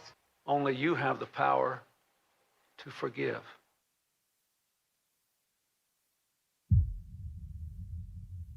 The Montauk Project has probably been my favorite conspiracy since Preston Nichols' book first came out in 1992. I spent a lot of my life on Long Island, so a conspiracy that takes place in your backyard is hard to resist. I've been to the Air Force Base, which is now called Camp Hero, and this story has affected a lot of people. The original title of the show Stranger Things was called Montauk, and a lot of stories are taken from Nichols' writing. And this episode was difficult to research and write, because the more I learned about my favorite conspiracy theory, the less I liked the people involved. First, Al Bielek. He's the man who said he served on the USS Eldridge in 1943 in the body of Edward Cameron. There is no record of any Bielek, Edward, or Duncan Cameron serving aboard the Eldridge, or brothers with that name serving on any ship in the Navy. Now, supporters of the theory say their names were erased or changed by the government. That's fair. In Bielek's writings, he used pictures of his family, Edward and Duncan Cameron, and others. They were all proved to be untrue. Most suspicious of all, Bielek had no memories of the Philadelphia experiment until he saw the movie in 1984. He said the movie brought his memories back, but his story is surprisingly similar to the movie. He also struggled with paranoia and other psychological problems. He made a meager but sufficient living off selling CDs and merchandise and talking at UFO conventions. He died in 2007. Many people still believe his story, and they claim that the government has sponsored a disinformation campaign to discredit him. Okay, now Stuart Swerdlow. He's a character. He's still around and claims to be a Montauk boy. He also claims to speak 10 languages that no one's ever heard him speak. His DNA has been spliced with aliens. He's been imprisoned by the Illuminati. He can see auric fields. He can travel hyperspace. He's a descendant of Atlantis. I can go on. He's basically been at the center of every conspiracy theory that exists. Moon bases, hollow Earth. Lizard people? Yep, even lizard people. Oh, I create such a wacky story. Well, you can hire Stuart to deprogram you for a fee. Ah, that's why. Now, I'm not saying the guy's a fraud, but I am saying a judge said he was. And if you Google him, it's not pretty. Who knows? Maybe all his potions and vitamins and dog treats will help you reach enlightenment, but I don't recommend buying his products. Did you just say dog treats? Oh yeah, he sells all kinds of stuff. Oh, speaking of selling, did you know that you could buy Wi-Fi's merchandise right now? What's this? It's a sponsor read, be quiet. We've got Hecklefish t-shirts, mouse pads, and hoodies. We got... This is not a good time for this. Links below. I've saved Preston Nichols for last. There were rumors circulating about Montauk for a long time before Nichols came along, but Preston Nichols is the main man behind the current theory, and he's the only man behind it. He actually opens his first book like this. This work is being presented as nonfiction as it contains no falsehoods to the best knowledge of the authors. However, it can also be read as pure science fiction if that is more suitable to the reader. Now, there are a lot of things that don't add up.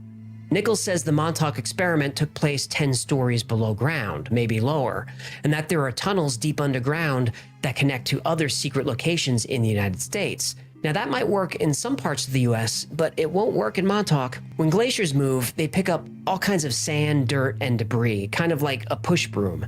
And when the glaciers recede, the debris remains, and this is called a glacial moraine. Long Island is essentially a pile of glacier debris, mostly sand. You just can't dig very deep there. This is why the only skyscrapers in the area are downtown Manhattan. That's where the bedrock is. Nothing else can support deep digging. But there's one final conspiracy about Preston Nichols we need to discuss. And if you have little ones watching, please send them away for a few minutes. Really.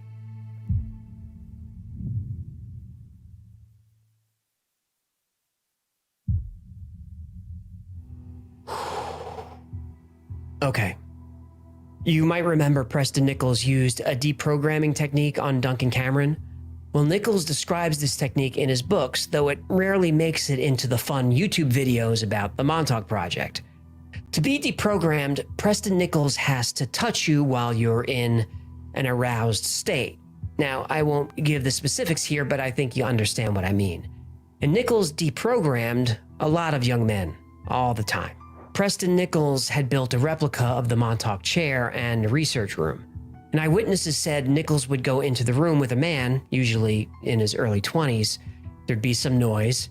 About 20 or 30 minutes later, the young man would come out disheveled, often with an uneasy look on his face, and Nichols would be covered in sweat. At one point, Nichols was deprogramming as many as 25 Montauk boys, a few times a week, who he unfortunately called disciples. And they all shared a house not far from Nichols. And nobody knows exactly how many men or deprogramming sessions were involved, but it was a lot. Now, in the books about the Montauk Project, Preston Nichols is a man caught up in a conspiracy greater than he could imagine. He lives a double life. He meets famous scientists. He makes breakthroughs in technology that exist only in science fiction. In these stories, he's a hero. But the truth is, Preston Nichols is a villain.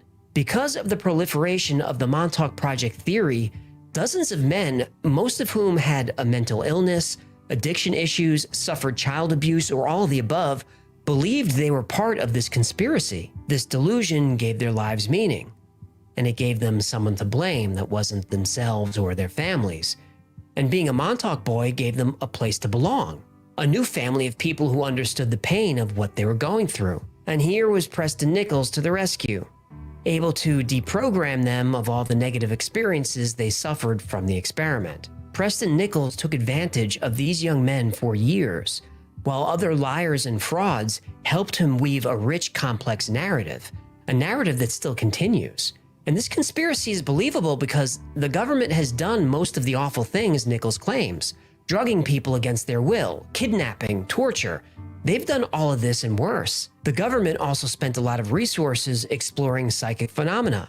The Montauk Project is a conspiracy grounded in a whole lot of facts. But when Preston Nichols, Al Bielek, and Stuart Swerdlow added their own details, like time travel, aliens, and conjuring monsters out of thin air, they built a house of cards. None of their stories can exist without the other. If we're able to debunk just one small detail of any one of their stories, the house of cards made of fraud and abuse collapses, and then all that's left are the victims.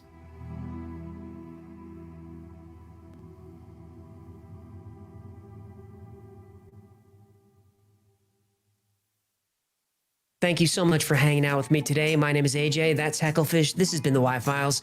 If you had fun or learned anything, do me a Oh, I favor. forgot about that. Forgot about that last part. That stuff really helps the channel. And special thanks to our patrons who make this channel possible. And if you... Yeah, so I had read Preston Nichols' book probably when it came out. And so I was a fan of his. I visited Camp Hero out in Montauk before it was shut down. Like, I wandered into those buildings. So I was a big fan of all of that stuff. And then researching the episode, I found out that he was basically a child molester, and it was very disappointing. Next we have John Teeter. But I don't know. I think I may have to go have dinner with the wife. Thanks, Mr. Pickles. Emery Snyder, you going to spruce up the new digs? Yeah, we're working on it. It's slow going. That's why there's been no After Files the last couple of weeks, is because the moving is taking a lot of time and energy. And that's why the videos have been like last minute. Yeah, Tim Kerr remembers. Yeah, he wasn't a good dude.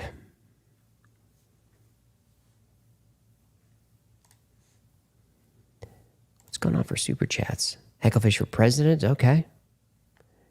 You can get a Hecklefish for president. Oh, no merch plugs. No merch plugs.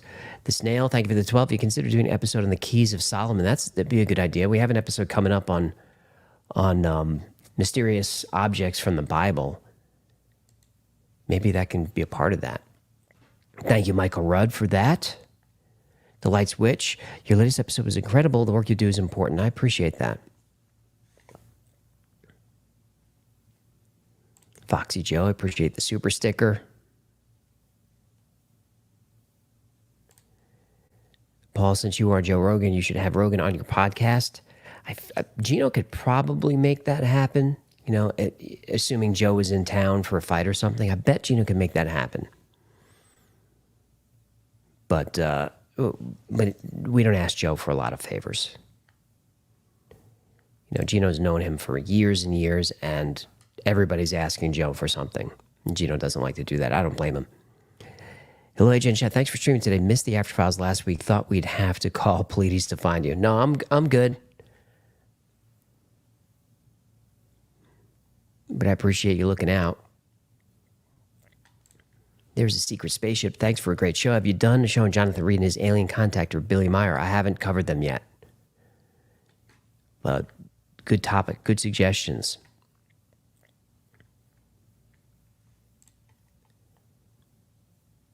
Thanks, Digital Zero. Appreciate that. Jay Woodwolf is there. I got you. Stephen Davis is fearing the crab cat. Sean Gibson, Mudflood. Mudflood is coming. Going to do Mudflood and Tartaria coming up. Jackson, Hecklefish versus Rogan. Wendy Elson, Mad. Joe's got nothing on the Y-Files crew. Joe's been very good to my family over the years, so you won't hear anything bad at him from Gino and I about him. He's been very good to us. Archive John Teeter's one of your favorite stories. All right. So that's coming. Those shades are awesome. Yeah, the shades are not for style. They're just to keep the light out of my face and give me the ability to read the chat. These are for Amazon $20 glasses. Thanks for that super chat. Timothy Bonnet, Jerry Tier, I appreciate it. More content about shadow people, but they're so scary to do those. Bisley Boy, Ong's hat video. That's a pretty good idea. I should write that down because the creator of Ong's hat is a fan of the show, so I could probably have him on maybe the podcast to talk about that.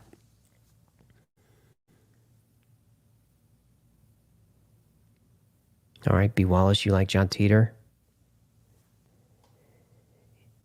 Adrian, a lot of folks ask for a Bob Lazar episode, but the thing is, he's been covered so much for so many years and sat with Joe for hours and hours. So what more could I really bring to the story?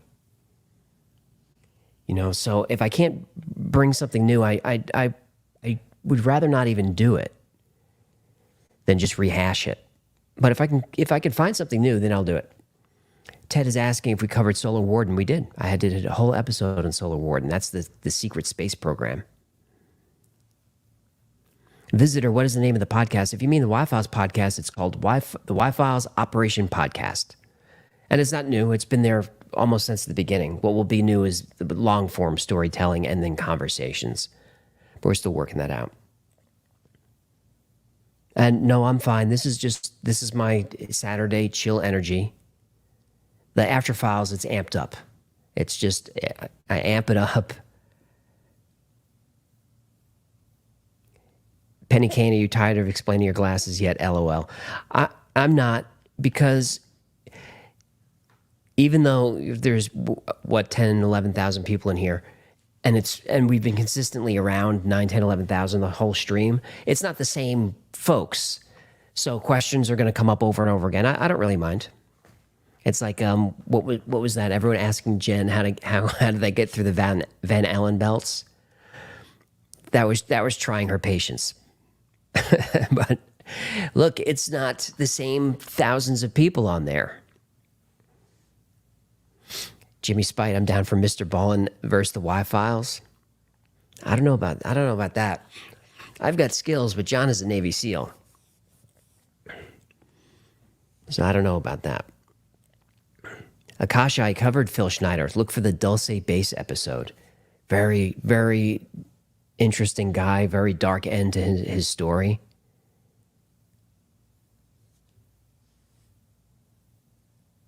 Gertie loves to dance because she's a camel and camels love to dance. Yeah. Super chat is still up. I got you.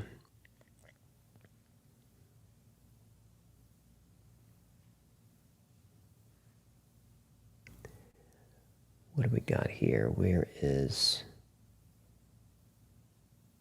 Oh, that's a fun one. This one's for BB21. Thank you. $50.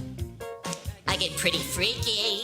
He's a super freak. The kind of fish you dream about. You got freaky dreams. I get pretty kinky. He's a super freak. But only if you pay me. Gotta pay the fish. I need a tip. I need a tip. I need a tip from you. And you. And you, human. You and you and you. Hit the super chat, hit the button now. BB21, can you explain to my flat earther buddy why it's round? Love your channel. Long Island for the win. If you look up, I think his name, is it Dr. Dave? Scientist Dave? He has a couple of great videos on debunking flat earth. I only send you to him because he's a scientist. He's going to do a better job. But what's great about Dave debunking flat earth is he's very emotional about it. Like, he's very angry at flat earthers. He even did one video where he had a flat earther on for like a debate. And I don't want to say that he was a jerk. He was kind of a jerk and very condescending. It's not at all how I would have approached it. But it was entertaining. So I'm probably going to cover flat earth maybe on the podcast, although it's easier to do that with visuals. I've avoided it, BB, because YouTube flags those videos. But whatever his name is, Dr. Dave, Scientist Dave, he gives you all the information, and he's very entertaining because he's very, very passionate about it. Zephyrus Collins, you should do a life story and Hecklefish episode. That's a good idea. His life story expands every week, but you learn the most about him, I think, from the sponsor ads. Pete Griswold, why is flat Earth so hollow? And look, I'm not a flat Earth. Sheila Davis, you're Strong Island as well. Cool. Good to see Long Islanders in here. Yeah, I'm not a flat Earther, but like any theory, I'm open. I'm open to everything.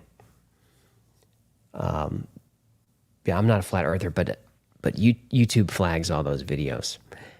So I have spent hours like on Rumble and BitChute where you can actually see flat Earth videos. I've spent hours watching those, and then I get up from that 2-3 hour flat Earth video session almost believing it. Like it's like they make a lot of good points, and then I have to go watch someone like Dave or some of these other guys that like put me back on the straight and narrow. But I like the rabbit holes where something's so bonkers that it almost gets me to believe. I like that. That's fun. For Joe Rogan to go in your live chat, you're going to have to allow him to smoke his weed. That's true, Jose. But remember, for probably 10, 12 years, he was smoking my weed. And Gino's. If you go back a couple of years and just look around his studio, you see a bunch of speed weed stuff in there. Phil Schneider, Dumb's Look, yeah. Deep Underground Basses. So that's the Dulce bass episode. Jefferson Triplet, how do you do the Hecklefish's bowl effect? I don't know what you mean, man. He just swims around in it.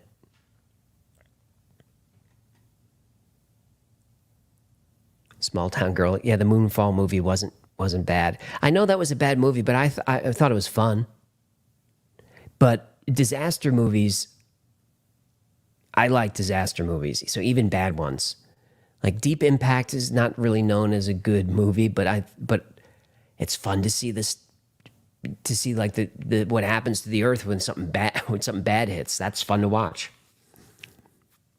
Tony Montana, you have your own weed line? No, I do not. But for a long time, like 10, 12 years, Gino, Jen, and I ran Speedweed, which at the time was the largest marijuana delivery service in the world. We started out of LA and branched out to all of Southern California. But I don't miss those days. That's a hard business to be in. Spanish Fly, will you do a meet and greet? If you follow, like if you're on Patreon and Discord, you know that I'm very much an introvert. I'm not good in large groups of people, but I will we're calling it YCon. We will do one of those at one point at some time soon. Like I don't know what to call them. You know, my managers and agents want like to do Y-Files on the road, which kind of sounds fun, but it also sounds kind of terrifying. Like, I don't know what we would do. They said we can do like 12 or 20 cities and do a live show. I don't know, man. That sounds terrifying. Paul, your idea for YCon, I think, was to do the cruise, which is a pretty fun idea. So this January, I'm going on the Impractical Jokers cruise because Murr's a fan of the show and he's become a friend. So when we're there, I'm just going to kind of look around and maybe pick his brain. Like, how does this work? How do you do this? Hello, EA. But it should be a fun cruise. Impractical Jokers and Eric Andre his fans will be there as well. So that could be a good time. Billazilla crossover with Mr. Ballin. I don't know if that's doable. I mean, I would do it. I don't know if John would be down for it. John's not going to slum it with the Y-Files. Jack Trading sounds like a nut convention. Don't do it, AJ. It could be. You know, the Patreon members are, for the most part, super great. The regulars on Discord are, for the most part, super great. And everyone who's in the chat, for the most part, is great. The chat's not as great as the others, but for the most part are okay. But I get some emails that are rough. You know, not just I don't mind people that seem like they're a little disturbed or whatever. I don't mind that. I don't mind weird, but people email me threats and things. Just why? So I worry about going out into the public and then those people show up. I mean, creators do it, so there's got to be a way. Is the banner blocking GMA? I'm looking at the stream and it doesn't look like it. All right, I think I think we may do our last one. It's John Teeter. Because we still got a little over 2 hours left. Unless I can roll one and then head home and then jump back on. Hey, Vince, I am doing well. Iron Man, you threaten AJ, threaten all of us. Now, it's just, the threats don't scare me, and there's not that many. I don't want to seem like every day my email's a nightmare. It's just once in a while you get something, and so the occasional threat, and half the time they're from very religious people, which seems like a contradiction to me, to be super religious and then threatening to hurt someone else because you perceived that I slighted your religion, which if you watch the channel, I have great respect for religion. So it's kind of weird. The samurai, why the heck would people send you threats at all? The religious, I get it, but I really don't know. I really don't know. I'm tempted to even pull up a couple of emails, but but I also know that's not a good idea.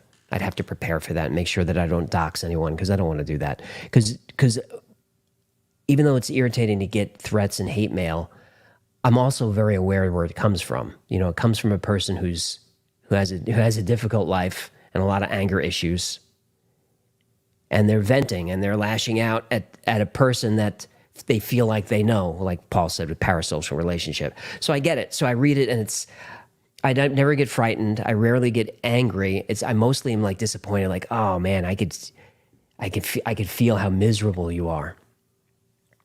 P4T Justice, yeah. People accuse me of being a Fed. I don't get a lot of hate about that. I think it's funny, or it was funny until it became a whole thing with whole threads online about going through my stuff to prove that I'm a Fed. Then it wasn't as fun. But that seems to have died down. Colorado Kid, trolls will be trolls. Yeah, the trolls are here, but I mean like in my email, in my inbox. I get phone calls too.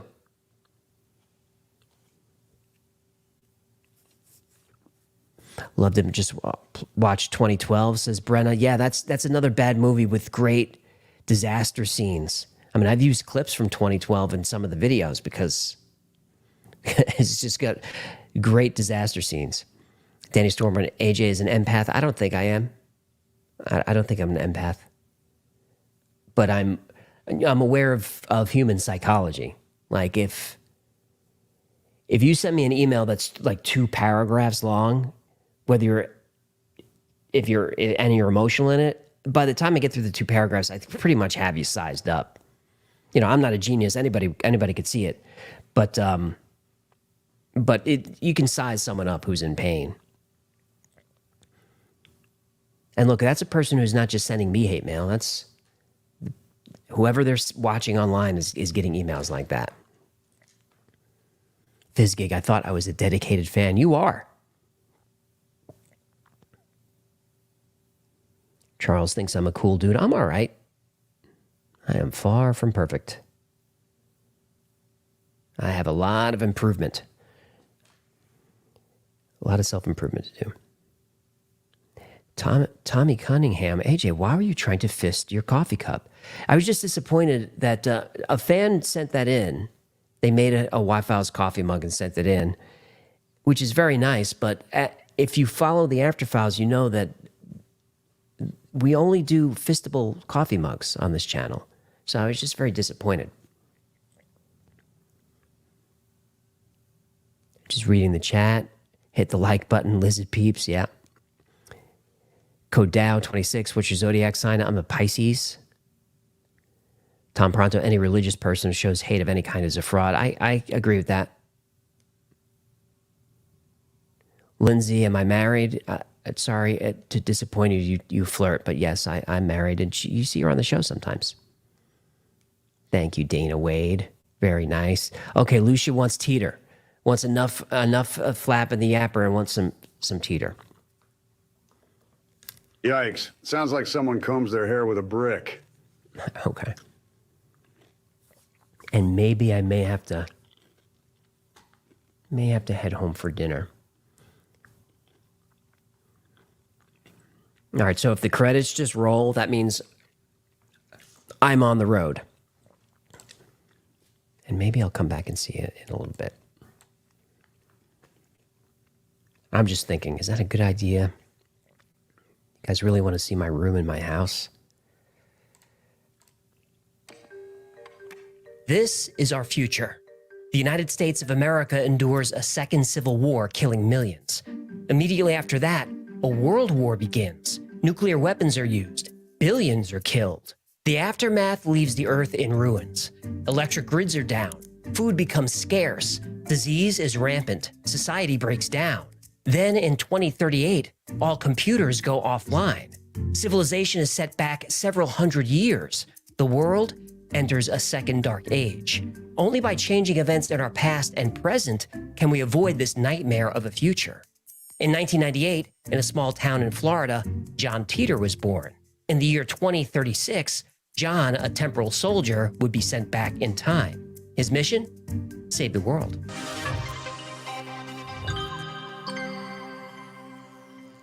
On July 29, 1998, Art Bell, host of Coast to Coast AM, was running what he called open timelines. He wanted calls from people who claimed to be time travelers.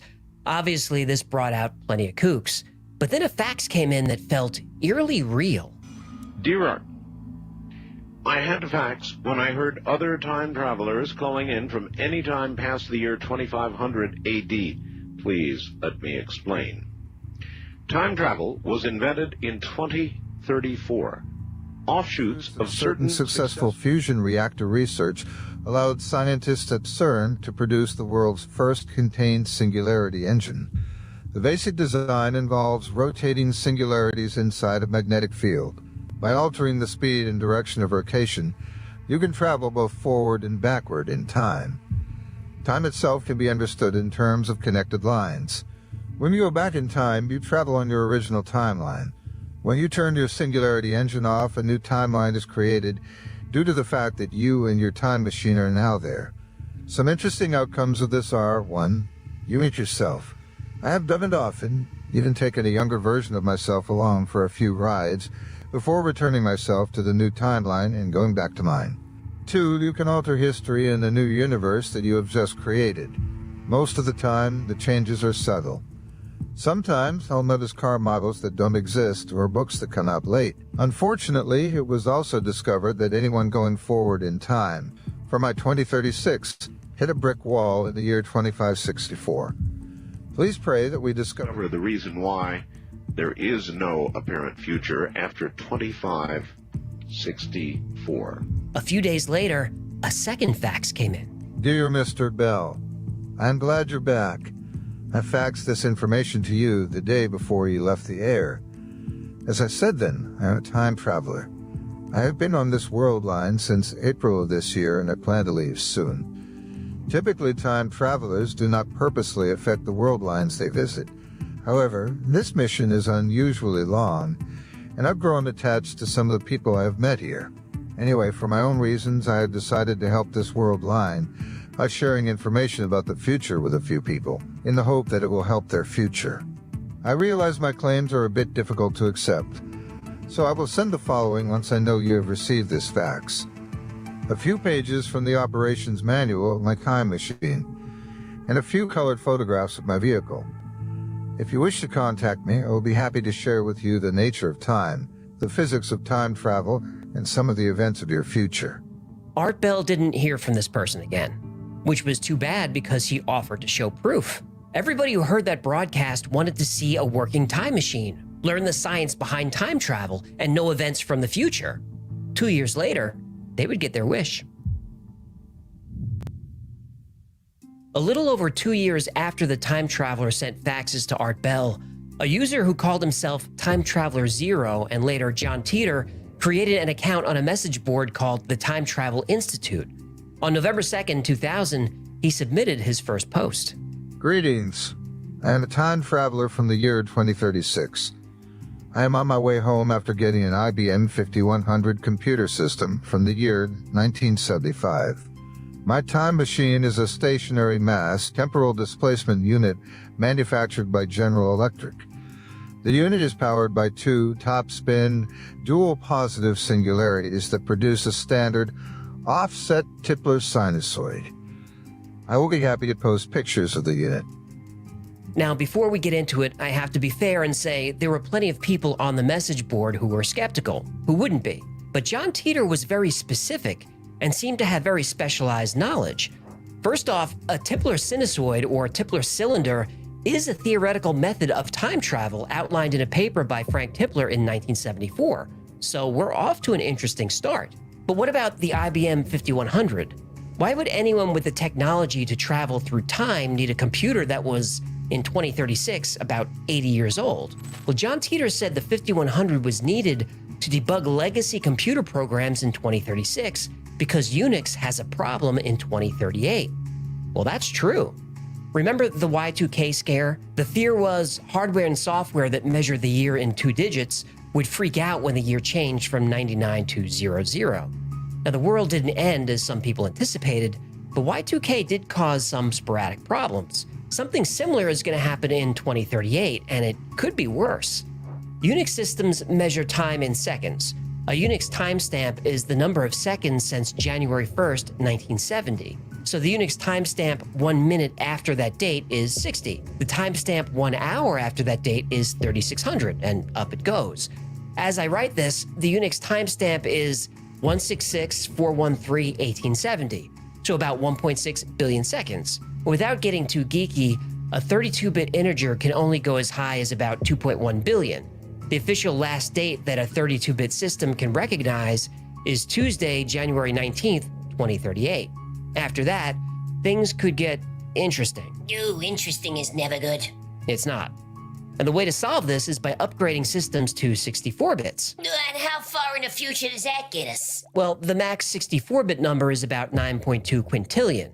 So that gets us to the year 292 billion and change. Oh, that should be enough.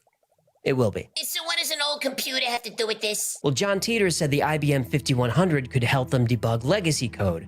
And this is actually correct. Most personal computers, like the IBM 5100, could only support the basic programming language. But the 5100 had special functionality that was hidden from the public. It could run programs written in BASIC, but it could also run APL programs written for IBM mainframes. That's useful. Only the IBM engineers who designed it knew this secret. They were afraid of how competitors might use it. In 2002, NASA was buying old gear on eBay because that was the only way to find Intel 8086 chips, which they needed for various missions.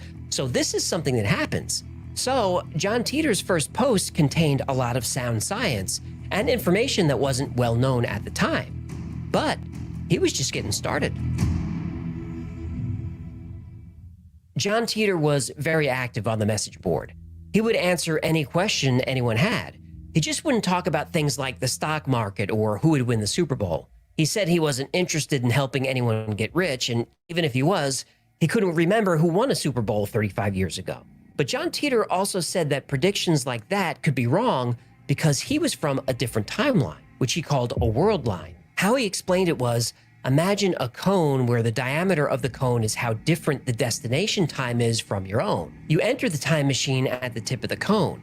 The further backward or forward in time you go, the larger the divergence. Titor said that when he arrived in the year 2000, the divergence was about 1 or 2%. Now that's not a lot, but it's enough where different teams could win different games. What Titor is describing is the many worlds interpretation of quantum mechanics, where anything that can possibly happen does happen, it just happens in a different timeline. Titor specifically referred to the Everett Wheeler model, which again shows a good grasp of quantum mechanics and the scientists working in the field. And even though John Titor wouldn't make petty predictions, he would describe his life and the future in detail. John said that in the early 2000s, there would be a Waco-type event every month that steadily gets worse. The Civil War in the United States starts in 2004, and the war affects everyone. At the age of 13, John joins a shotgun infantry unit called the Fighting Diamondbacks, and the war continues until 2015 and finally ends with what he calls a very short World War III. Taking advantage of America's weakness, Russia attacked cities in the United States, China, and Europe. The United States retaliated, and as a result, 3 billion people are killed. The only people to survive are the ones who don't live in the big cities. In the aftermath of the war, the United States is split into 5 separate regions. Each region elects its own president, and all 5 presidents serve a new, very diminished federal government in the capital, which has been moved to Omaha, Nebraska. In 2036, I live in Central Florida with my family. I'm currently stationed at an Army base in Tampa. A world war in 2015 killed nearly 3 billion people. The people that survived grew closer together. Life is centered on the family and then the community. I cannot imagine living even a few hundred miles away from my parents. There's no large industrial complex creating masses of useless food and recreational items. Food and livestock is grown and sold locally. People spend much more time reading and talking together face to face. Religion is taken seriously, and everyone can multiply and divide in their heads. This new world is now a simpler place. More focus is placed on family, the community, and religion. The biggest fear John Titor has is mad cow disease, which has become a worldwide pandemic. John transfers into a military unit with 7 other time travelers, and their job is to go back and try and prevent as much environmental damage as possible. The narrative John Titor creates is very detailed, and I'll link to a page where you can read every one of his posts. And even though people on the message board were entertained and fascinated, they were skeptical. They wanted to know, 1, can you tell us how your time travel device works? And 2, can you show us a picture of it? The answer was yes, and yes.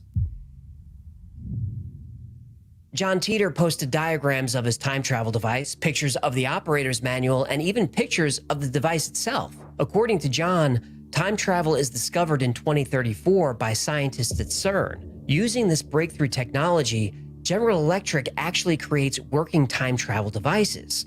These machines go through various iterations and improvements. The time travel unit John Titor uses is a C204 gravity distortion time displacement unit, which operates using microsingularities, or tiny black holes. The source of power for the C204 that allows it to distort and manipulate gravity comes from 2 microsingularities that were created, captured, and cleaned at a much larger and circular facility. The dual event horizons of each one and their mass is manipulated by ejecting electrons onto the surface of their respective ergospheres. The electricity comes from batteries. The breakthrough that will allow for this technology will occur within a year or so when CERN brings their larger facility online. John Titor talks about Kerr black holes, which are black holes that rotate, and Tipler cylinders. Now, these are real theories in physics that involve time travel. One of the most interesting pieces of technology in John Titor's time machine is called a variable gravity lock system, or VGL. Since the machine only travels through time and not space, the VGL makes sure that the Earth is in the same place in orbit when it reaches its destination. Otherwise, you end up floating in space, which is not ideal. The hard part of traveling through time is not the bending of gravity, but the plotting of your course and holding to the basic position in your environment. This is done through a system called VGL, Variable Gravity Lock. In effect, it holds you to the Earth. During travel, it periodically checks to see that the field is not varied. If it does, it stops and reverses course or drops out at that point. Buildings and other terrain features are avoided in the same way. As soon as the VGL sensors pick up an unexpected mass in the target world line, it would shut down. The C204 has an array of computers, clocks, and sensors to get you to the correct date. But because timelines get more and more different the further forward or back you go, the unit maxes out at about 60 years. Someone asked him about traveling back 1,000 years. John said that you wouldn't even recognize that world. The distortion unit reaches its target destination by using very sensitive gravity sensors and atomic clocks. The basic unit of calculation is the second. So yes, in a sense you do dial in a date, and the computer system controls the distortion field. At maximum power, the unit I have is capable of traveling about 10 years an hour. Unfortunately, time travel is not an exact science. There is inherent error and chaos in the computer's ability to make accurate calculations. Based on the current technology of the clocks and sensors, distortion units are only accurate to about 60 years or so. So no, in 2036 we are unable to travel back 1,000 years due to the error rate in the system. The divergence between the world line of origin and the target world line would be too great. If one were to try and travel back that far, history would look nothing like what you would expect. In other words, if I wanted to go back 2,000 years and meet Christ, there is a better than average chance I would end up on a world line where he was never born. Hold on. One of those pictures, it looked like a bucket seat with a seatbelt. Yep, that's because on John Teeter's first trip, the time machine was mounted inside a 67 Chevy. No, I guess a DeLorean is too on the nose. Well, the reason for the Chevy and why John later moved the machine to a truck is because the C-204 is heavy. It needs a vehicle with a suspension that can handle the weight. Plus, the time machine has to be mobile. Since it only travels through time and not space, you have to drive to your physical destination first and then move through time. He chose those vehicles because they blend into the times he was traveling to. No, did he say what it feels like to time travel? Like, does it hurt? Does your face get all stretchy? Well, John Teeter does talk about this. The gravity field generated by the unit overtakes you very quickly. You feel a tug toward the unit similar to rising quickly in an elevator, and it continues to rise based on the power setting the unit is working under. At 100% power, the constant pull of gravity can be as high as 2 Gs or more, depending on how close you are to the unit. There are no serious side effects, but I try to avoid eating before a flight. No bright flash of light is seen. Outside, the vehicle appears to accelerate as the light is bent around it. We have to wear sunglasses or close our eyes, as this happens due to a short burst of ultraviolet radiation. Personally, I think it looks like you're driving under a rainbow. After that, it appears to fade to black and remains totally black until the unit is turned off. We're advised to keep the windows closed as a great deal of heat builds up outside the car. The gravity field also traps a small air pocket around the car that acts as your only O2 supply, unless you bring compressed air with you. 2 Gs, ugh. I could never time travel because of my IBS. That's TMI. No, it's IBS. Never mind. Naturally, people were skeptical of all this technology, but John Teeter didn't really care. My goal is not to be believed. Most people do not take news of the war very well, but I find that everyone believes it's inevitable. I watch every day what you are doing as a society. While you sit by and watch your constitution being torn away from you, you willfully eat poisoned food, buy manufactured products no one needs, and turn an uncaring eye away from millions of people suffering and dying all around you. Perhaps I should let you all in on a little secret. No one likes you in the future. This time period is looked at as being full of lazy, self-centered, civically ignorant sheep. Perhaps you should be less concerned about me and more concerned about that. You know, he makes a lot of good points, but there's no reason to be a dick about it. John Teeter's face was never seen, his voice was never heard, and John Teeter is not his real name, so there's not much we know about him. But one person did have a close relationship with John, or at least claimed to: Pamela Moore. Pamela was very active on the message boards and spent a lot of time chatting with John over IM. Before John Teeter left, he said he would make a departure video and send it to Pamela. How's she supposed to know the video's legit? Well, because John provided Pamela with a secret song to act as a password. This is something only the two of them know, so she could identify imposters. And to this day, the departure video has not arrived, and Pamela has never revealed the secret song. On March 24th, 2001, John Teeter would leave his final message and some words of wisdom. I will be leaving this world line shortly, and this will be my final post.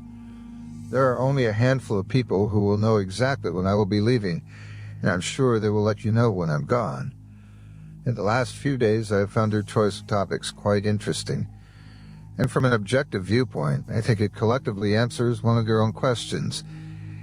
If time travel is real, where are all the time travelers? In the past, I've stated that, quite frankly, you all scare the hell out of me.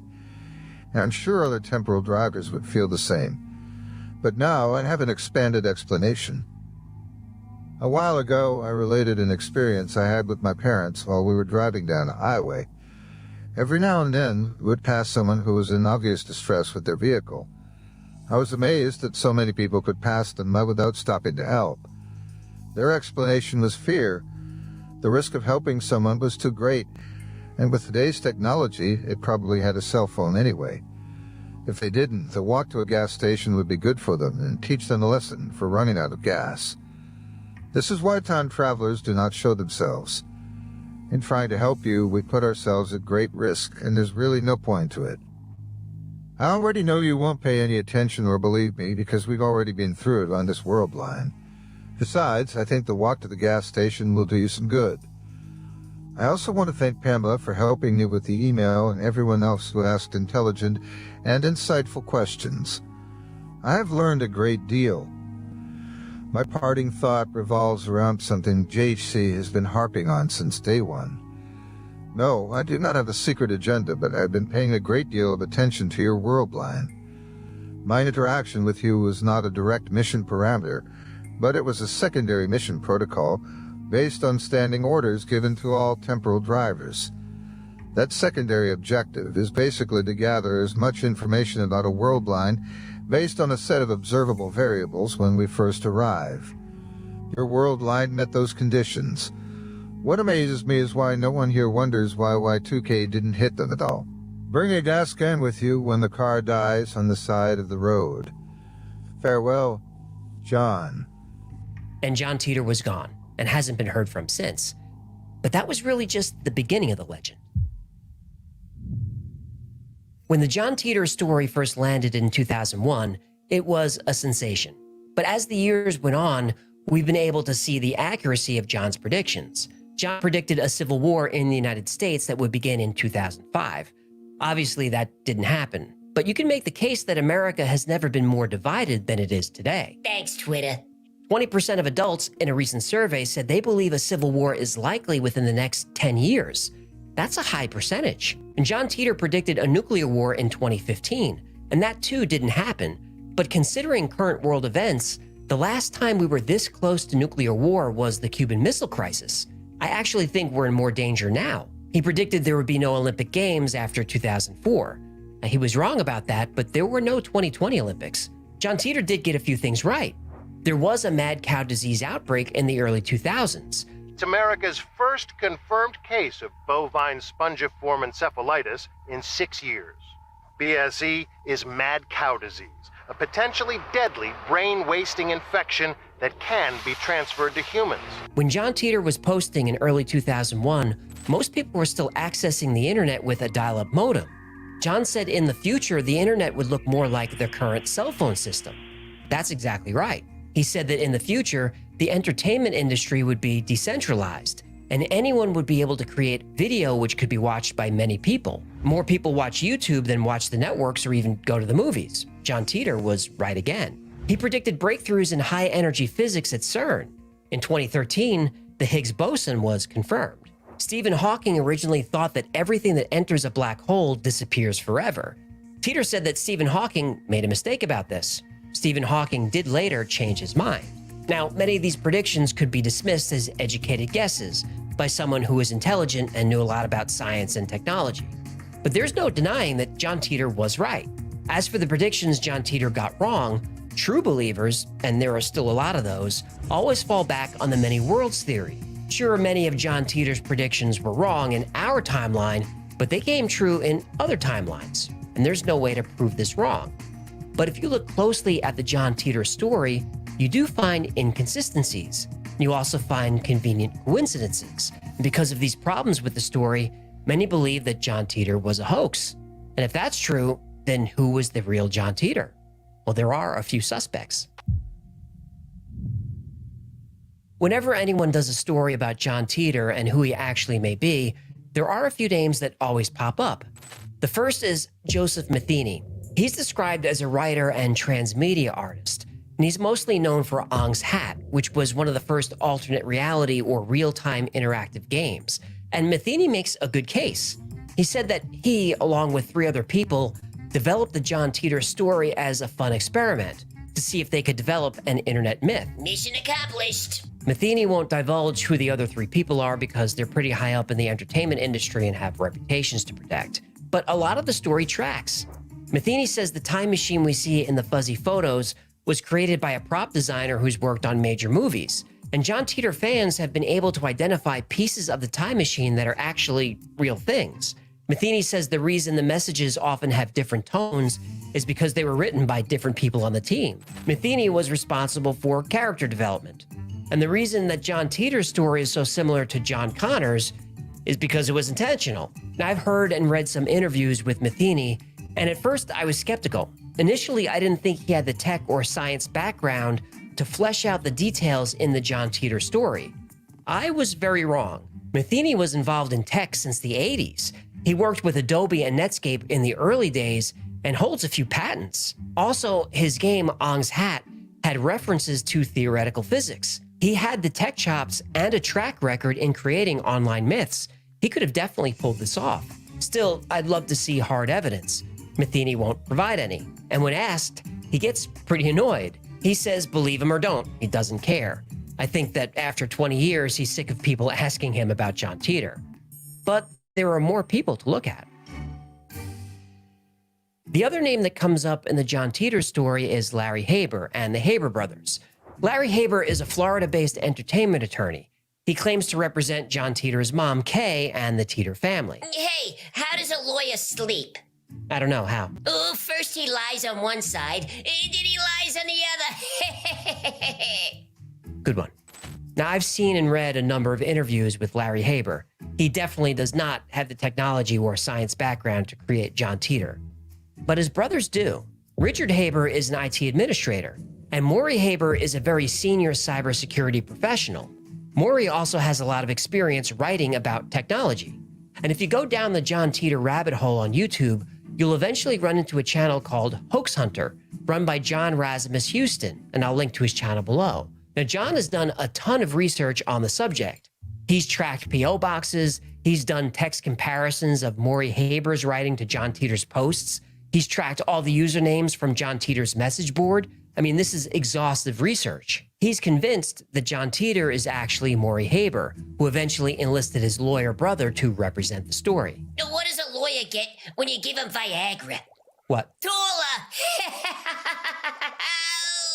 Have a problem with lawyers, do you? I've been divorced 3 times. What do you think? Larry Haber has been attached to John Titor for years. Not only does he claim to represent the Titor family, in 2003, he registered the John Titor Foundation, LLC, a for-profit business. And this LLC published John Titor's posts as a book called A Time Traveler's Tale. Larry Haber also registered John Titor as a trademark in 2007. So this lawyer claims to represent the Titor family, right? Yeah, And at the same time, he's got businesses and books and is making money from this thing? that's right. Isn't that a conflict of interest? I think it is, but I guess Larry Haber and the Titor family are okay with it. He won't say. Hey, how do you get a lawyer out of a tree? How? Cut the rope. Joseph Matheny said he had someone reach out to the publisher of Larry Haber's book and get it pulled. Larry Haber can't confirm that Matheny did this, but he did confirm that the book is out of print and doesn't know why. So this Matheny guy torpedoed the lawyer? That's what it looks like. He's okay in my book. Hey, what do you have when a lawyer is buried up to his neck in sand? What do you have? Not enough sand. I got 1 million of them. Baby. In Larry Haber's defense, even though he represents the Titor family, he doesn't claim to believe the story. He says he doesn't know one way or the other and doesn't care. He's just working for his client. And making money from his client. Yeah, and that. Pamela Moore said she was sent a copy of Larry Haber's book, signed by John with a song quoted at the end. Was it the secret song? Nope. How do you know if a lawyer is lying? His lips are moving. Over 20 years later, and the John Titor story still fascinates people. Honestly, I had never considered doing this story because it's been done so many times, but it's one of the most requested topics on the channel. I think the reason we love time travel stories is because it all comes down to possibilities and opportunities. A story about a possible future, especially such a frightening one, gives us an opportunity to reflect on our present and choose a path to avoid that dark future, or it gives us a chance to prepare for it. Think of how useful it would be if someone came back from that future to warn us, to give us the exact steps to follow to ensure our survival. Well, before John Titor disappeared, he did just that. Do not eat or use products from any animal that is fed and eats parts of its own dead. Do not kiss or have intimate relations with anyone you do not know. Learn basic sanitation and water purification. Be comfortable around firearms. Learn to shoot and clean a gun. Get a good first aid kit and learn to use it. Find 5 people within 100 miles that you trust with your life and stay in contact with them. Get a copy of the U.S. Constitution and read it. Eat less. Get a bicycle and 2 sets of spare tires. Ride it 10 miles a week. Consider what you would bring with you if you had to leave your home in 10 minutes and never return. Now, I don't know if the story of John Titor is real. I don't think we'll ever know. But still, my family is taking his advice. We've got the first aid kit, the bicycle, and lots of ammo. We're prepared for the future that John described, at least as best as we can be. And it's okay if you don't believe that John Titor is from the future. It's a story that anyone would be skeptical of. But be skeptical of John Titor at your own risk. Me? I'm not willing to take the chance. Thank you so much for hanging out with me today. My name is AJ, that's Hecklefish. This has been the Y-Files. If you had fun or learned anything, do me a favor and like, subscribe, comment, share. That stuff really helps the channel. And like most topics we cover on the channel, today's topic was recommended by you. If there's a story you'd like to see or learn more about, go to theyfiles.com/tips. And special thanks to our patrons who make this channel possible. I'm amazed by your generosity.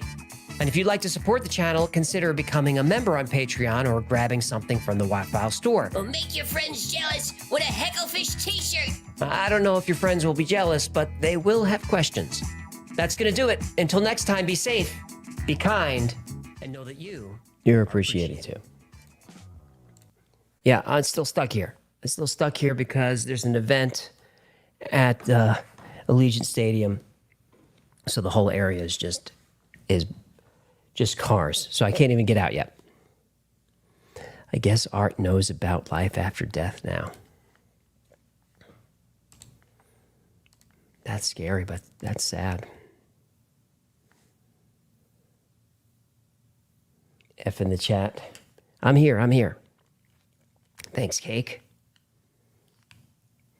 I'm here, Mischief, I promise. Ohio, dinner's it's at home waiting for me.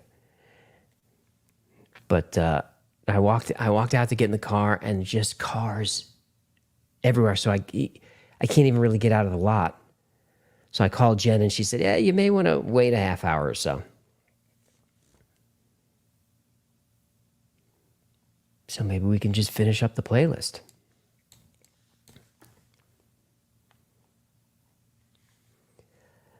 Jeffrey, coming back for dinner. I'm going to go grab dinner in a little bit. Yep, R.I.P. Art. Medieval time travel episode. That's a fun idea. What was the name of that great Michael Crichton book? It was a terrible movie. I think, was it Timeline? That's a good time travel book. Astral projection episode is coming up, Elena. Great show. Love the lawyer jokes at the end. Yep. Jennifer, you've made the drive to pay homage to Art Bell's grave. Very emotional. Yep. I'm going to do that, and I'll live stream it if I can do that respectfully. Madman Markham episode is coming up shortly. Markham he's another time traveler who was on Art's show a couple of times. Pardon my French, I haven't done anything about fossilized giants, but we did do an episode on giants. Tranny Fluid. Time Bandits is a great time travel movie. Yeah, saw that twice in the theaters. MH370 is coming. Life expectancy, I think you mean the Montauk Project. If you do, then you missed it. You just missed it. We played it about an hour ago. Someone DoorDash AJ a sandwich. What's up, Joe P? That's Joe P's the official beard of the Y-Files, by the way.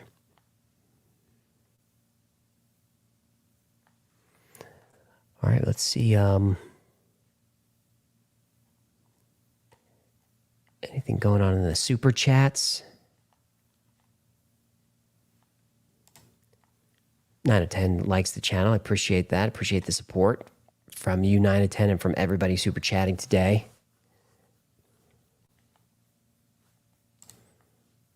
Thank you for the buck, Cassandra. Dr. Taylor, will they be offering a Hecklefish bumper sticker soon? That's a good idea. I'd put one of those on my car. So we don't have that yet, Doc, but we will work on that. That's a great idea. All right, what did I say was next? Sergei Ponomarenko?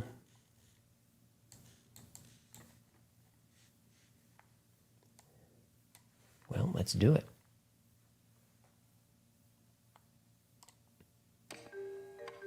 On April 23rd, 2006, a man in his early 20s was seen in Kyiv, Ukraine, staring at a high-rise apartment building.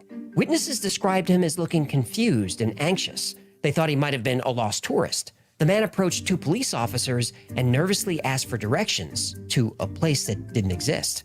The officers asked the young man for identification, but there were 2 problems with his ID. One, his documents were issued by the Soviet Union, which no longer existed. The second problem, according to his birth date, this young man was born in 1932.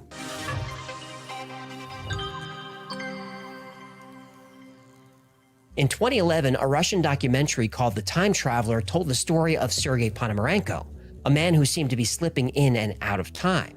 Eyewitnesses first saw Ponomarenko standing at an intersection in Kyiv looking confused and a little frightened. He was described as being in his early 20s and wearing clothes that looked new but were 50 years out of fashion. Ponomarenko was asking everyone he met how to get to Peshnaya Street, but nobody heard of it. His strange behavior caught the attention of police officer Sergei Anapenko and his partner, who approached him. Again, Ponomarenko wanted directions to Peshnaya Street. When he tried to find the street on a map, all that was there was a landfill. Officer Anapenko now took notice of Sergei's vintage clothing that looked brand new. He noticed that Sergei was wearing an antique camera around his neck, which also looked new. But what really caught the police officer's attention was Sergei's identification. According to the document, Sergei was born in Kyiv in 1932. That should make him 74 years old, but here he was looking no older than 25. What surprised me most was his identification papers. The papers were dated 1958, but they were like new. There was a photograph that looked similar to this man, but I didn't see how it could be him. I assumed this person was out of his mind and had to get him to a psychiatrist. Sergei Ponomarenko didn't want to see a psychiatrist, but his options were that or be arrested for vagrancy, an easy choice. So Sergei was taken to a private psychiatric clinic where everything is captured on video. And that's when things get really strange. Sergei Ponomarenko didn't want to go to a psychiatric clinic. You can see him on CCTV acting agitated and nervous. The receptionist said when he arrived, he became even more confused. I remember he kept looking at my mobile phone, just staring at it. He didn't want to give me his code or his camera or any of his belongings. I knew he was going to be a difficult patient. Compared to the picture at the time of his disappearance, he hasn't aged at all. But even more strange is the background of the photograph. You can see the Motherland statue over Sergei's right shoulder. There's no question that this is Kyiv. Investigators went to the exact spot where Sergei took the picture. They found the location, but the rest of the skyline is wrong. Kyiv doesn't have all those skyscrapers, at least not yet. On the back of the photograph was a message to Valentina, written in Sergei's own hand. Dearest Valentina, everything is fine with me. I'll try to return when I can. Yours, Sergei. It would seem that Sergei Ponomarenko had jumped into the future once again.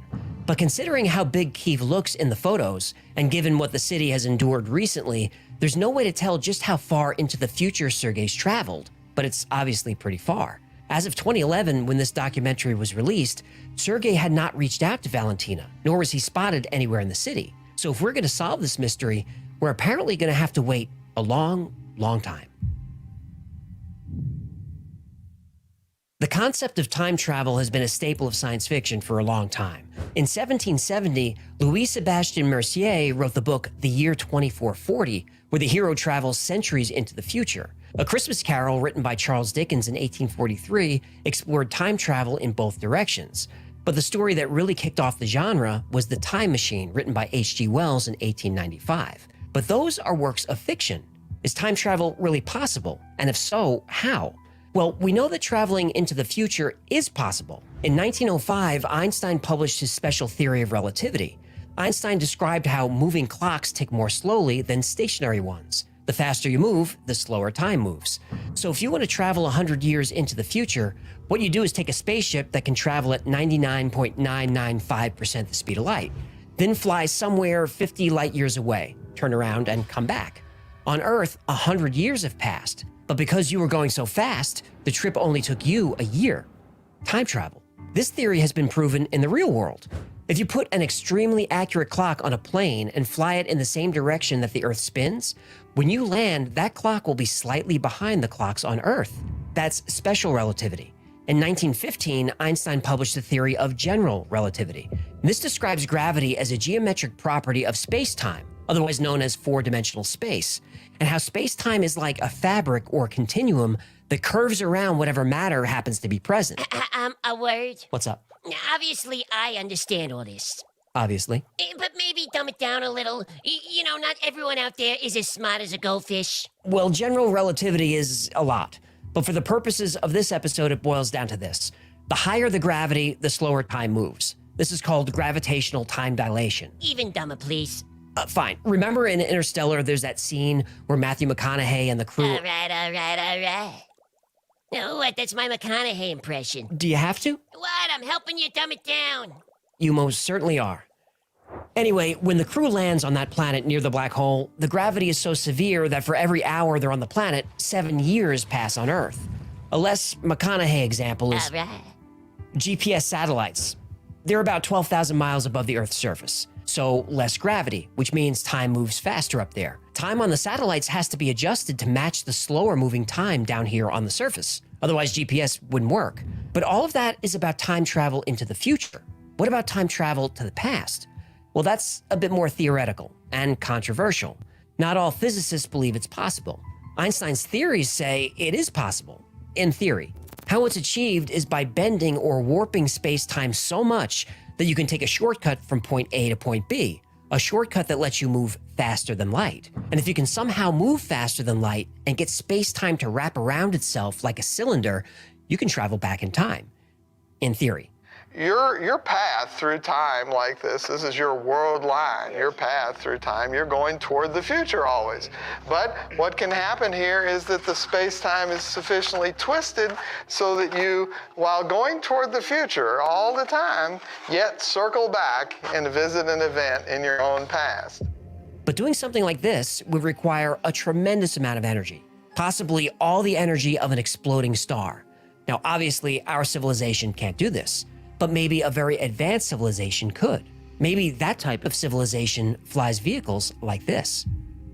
So is that what happened to Sergei Ponomarenko when he took a picture of the UFO?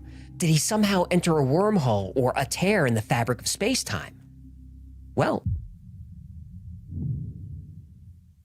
now we've heard the story of Sergei Ponomarenko, and we've determined that time travel is theoretically possible. So is this story true? No. But every article and video I found that covers the story seems to be just a retelling of each other's version of the story, and none of those versions are right. Today you learned the real story because I was able to track down the original full-length documentary, which I had translated from Russian, which wasn't easy. Oh, I could have done that for you. Oh, you speak Russian? Да. Everyone knows that word. У меня много секретов, чувак. Okay. Anyway, there are a few things in the documentary that point to a hoax. First, in the credits, there's a casting director. But maybe that's for the scenes that were dramatized. Fine. But the police officer says Sergei appeared on Tuesday, April 23rd, 2006. The camera in the lobby says Wednesday, April 23rd. But they're both wrong. That was actually a Sunday. And during his first visit, Sergei tells the doctor that he was born in June 1932. But his ID says he was born in March. During Sergei's second visit to the doctor, the time is 10:39 a.m., April 25th. so the dates and times are all over the place. You'd think if you were writing a time travel story, you'd try to be correct about the, time. I know, that was disappointing. Next, the picture of Sergei that the police have on the missing persons report. Look at the picture Sergei sends to Valentina. Look at his clothes. Look at his collar. They're the same clothes, and his collar is flipped the same exact way in both photos. This is the same picture. His expressions are different, but he's been digitally aged, so the producers probably did that to make it seem more real. But these are details they probably should have caught. So yeah, this story is fake. But still, I think it's one of the best time travel stories I've come across. The actors were convincing, and as long as you don't pay too close attention, the pictures are great. So why are we so fascinated with time travel? Well, I think it's because time is one of the few things in our lives that is equal for everyone, and that no one can control. No matter how much wealth or power you may accumulate, eventually time wins. Time travel makes us think of the possibilities of the future, of what may exist after we're gone. Time travel also reminds us of the impossibilities of the past, of decisions made, of mistakes, regrets. How many things in your life would you go back and change? Maybe you wouldn't have said that stupid thing in class. Maybe you would have stood up to that bully in your neighborhood, or been nicer to that nerd on the bus. Stop reliving your childhood. Or maybe you would have taken a chance on that business idea, learned a foreign language, traveled the world. But there is a trick we can play on ourselves to take back a little bit of control of time. It's something I try to do whenever I have a difficult decision to make. 10 years from now or 20 years from now, your future self is going to think back to today, right now, and you're going to have regrets. Your future self will say, I'd give anything to go back and make different choices. Well, you're here now. Now is your chance. Be good to your future self by taking chances, by being kinder, by not sweating the small stuff. Because look, time eventually runs out for all of us. And when you get to the end, whether that's next year or 50 years from now, you don't want to look back on your life with regret, saying I should have done this or I wish I did that. Don't do that to your future self. When you finally get to the end, your only thought should be, man, that was a hell of a ride.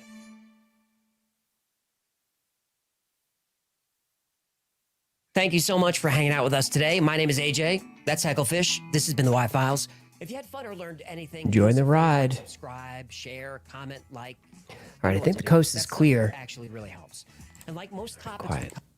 I'm sick of hearing that guy's voice. I think the coast is clear, but I'm going to fire up the gateway process. Oh yeah, someone was asking about Monroe Institute. But we'll fire up the gateway process. And I'll check in with you guys when I get home. But if I don't see you, I appreciate you hanging out today. I hope you had fun. Thanks to everyone who super chats. It helps keep things going. I appreciate you guys. Safe journey, Charlotte, and we'll have those beanies coming for you soon.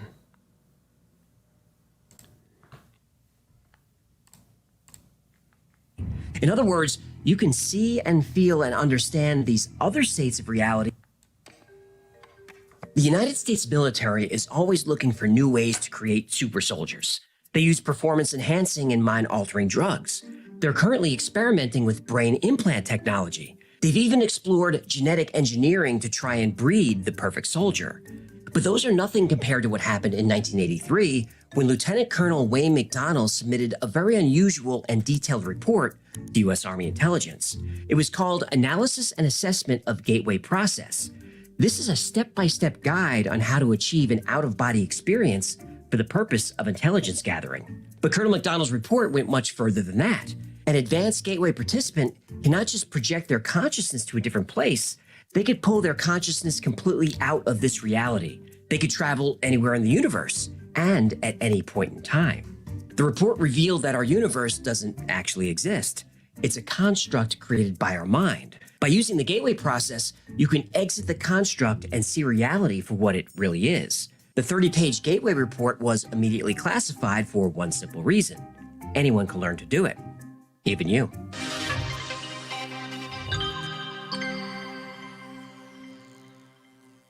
Colonel McDonnell's analysis and assessment of Gateway process gets right to the point. There are alternate states of reality and other dimensions that exist outside our physical world and outside of time itself. Whoa, it sounds like I'm gonna need a brain bucket for this one. Oh yeah, this is the strangest military report I've ever read. I'm surprised it's not still classified. According to the report, we can use the gateway process to access other dimensions. Now, if you think that sounds paranormal or like New Age mumbo-jumbo, you're not alone. Even Colonel McDonald was aware that this was the impression his report would give. So he starts off by grounding his research in science. McDonald consults Itzhak Bentov, a well-respected biomedical engineer, to help him understand the physical aspect of the process. He uses quantum mechanics to describe the nature of human consciousness, and he employs both classical and theoretical physics to explain the out-of-body phenomenon. But most importantly, the report gives step-by-step instructions on how to have a gateway experience. Follow these instructions and you could learn to astrally project, visit other dimensions, and even slip in and out of time. This is why the military was drawn to it and studied it for years. If the United States could train a unit of psychic spies that could project their consciousness anywhere unnoticed, that would be very effective at gathering intelligence. Still, McDonald knew his report would be difficult to believe, but he really thought it could be done. There is a sound, rational basis in terms of physical science parameters for considering Gateway to be plausible in terms of its essential objectives. Intuitional insights of not only personal but of a practical and professional nature would seem to be within bounds of reasonable expectations. My brain bucket, it's gonna fill up fast. It is. You better have a spare bucket handy. The Gateway process is a training system developed in the 70s by the Monroe Institute in Virginia. Colonel McDonald, along with other military personnel, went through the week-long training process that anyone can do, even today. But the Gateway report ended with a final warning that nobody really expected. Because this method is accessible to anyone, Colonel McDonald warned that the military should be prepared for encounters with intelligent and non-friendly entities that could exist outside the boundaries of time and space. In other words, a psychic war.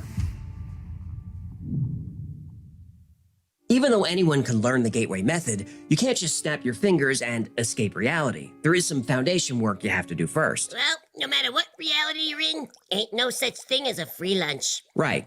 You have to learn relaxation techniques, meditation, and extreme focus. You also have to set all doubt aside and let your mind be open to a completely new way of thinking. Only once you master these techniques can you begin to comprehend the true nature of reality.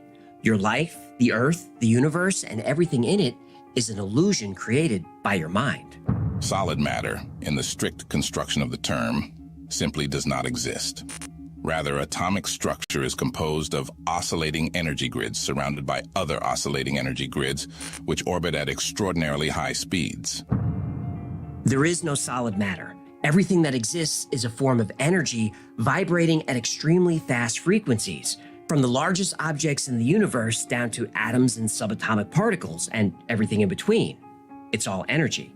The point to be made is that the entire human being, brain, consciousness, and all, is, like the universe which surrounds him, nothing more or less than an extraordinarily complex system of energy fields. So-called states of matter are actually variances in energy, and human consciousness is a function of the interaction of energy. Our consciousness is tuned into the frequencies of energy that make up the world that we see. But we only perceive a small percentage of the energy that actually exists all around us. Think of tuning a radio. If you tune into a rock station, you only hear music broadcast on that channel. Now, of course, there are lots of other channels with all different kinds of music, but your radio doesn't play them all at once, only the single station it's tuned into. Our brains are like that radio, designed to filter out everything except for the energy that creates our reality. And just like a radio converts energy into sound, our brains convert this universal energy into things we can see and hear and taste and touch. But none of the solid matter around us is actually there. Our senses create the illusion of matter so that we can experience this reality in a way that we can understand. Now, according to the Gateway report, we're all living in a shared universal hologram. The universe is composed of interacting energy fields. It is in and of itself one gigantic hologram of unbelievable complexity. According to the theories of Karl Pribram, a neuroscientist at Stanford University, and David Bohm, a physicist at the University of London, the human mind is also a hologram, which attunes itself to the universal hologram and achieves the state, which we call consciousness. The Gateway process teaches you to turn off the filter in your brain and gives you access to alternate states of reality. and lets you escape space-time altogether. And anyone can learn to do this. You don't need to decalcify your pineal gland or spend years at a Buddhist monastery. You don't need a shaman or a guru or mind-altering drugs. You just need headphones. The gateway process is done by listening to sound. Yeah, but tell me more about those mind-altering drugs. In the 1950s, New York broadcasting executive Robert Monroe found evidence that different types of sound could affect the human mind in different ways. Some sound patterns would make you sleepy. Another would make you alert. Some sound can give you anxiety. Other sounds are very relaxing. Well, people have said my voice is relaxing. Then you're not reading the comments. Using this discovery, Monroe began experimenting with hypnopedia, or sleep learning. Monroe was convinced that there was a connection between sound waves and not just a person's mood, but their ability to learn and retain information. Now, one night while trying a sleep learning technique, Monroe had an experience that was unexpected but would change his life. While listening to a specific sound frequency, his body slowly became paralyzed. He then started to feel a vibration that became stronger and stronger. Suddenly, he was awash in bright white light. Then a sound, or maybe just a sensation, of a rush of air that became a roar so loud it was unbearable. Then, in an instant, everything was quiet. The vibration stopped, the light dissipated, and Robert Monroe found himself in his bedroom floating above his sleeping body. There was no name for this at the time, but later became known as an OBE, an out-of-body experience, a term that Monroe himself popularized. Though this OBE happened completely by accident, he was able to use sound to replicate the experience 9 times over the next 6 weeks. Monroe wrote about the experience in his 1971 book, Journeys Out of the Body. He went on to found the Monroe Institute and became a prominent researcher in the field of human consciousness. Soon Monroe discovered that while out of his body, he could identify, access, and sustain different states of consciousness. This is done by synchronizing the left and right hemispheres of the brain. Now, even though the brain functions as a whole, its different parts serve different functions, as do its 2 hemispheres. The left hemisphere is traditionally associated with logic and reason, perception, and focus. The right hemisphere is responsible for emotion, creativity, and intuition. So it's like a sideways mullet. A sideways mullet? What are you talking about? A mullet, you know, business in the front, but a party in the back. 2 pieces of your brain are like that. But a mullet is the front and the back, and the brain is left and right. So the mullet, it's sideways. I'm sorry, all this about dimensions and realities and mullets, it's hard to contribute.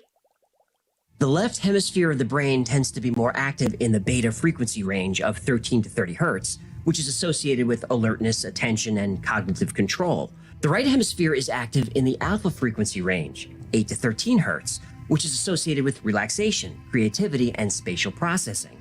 The right brain operates much more slowly than the left. Sideways mullet. By listening to certain sounds, the gateway process synchronizes both hemispheres using a technique called hemisync. Fundamentally, the gateway experience is a training system designed to bring enhanced strength, focus, and coherence to the amplitude and frequency of brainwave output between the left and right hemispheres, so as to alter consciousness, moving it outside the physical sphere, so as to ultimately escape even the restrictions of time and space. The participant then gains access to the various levels of intuitive knowledge which the universe offers. The Gateway Report describes hemisync as a lamp versus a laser. The natural state of the human mind is like a lamp that emits light, but it's chaotic and messy and uneven over a large area. Hemisync lets the mind operate like a laser, producing a focused stream of energy.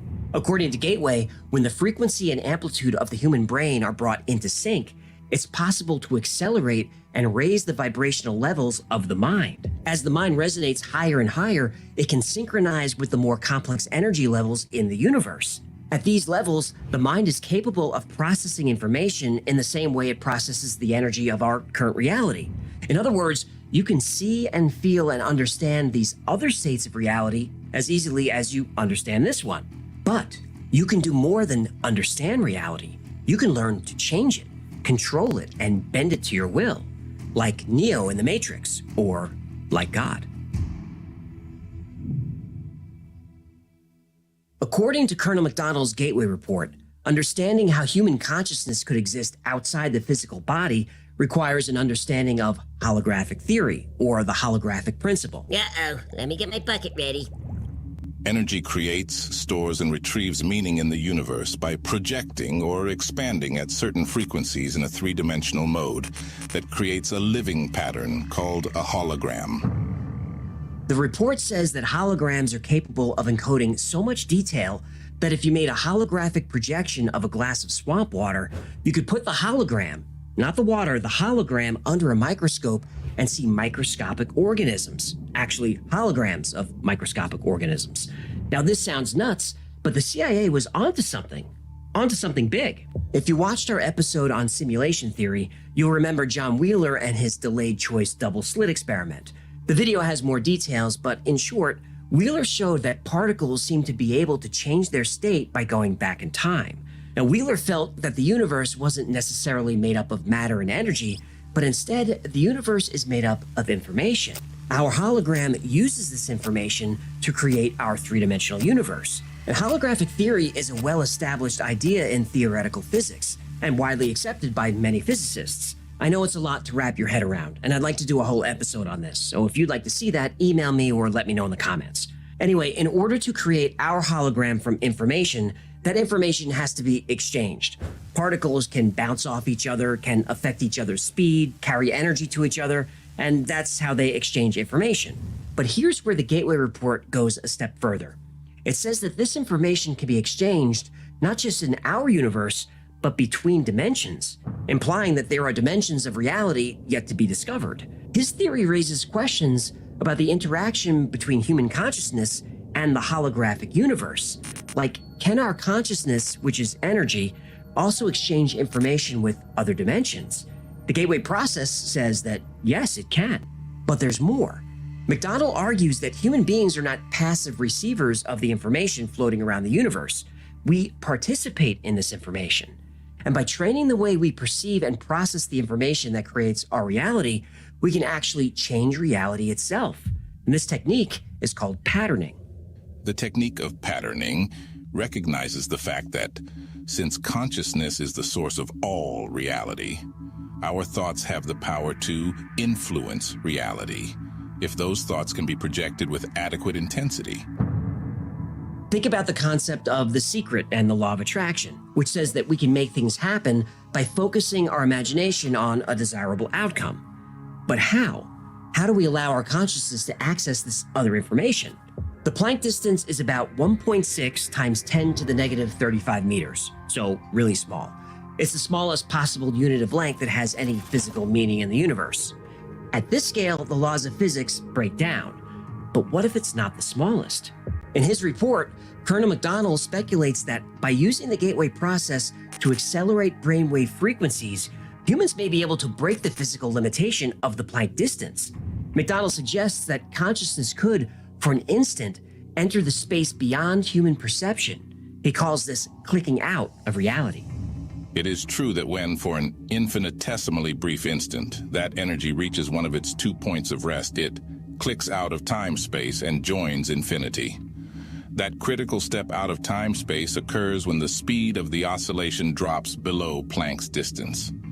To use the words of Bentov, quantum mechanics tell us that when distances go below Planck's distance, we enter, in effect, a new world. So I say we try it.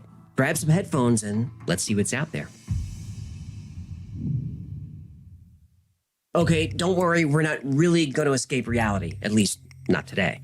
I just want to show you how the Gateway process actually works. The program combines two techniques. The first is frequency following response, or FFR. FFR involves introducing a frequency through headphones, which the brain tries to mimic by adjusting its brainwaves. The second technique is beat frequency. You might have heard this called binaural beats. This involves playing different frequencies in each ear. The brain then chooses to hear the difference between them. For example, the sounds at 4 hertz are too low for you to hear. But if you listen to 100 hertz through the right ear and 104 hertz in the left ear, your brain can detect and hear the difference. In this case, 4 hertz. And here's how it sounds. This is the left ear. Listen how the tone is steady. Okay, I'm with you. Please don't talk during this part. We're trying to focus on the sound. Now a steady tone in the right ear. We play them together, and you can hear the oscillation between the two frequencies, like a vibrato. I hear it. You're gonna blow out their ears. Sorry. I get excited when I think I'm gonna travel to other dimensions. Remember, your left brain is your logical and analytical side. Before information is processed by your right brain, which is the emotional and creative side, your left brain takes a look at the information. It filters it and tries to make sense of it before it accepts the information.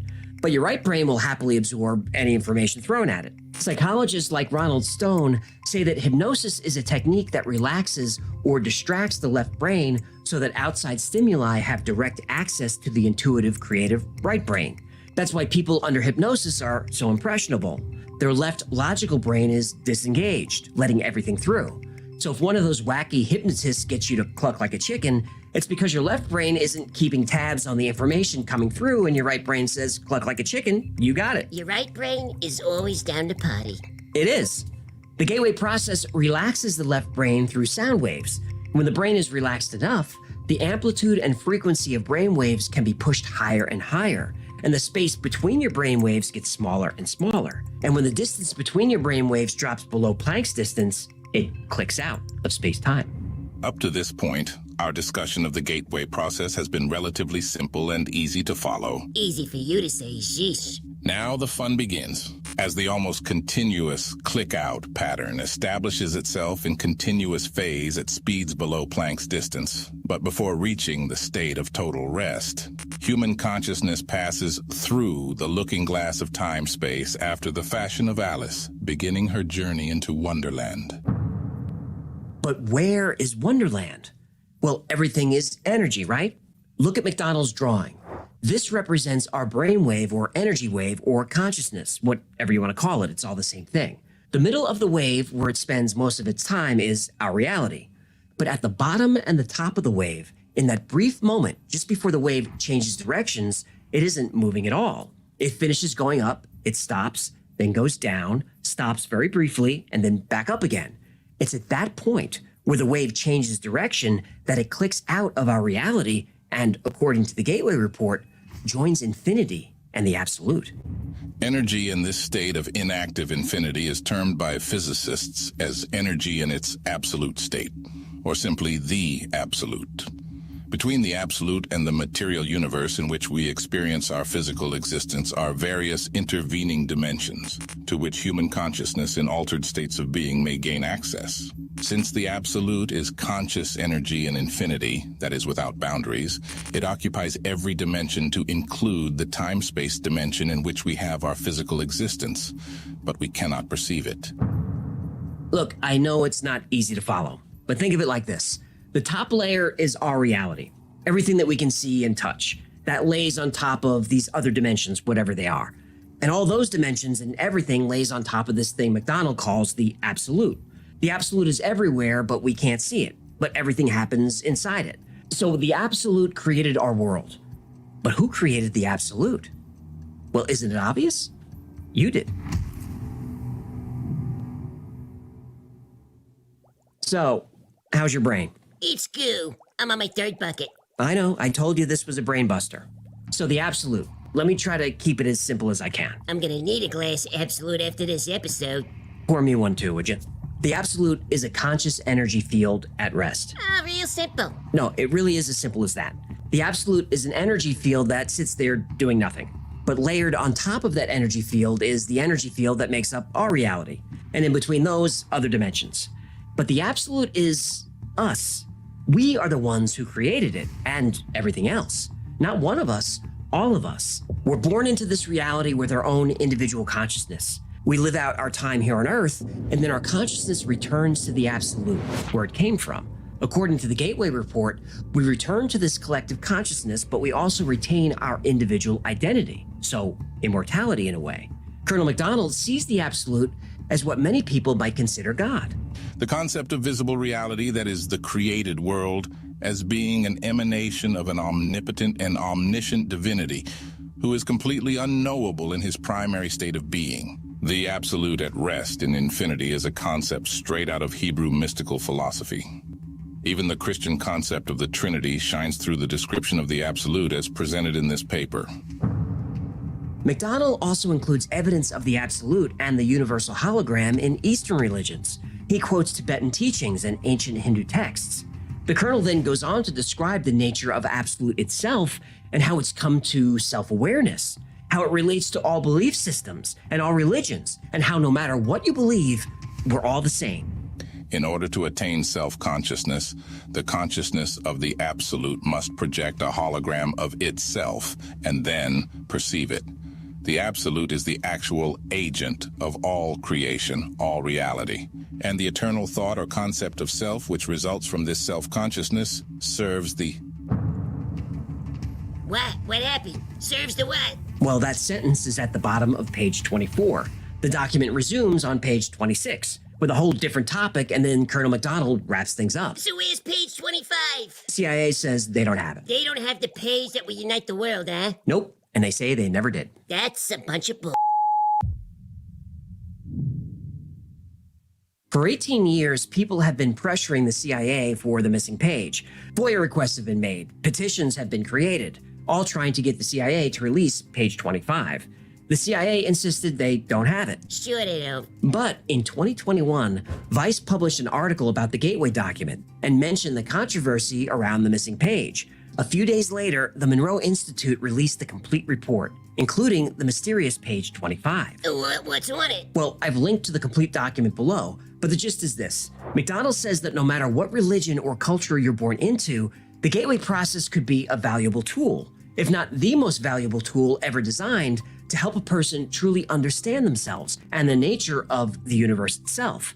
He says ancient mystics seem to understand the truth about the universe intuitively, and the Gateway process confirms this. Everyone on Earth is part of a collective consciousness, all placed here for the same purpose, to accumulate experiences, to learn from one another, and ultimately take that knowledge back to the energy from which we all came. He says that if we could become aware of this universal hologram, we could free ourselves from the prison of our individual lives and finally realize that at our most basic level, we're all the same. In a military report? Right. Colonel McDonnell does eventually get back to the practical use of an out-of-body experience with respect to military strategy and intelligence gathering. But when I read his report, I feel like he gets back to business because he has to. Otherwise, this document reads like he believes in this process and believes it could really help people. Interesting how this page was dropped by the CIA, huh? Yeah, the message of peace and unity was conveniently absent from the CIA's file. Now, I don't know if that was an accident, but I'm going to give them the benefit of the doubt and say it was. But accident or not, I agree, it looks bad. McDonnell ends his report by recommending the Army take specific steps in pursuing the Gateway process, but they should move in phases. He recommends that they use the Gateway tapes to learn how to synchronize their brains using Hemisync, then learn to induce this state at will.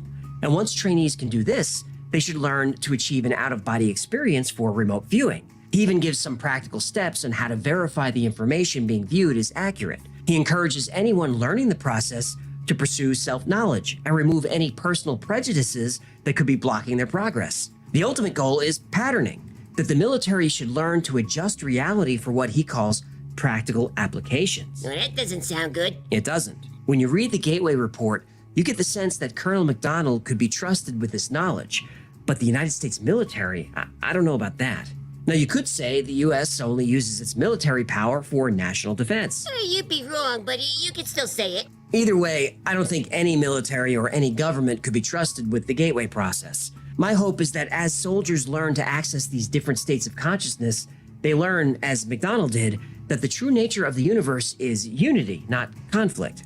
You're quite the optimist. Well, I try to be. Well, here in the real world, optimists are always disappointed. That's true, we are. So thank goodness, this isn't the real world. So what do you think about the Gateway process? Is it just New Age nonsense, or is there something to it? Are we just living in one aspect of reality, but with training and patience we could explore all of reality? And if you do believe there's something more out there that the Gateway process could make available to you, would you try it? Now, before you answer, you should know there are risks. Now, many students of the system have said they've accessed these higher planes of reality, and their lives were drastically improved. They report more self-awareness, more creativity, and greater clarity in their everyday lives. But some students have reported intense anxiety, depression, and in rare cases, psychosis.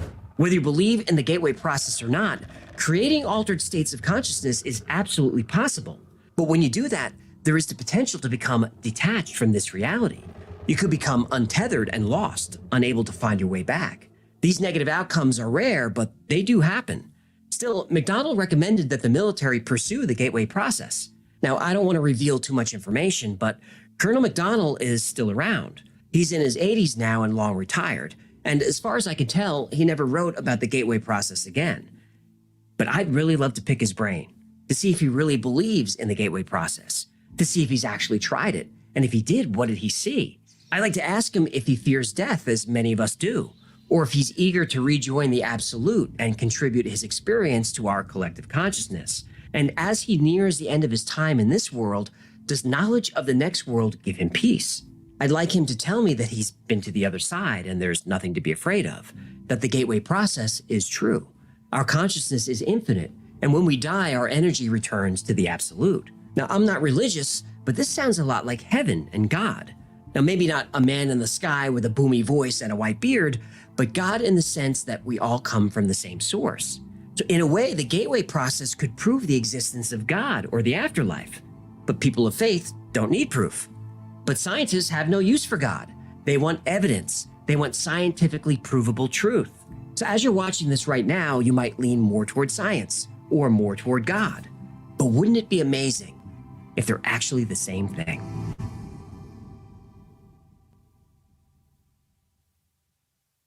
Thanks so much for hanging out with us today. My name is AJ, that's Hecklefish. Present. This has been the Y-Files. And if you had fun or learned anything, do us a favor and like, subscribe, comment, share. Like, subscribe, comment. I know it's annoying, but that stuff actually really helps. So like most topics we cover here, today's was recommended by you. I had never heard of the gateway process, but now my mind is blown. And if there's a story you'd like to see or learn more about, go to theyfiles.com/tips. Special thanks to our patrons who make all of this possible. You guys are amazing.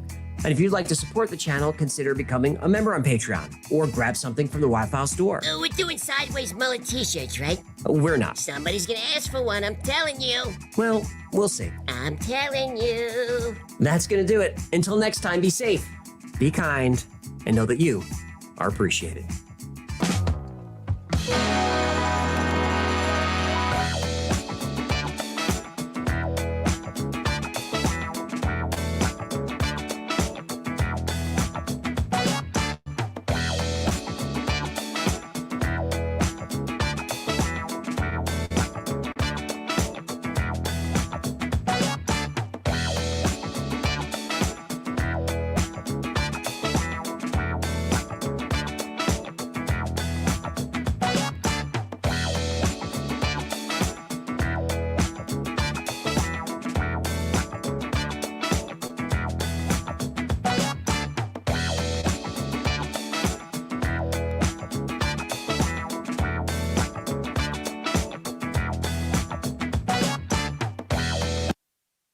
This episode of the Y-Files is brought to you by PDS Debt. In December 1990, in a remote village above the Arctic Circle, 2 Russian scientists embarked on a daring experiment. Their goal was to enhance human superperception, or ESP. They built a device that could shield subjects from electromagnetic interference and amplify their biological energy. The device was a large tube of rolled aluminum with a chair inside. As soon as the device was built, strange phenomena occurred around the village. Disc-shaped lights hovered around the lab. Balls of energy appeared and disappeared. The northern lights became so bright and vivid that they seemed to have physical shape. Inside the lab, anyone who approached the device felt an unexplainable sense of dread. It took a long time to persuade anyone to try it. When the first subject finally sat in the chair, a flash of energy erupted that stunned everyone in the lab. The device worked, but maybe it worked a little too well. Not only did it boost people's psychic abilities, it also enabled them to view any place in the world. And soon, they could view any place in time. In fact, these experiments confirmed a theory first proposed in the 1950s, that time as we know it doesn't exist.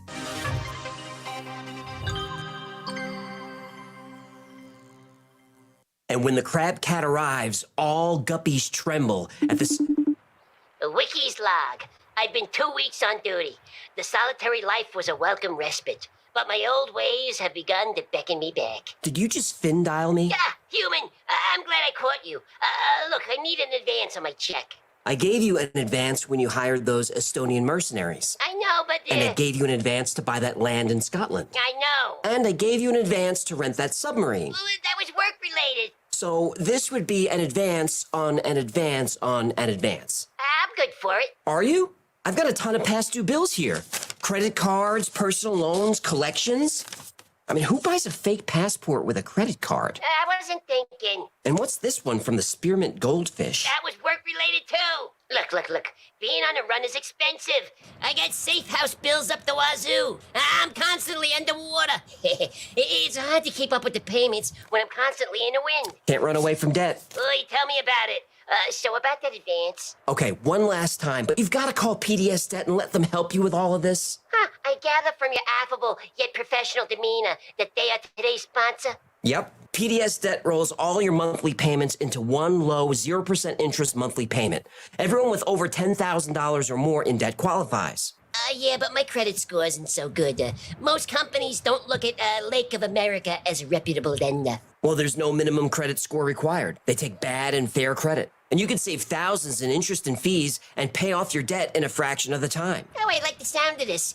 Do we have one of those, what do you call them? Call to action things? As a matter of fact, we do.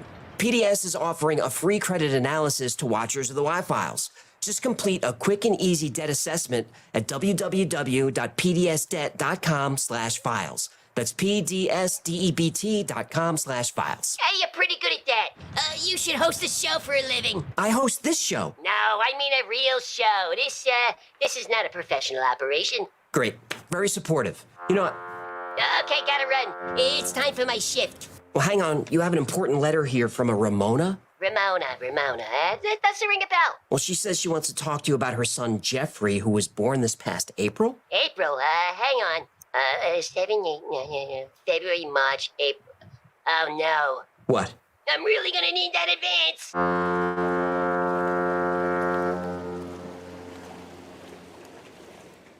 The man did as the scientist told him.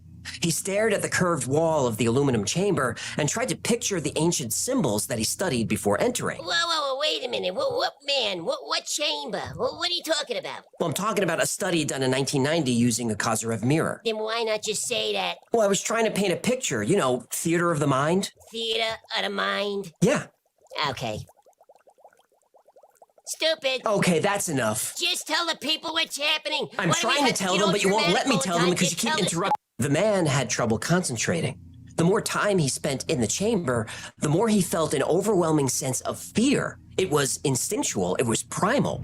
Every fiber of his being told him that he needed to leave the machine now and never come back. Then there was the dizziness and nausea. He felt a deep, permeating sickness everywhere.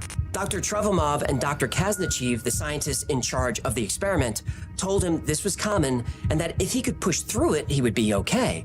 There were a lot of volunteers taking place in the study in multiple sites in Russia. They communicated freely and openly, and they all had similar experiences. After an hour, the nausea started to ease. His dizziness became something that felt like floating, and the feeling of overwhelming fear became a feeling of overwhelming calm. His warped reflection in the shiny concave wall started to fade, though that wasn't the right word. Then he realized the wall was translucent. He could see through it. But this aluminum chamber was in a small concrete lab in a remote village in the Arctic Circle. But that's not what he saw through the wall. Whatever it was that he was seeing, it was a sunny day. He could hear birds and children playing. The more he relaxed, the more vivid this vision or experience or whatever this was became. Then, without any effort at all, he was through the chamber wall and into the vision. It was like he was there. It felt real.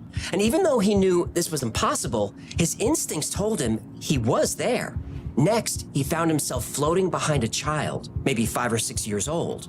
He got closer and saw this was a boy walking on a sidewalk somewhere. The man tried to look around to get a sense of where he was, but he couldn't tell. It was like the edges of his vision were smeared. But the boy was in focus. Then the boy stopped. The man floated closer and recognized the boy's shoes, and he felt a wave of nostalgia. The boy's clothes, too, were familiar. The boy turned around, and the man felt electricity surge down his spine. The boy was him at 5 years old. The surroundings now came into focus. He was a few blocks away from his childhood home. The sounds became clearer. He could hear distant traffic that he knew was from a busy intersection a half-mile away. The sound of children playing was coming from a park nearby. He turned and saw the park, and familiar faces playing. Without realizing it, his small aluminum chamber faded away, though he still had a sense that he was connected to it somehow, somewhere. And after a few seconds of contemplating this experience, the man realized that the boy seemed to be watching him. But that wouldn't make sense. The day the man stepped into was 30 years ago. But then the boy said, "Who are you?" Whoa! In an instant, the man snapped back to the present day. The portal closed and the vision ended. That was theater of the mind, huh? Yes. Not bad. That experience and dozens of others are documented in the case notes of this study. And that one isn't even the strangest. As far as scientists go, Nikolai Kozyrev isn't exactly a household name. But in the early 20th century, he was a prominent Russian physicist whose innovative and controversial theories are still debated today.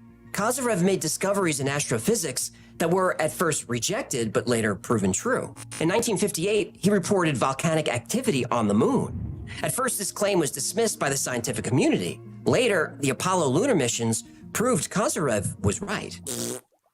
What? Moon landing was fake. Well, the volcanism was photographed by unmanned missions. That's it. Okay. But later confirmed when astronauts brought moon rocks back to Earth. Fake! They filmed the moon landing on a soundstage in Burbank, California. The rocks are probably from the parking lot or some hippie hiking trail. Volcanic rocks. Yes. In Burbank. Yes. Near the movie studios. Yes. Anyway, Kozyrev conducted extensive research on variable stars, stars that change brightness. He claimed stars emit torsion fields, an idea that was controversial. Now, torsion is a cornerstone of Kozyrev's work, and if his theories are proven correct, he might have solved, well, everything. Torsion, in simple terms, is the twisting of an object due to an applied torque, like wringing out a wet cloth. That's torsion in action. In theoretical physics, torsion is the twisting of space-time itself. You've heard of Einstein's theory of relativity, which describes gravity as not a force, but as the warping or curving of space and time, mass and energy. Now, this is always shown with the rubber sheet example. Imagine a rubber sheet stretched out, that if you put a bowling ball on it, representing a massive object like a planet or a star, it'll create a dip or curve in the sheet.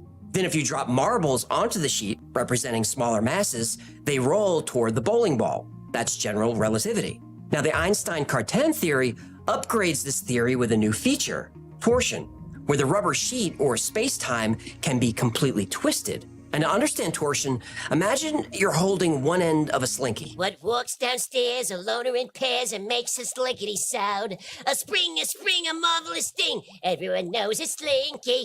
Great, now that's gonna be in my head all day. It's fun for a girl or a boy. Anyway, if you pull the ends of a slinky or a spring, it doesn't just bend, it also twists. In a similar way, the Einstein-Cartan theory proposes that the fabric of space-time doesn't just curve due to mass and energy, it can also twist. This twisting, according to Einstein, comes from the spinning of subatomic particles. But Kozyrev said that torsion is not caused by particles, it's caused by time. Stick with me. Mainstream science says space is empty, but Kozyrev disagreed. He claimed there's an invisible medium that fills the universe that he called the ether. The idea of the ether has been around since ancient times, but was mostly abandoned after 19th century experiments failed to detect it. But just because it wasn't detected doesn't mean it's not there. Think about birds flying in the air or fish in the water. These creatures need mediums to live and move. I prefer not to be called a creature, but I won't be a snowflake about it. Go on. So what about light traveling from a distant star to your eye? What medium does it move through? Well, mainstream science says it moves through nothing. Kozyrev said that's impossible. The medium is the ether. But the ether is not a static, passive medium. It's dynamic and interacts with everything. And time is not a passive dimension. Time possesses energy and structure, and this time energy flows through and interacts with the ether. Just like a school of fish creates waves and ripples in water, time creates ripples or waves of torsion in the ether. Hey, it's not the size of the fish that counts, it's the motion of the ocean. You know what I'm saying, fellas? Kozyrev believed time is a physical force, actively participating in the universe's existence. Time is the heartbeat of the universe. It creates energy that impacts matter in space. And because time has a physical structure and energy, it could have different densities. Time can move at different speeds. Time can be sped up, slowed down, and can even move in reverse. We perceive time as a river. In our daily life, we're floating down this river with the current of time carrying us from the past through the present and into the future. But a river influences the landscape it flows through and the life that grows around it and in it. Time is the same. Time energy influences everything like gravity and electromagnetism. Time also influences physical matter, including the Earth and the people who live on it. Time energy influences the spin of galaxies and the orbits of planets. Time energy feeds every star in the universe and influences the way they shine. But time energy also influences the weather on Earth, the way plants grow, and how your DNA decided what color your eyes would be. Now back to our raft. If you're in a raft on a river and you do nothing, you'll float along with the current. But with a little effort, you can paddle the raft to go faster down the river. You can make the raft stop. Though it takes work, you can also go backward against the flow of the river. And Kozyrev said time works the same way. We only perceive time at our current point as we float along, but the river behind us is still there. We pass through it, but it's still back there. And the river ahead is there too. We're not aware of it until we get there, but it's still up there waiting for us. Time, like the river, is always there. Past, present, and future all at once. When the torsion from time energy ripples through the ether, that information is transmitted instantaneously everywhere. The past, the present, and the future. And Kozyrev proved it. He conducted experiments with pendulums and gyroscopes to detect torsion fields and time energy. Using a telescope, Kozyrev found a star.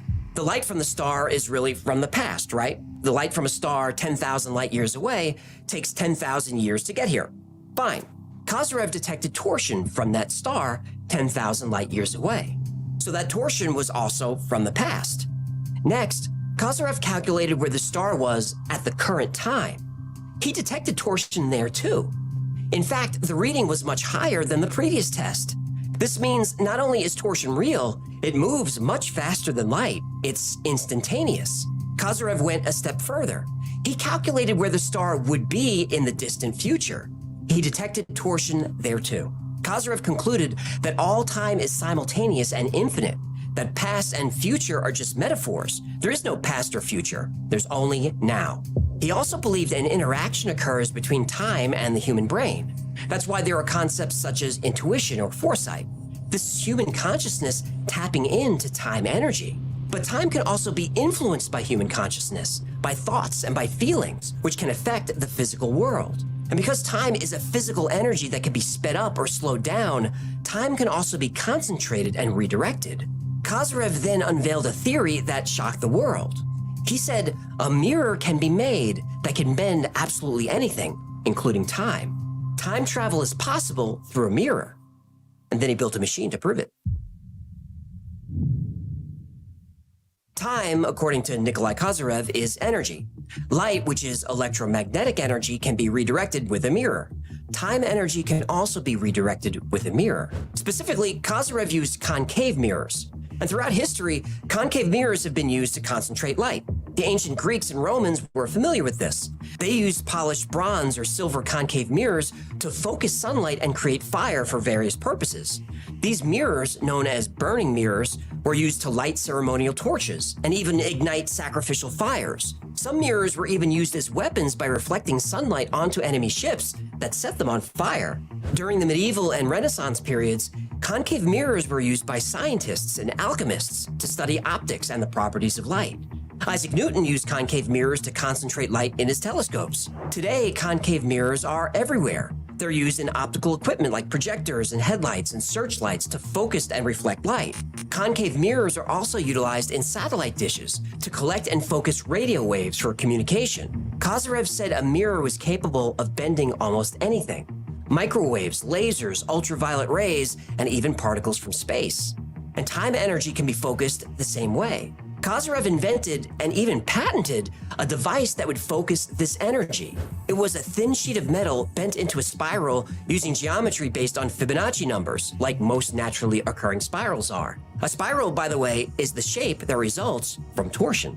Kozyrev tested different metals and found that time energy was most responsive to aluminum. His early prototype could, according to him, bend time at the microscopic level. Through the device, he claimed he could see 10 seconds into the future. It was at this point that the Soviet government classified his research as a state secret. His next experiment was to build a larger version. It would be a capsule with the interior wall entirely covered by this special mirror. Time inside the capsule would move faster. If you were inside, you could see or even visit the future. Other scientists throughout history may have intuitively come up with the same idea. Nostradamus had his metal egg, which was nothing more than a wraparound concave mirror. And Nostradamus made his predictions by gazing into a dark bowl of water that he actually called a magic mirror. And of course, a bowl of water is a concave mirror. In one of his notebooks, Leonardo da Vinci sketched what he called the mirror chamber. This was an octagonal room where each of the 8 walls were made of mirrors. By the time Kozyrev was building this new prototype, the Soviet government was keeping a very close eye on the research. The technology also ended up on the CIA's radar. Of course it did. And then, on February 27th, 1983, Uh-oh. just as he was about to test his new machine, Oh, no. Nikolai Kozyrev suddenly and mysteriously died. You gotta be f***ing kidding me. The secret research into psychic phenomena by American and Soviet intelligence is not so secret anymore. The most famous American program was Project Stargate. This program explored various psychic abilities, but specifically concentrated on remote viewing, which is trying to visualize a distant target using only the mind. Now, the results of Project Stargate were mixed, but there were a few reported successes. The Soviet Union also engaged in psychic espionage, and they invested heavily in parapsychology and psychic phenomena. And the Soviets, according to declassified CIA documents, seem to have been more successful in their attempts. The project we talked about earlier, led by Dr. Travimov and Dr. Kazanchev, was one of these successes. The program began in December 1990 at the Institute of Experimental Medicine of the Academy of Sciences, Siberian branch. The equipment was assembled at a facility in Dixon, the northernmost settlement in Asia. The main piece of equipment is called a Kozyrev mirror, based on Kozyrev's research and patents. The mirror is a spiral-shaped metal structure the size of a small closet. It's designed to capture and focus psychic energy in the middle of the spiral. There, the occupant, called a psychonaut, embarks on their psychic journey. At least, that was the plan. As soon as the Kozyrev mirror was built, strange events started occurring in the facility and all over the town. And everything is documented in the book Cosmic Consciousness of Humanity by Drs. Kazanchev and Travimov. The book includes interviews with test subjects, transcripts of recordings, and illustrations of everything that happened during the study. It's really interesting and easy to read, and down below is a link where you can check it out for free. Now, as soon as the mirror was activated, the researchers noticed that around the device was an intense field of fear.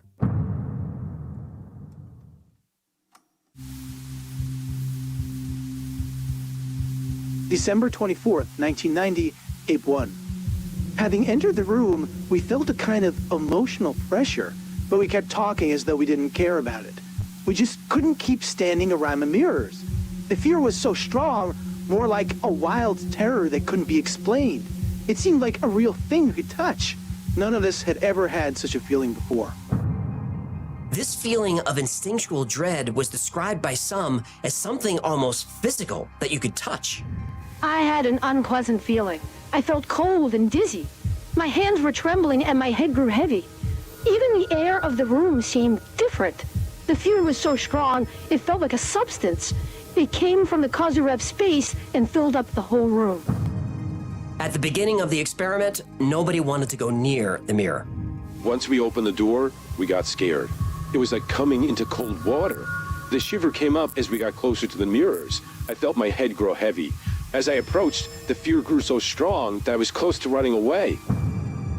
Powerful bursts of energy suddenly appeared above the device. The researchers called them plasmoids, and the way they describe them, they sound like ball lightning. And outside the building, objects started appearing in the sky, and these were seen by people who worked at the lab as well as residents of the town. Coming to the lab at 8:30 a.m., I saw a red glimmering circle above the building. It was there for a minute and then gone. At 5:10, I saw a UFO flying from the north. The object had the form of an ellipse radiating red-white light. There were beams of light coming off the object as if it was searching for something. The UFO remained in sight for about 4 minutes, then the light went off and it was gone. Suddenly I felt a kind of hypnosis. The feeling didn't last long. I saw a white glimmering object which looked like Saturn against the dark sky. 7 different UFOs were seen for months all over the area. Finally, some participants of the study worked up the courage to enter the Kozyrev mirror.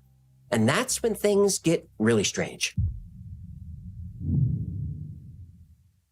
Here's how the first experiment works. An operator sits in a Kozyrev mirror at the lab in Dixon. Another person sits in a mirror at the town of Novosibirsk, 1,400 miles away. The operator is then told to concentrate on a symbol and send that symbol to the receiver in Novosibirsk, and the results were surprising. On days when the Earth's magnetosphere was quiet, the success rate was between 0 and 10%. But when the magnetosphere was active, like during solar storms, the receiver could successfully detect the image being sent by the operator between 30 and 45% of the time. It seemed like human consciousness was somehow connected to the Earth's magnetic field. Now, this completely aligns with Nikolai Kozyrev's theory that sunspots and solar weather emit torsion waves that have far-reaching effects. And these waves influence many processes on Earth, from weather patterns to human consciousness. So another experiment was done. This time, 2 operators in 2 different Kozyrev mirrors in 2 different cities would concentrate on sending images into the Earth's magnetosphere. Then, 5,000 participants in 12 countries around the world would try to tune into this energy and view the symbol being sent. When the magnetosphere was active, the success rate jumped to 95%. Not only did this shock the scientists running the experiment, but it also shocked the CIA, who had been watching closely. And it turned out that children, specifically female children from spiritual and shamanic families, were extremely good at this. During one test, rather than thinking of an image, the mirror operator just thought of a number. The children were able to receive this number, look up the image, and draw what they saw. For symbol number 63, this is what they drew. And for symbol 32, this was seen. Over the next few months, volunteers learned to tolerate the Kozyrev mirror device for longer periods of time, and some people stayed in for 7 hours or more. Being inside Kozyrev's space, at first I felt my body shaking to and fro. I felt pressure from all around my head grew heavy. Later this feeling went and I felt so light that it was like I was coming out of myself. When they were inside the mirror, they started calling this Kozyrev space. And when they were in Kozyrev space, participants were feeling and seeing the same things. At first, I felt my head grow heavy. It was also shaking a bit, and then it was gone. I saw people's faces flickering in my eyes. Then I saw black clouds. Then it was like I was falling through a black hole. Almost everyone felt weightless, and then like they were flying. I felt waves coming over my head. Then I felt like there was somebody else in the room. And then there was a series of images. In their book, Travamov and Kaznachev included a chart of common experiences. Almost 90% of participants felt like they were flying.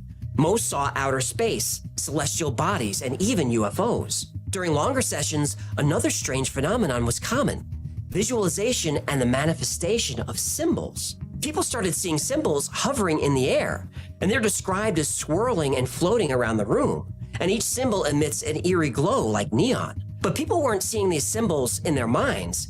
The symbols were appearing in the room. Even more amazing, people who were completely isolated from each other were seeing the same symbols. 2,000 distinct symbols were recorded. A linguist researched them and found that 80% of them came from ancient cultures. In fact, the most frequent symbols were from ancient Sumerian. The experiments continued for months and exceeded all expectations. Participants of the study who experienced Kozyrev space found that the effects lasted for a long time after leaving the mirrors. People were thinking more quickly, scoring higher on IQ tests. They had increased memory capacity. They were more creative. Some people had illnesses that were completely cured. Doctors Travamov and Kaznachev believed this technology was a breakthrough that could elevate all human consciousness, if the technology was handled carefully and responsibly. The scientists were very aware that using Kozyrev mirrors to activate superhuman abilities could be dangerous. The CIA shared the same fear. There was also another issue that had them worried. It turned out that when people were in Kozyrev space, they weren't alone.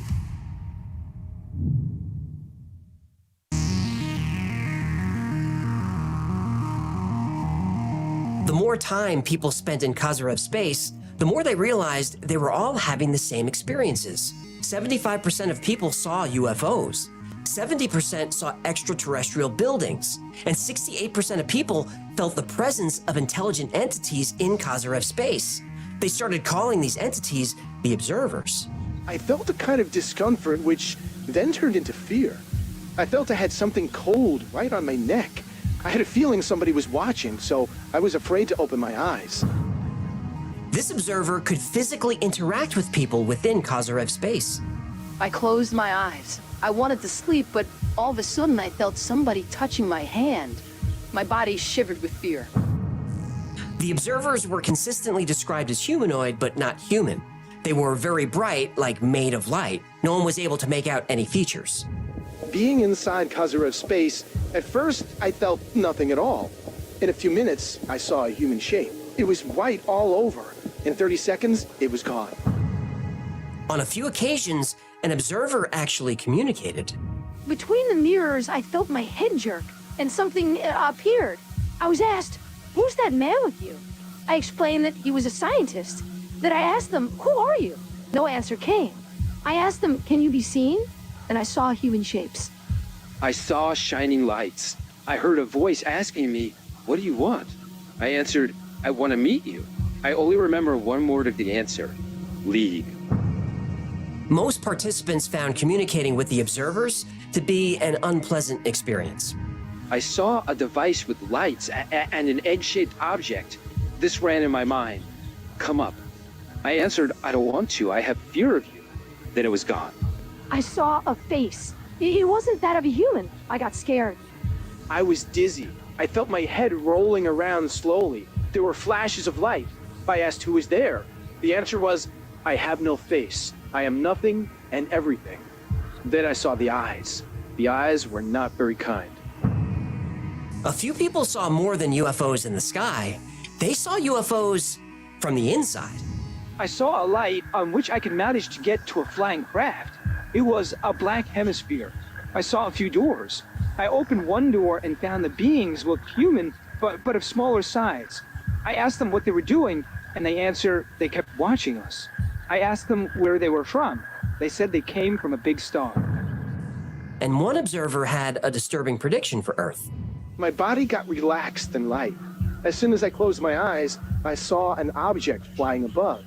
Then I was in a room I hadn't seen before. A man was standing in the center of the room. His face wasn't seen. He began to speak slowly. "Your planet is in danger.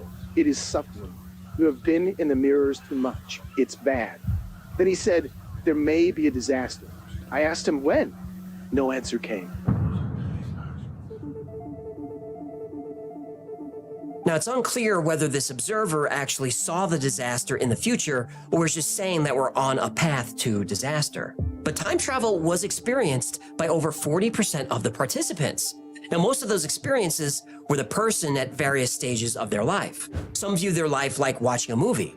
Others were actually able to interact with and participate in their life in the past. Also, there were many people who observed or participated in historical events.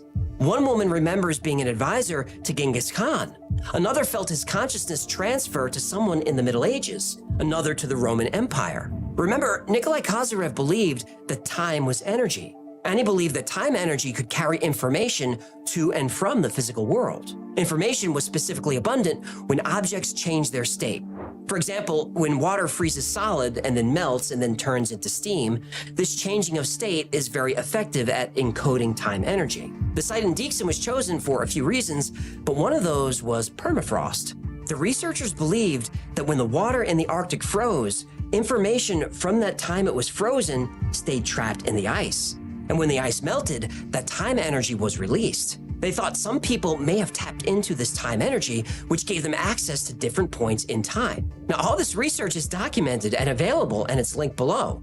I'll also link to a Russian documentary that covered this pretty well. Now, Doctors Kazanchev and Travomov continued their work with Kozyrev mirrors for years and achieved an incredible amount of success. But despite the support of the Soviet and Russian governments, mainstream science journals wouldn't publish the work.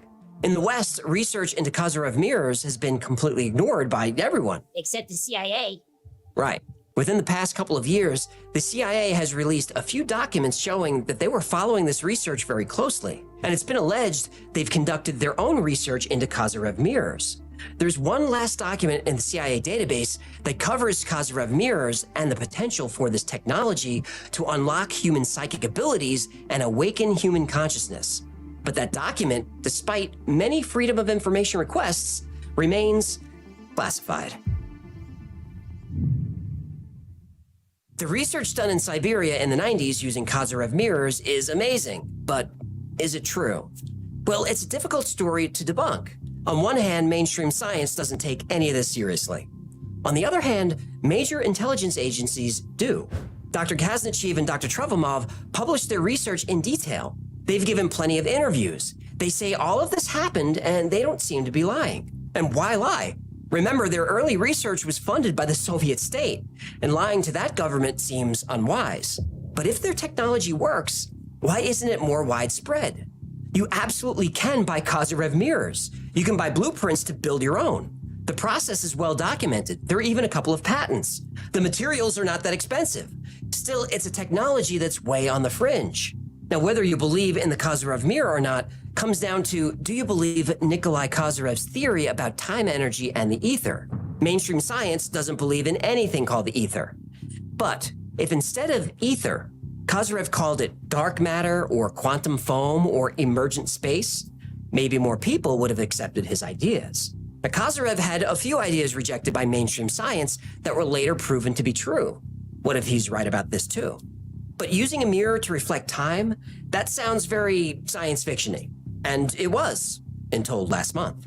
Scientists at the Advanced Science Research Center at the City University of New York conducted an experiment. They sent an electromagnetic wave through a metamaterial. These waves also have a time component that can be measured. The wave went in moving forward and came out moving backward. This is what's called a time reflection. And this was pure theory until now. So Nikolai Kozyrev was right. Time isn't as linear as we thought. Kozyrev also said time affects everything in the universe physically. Well, Dr. Travomov has been using Kozyrev's theories and Kozyrev mirrors to predict earthquakes. Again, sounds like science fiction, but geologists' accuracy in earthquake prediction is on average 8%. In 2018, Travomov's accuracy was as high as 61%. According to Travomov, we can use Kozyrev mirrors to predict dangerous weather, volcanic eruptions, and even solar storms. Kozyrev mirrors could be used to study our solar system, or even deep space. We can use it to look for landing sites, or help us search for extraterrestrial civilizations. Kozyrev mirrors could be used to slow down the rate of aging in the human body and cure incurable diseases. Now, despite all this potential, mainstream science won't take this technology seriously. Travomov and Kazanchev said this technology is so important and so profound that it should be made available to everyone and not left in the hands of an elite few. Kazanchev specifically worried about government or corporations abusing Kozyrev technology. And I think it's fair to worry about that, but I also think it's worth the risk. Kozyrev's theory, whether real or not, has a great message for humanity. That we're not bound by fate or determinism, but have the potential to shape our own reality with our choices and actions. It reveals that we're all connected to each other and to the universe through subtle fields of energy and information. And I'd like to have access to that information, wouldn't you? I think we, all of us, should download the plans, grab some sheets of aluminum, and see what we can discover. Because there are only two options. Democratize this technology so everyone can have access to it, so we can all experiment and exchange knowledge, perhaps allowing the entire human race to take an evolutionary leap forward. Or option two, Kazarev's technology remains classified and under the control of the CIA. Not a hard choice for me.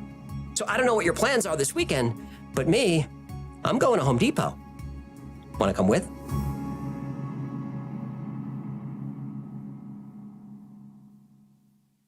Thanks so much for hanging out with us today. My name is AJ. That's Hecklefish. Привет, чувак. This has been the Y-Files. That's it. With your arms now. That's it. That's it. Move. 1, 2. That's it. That's it. That's it. With your arms now. That's it. That's it. Move.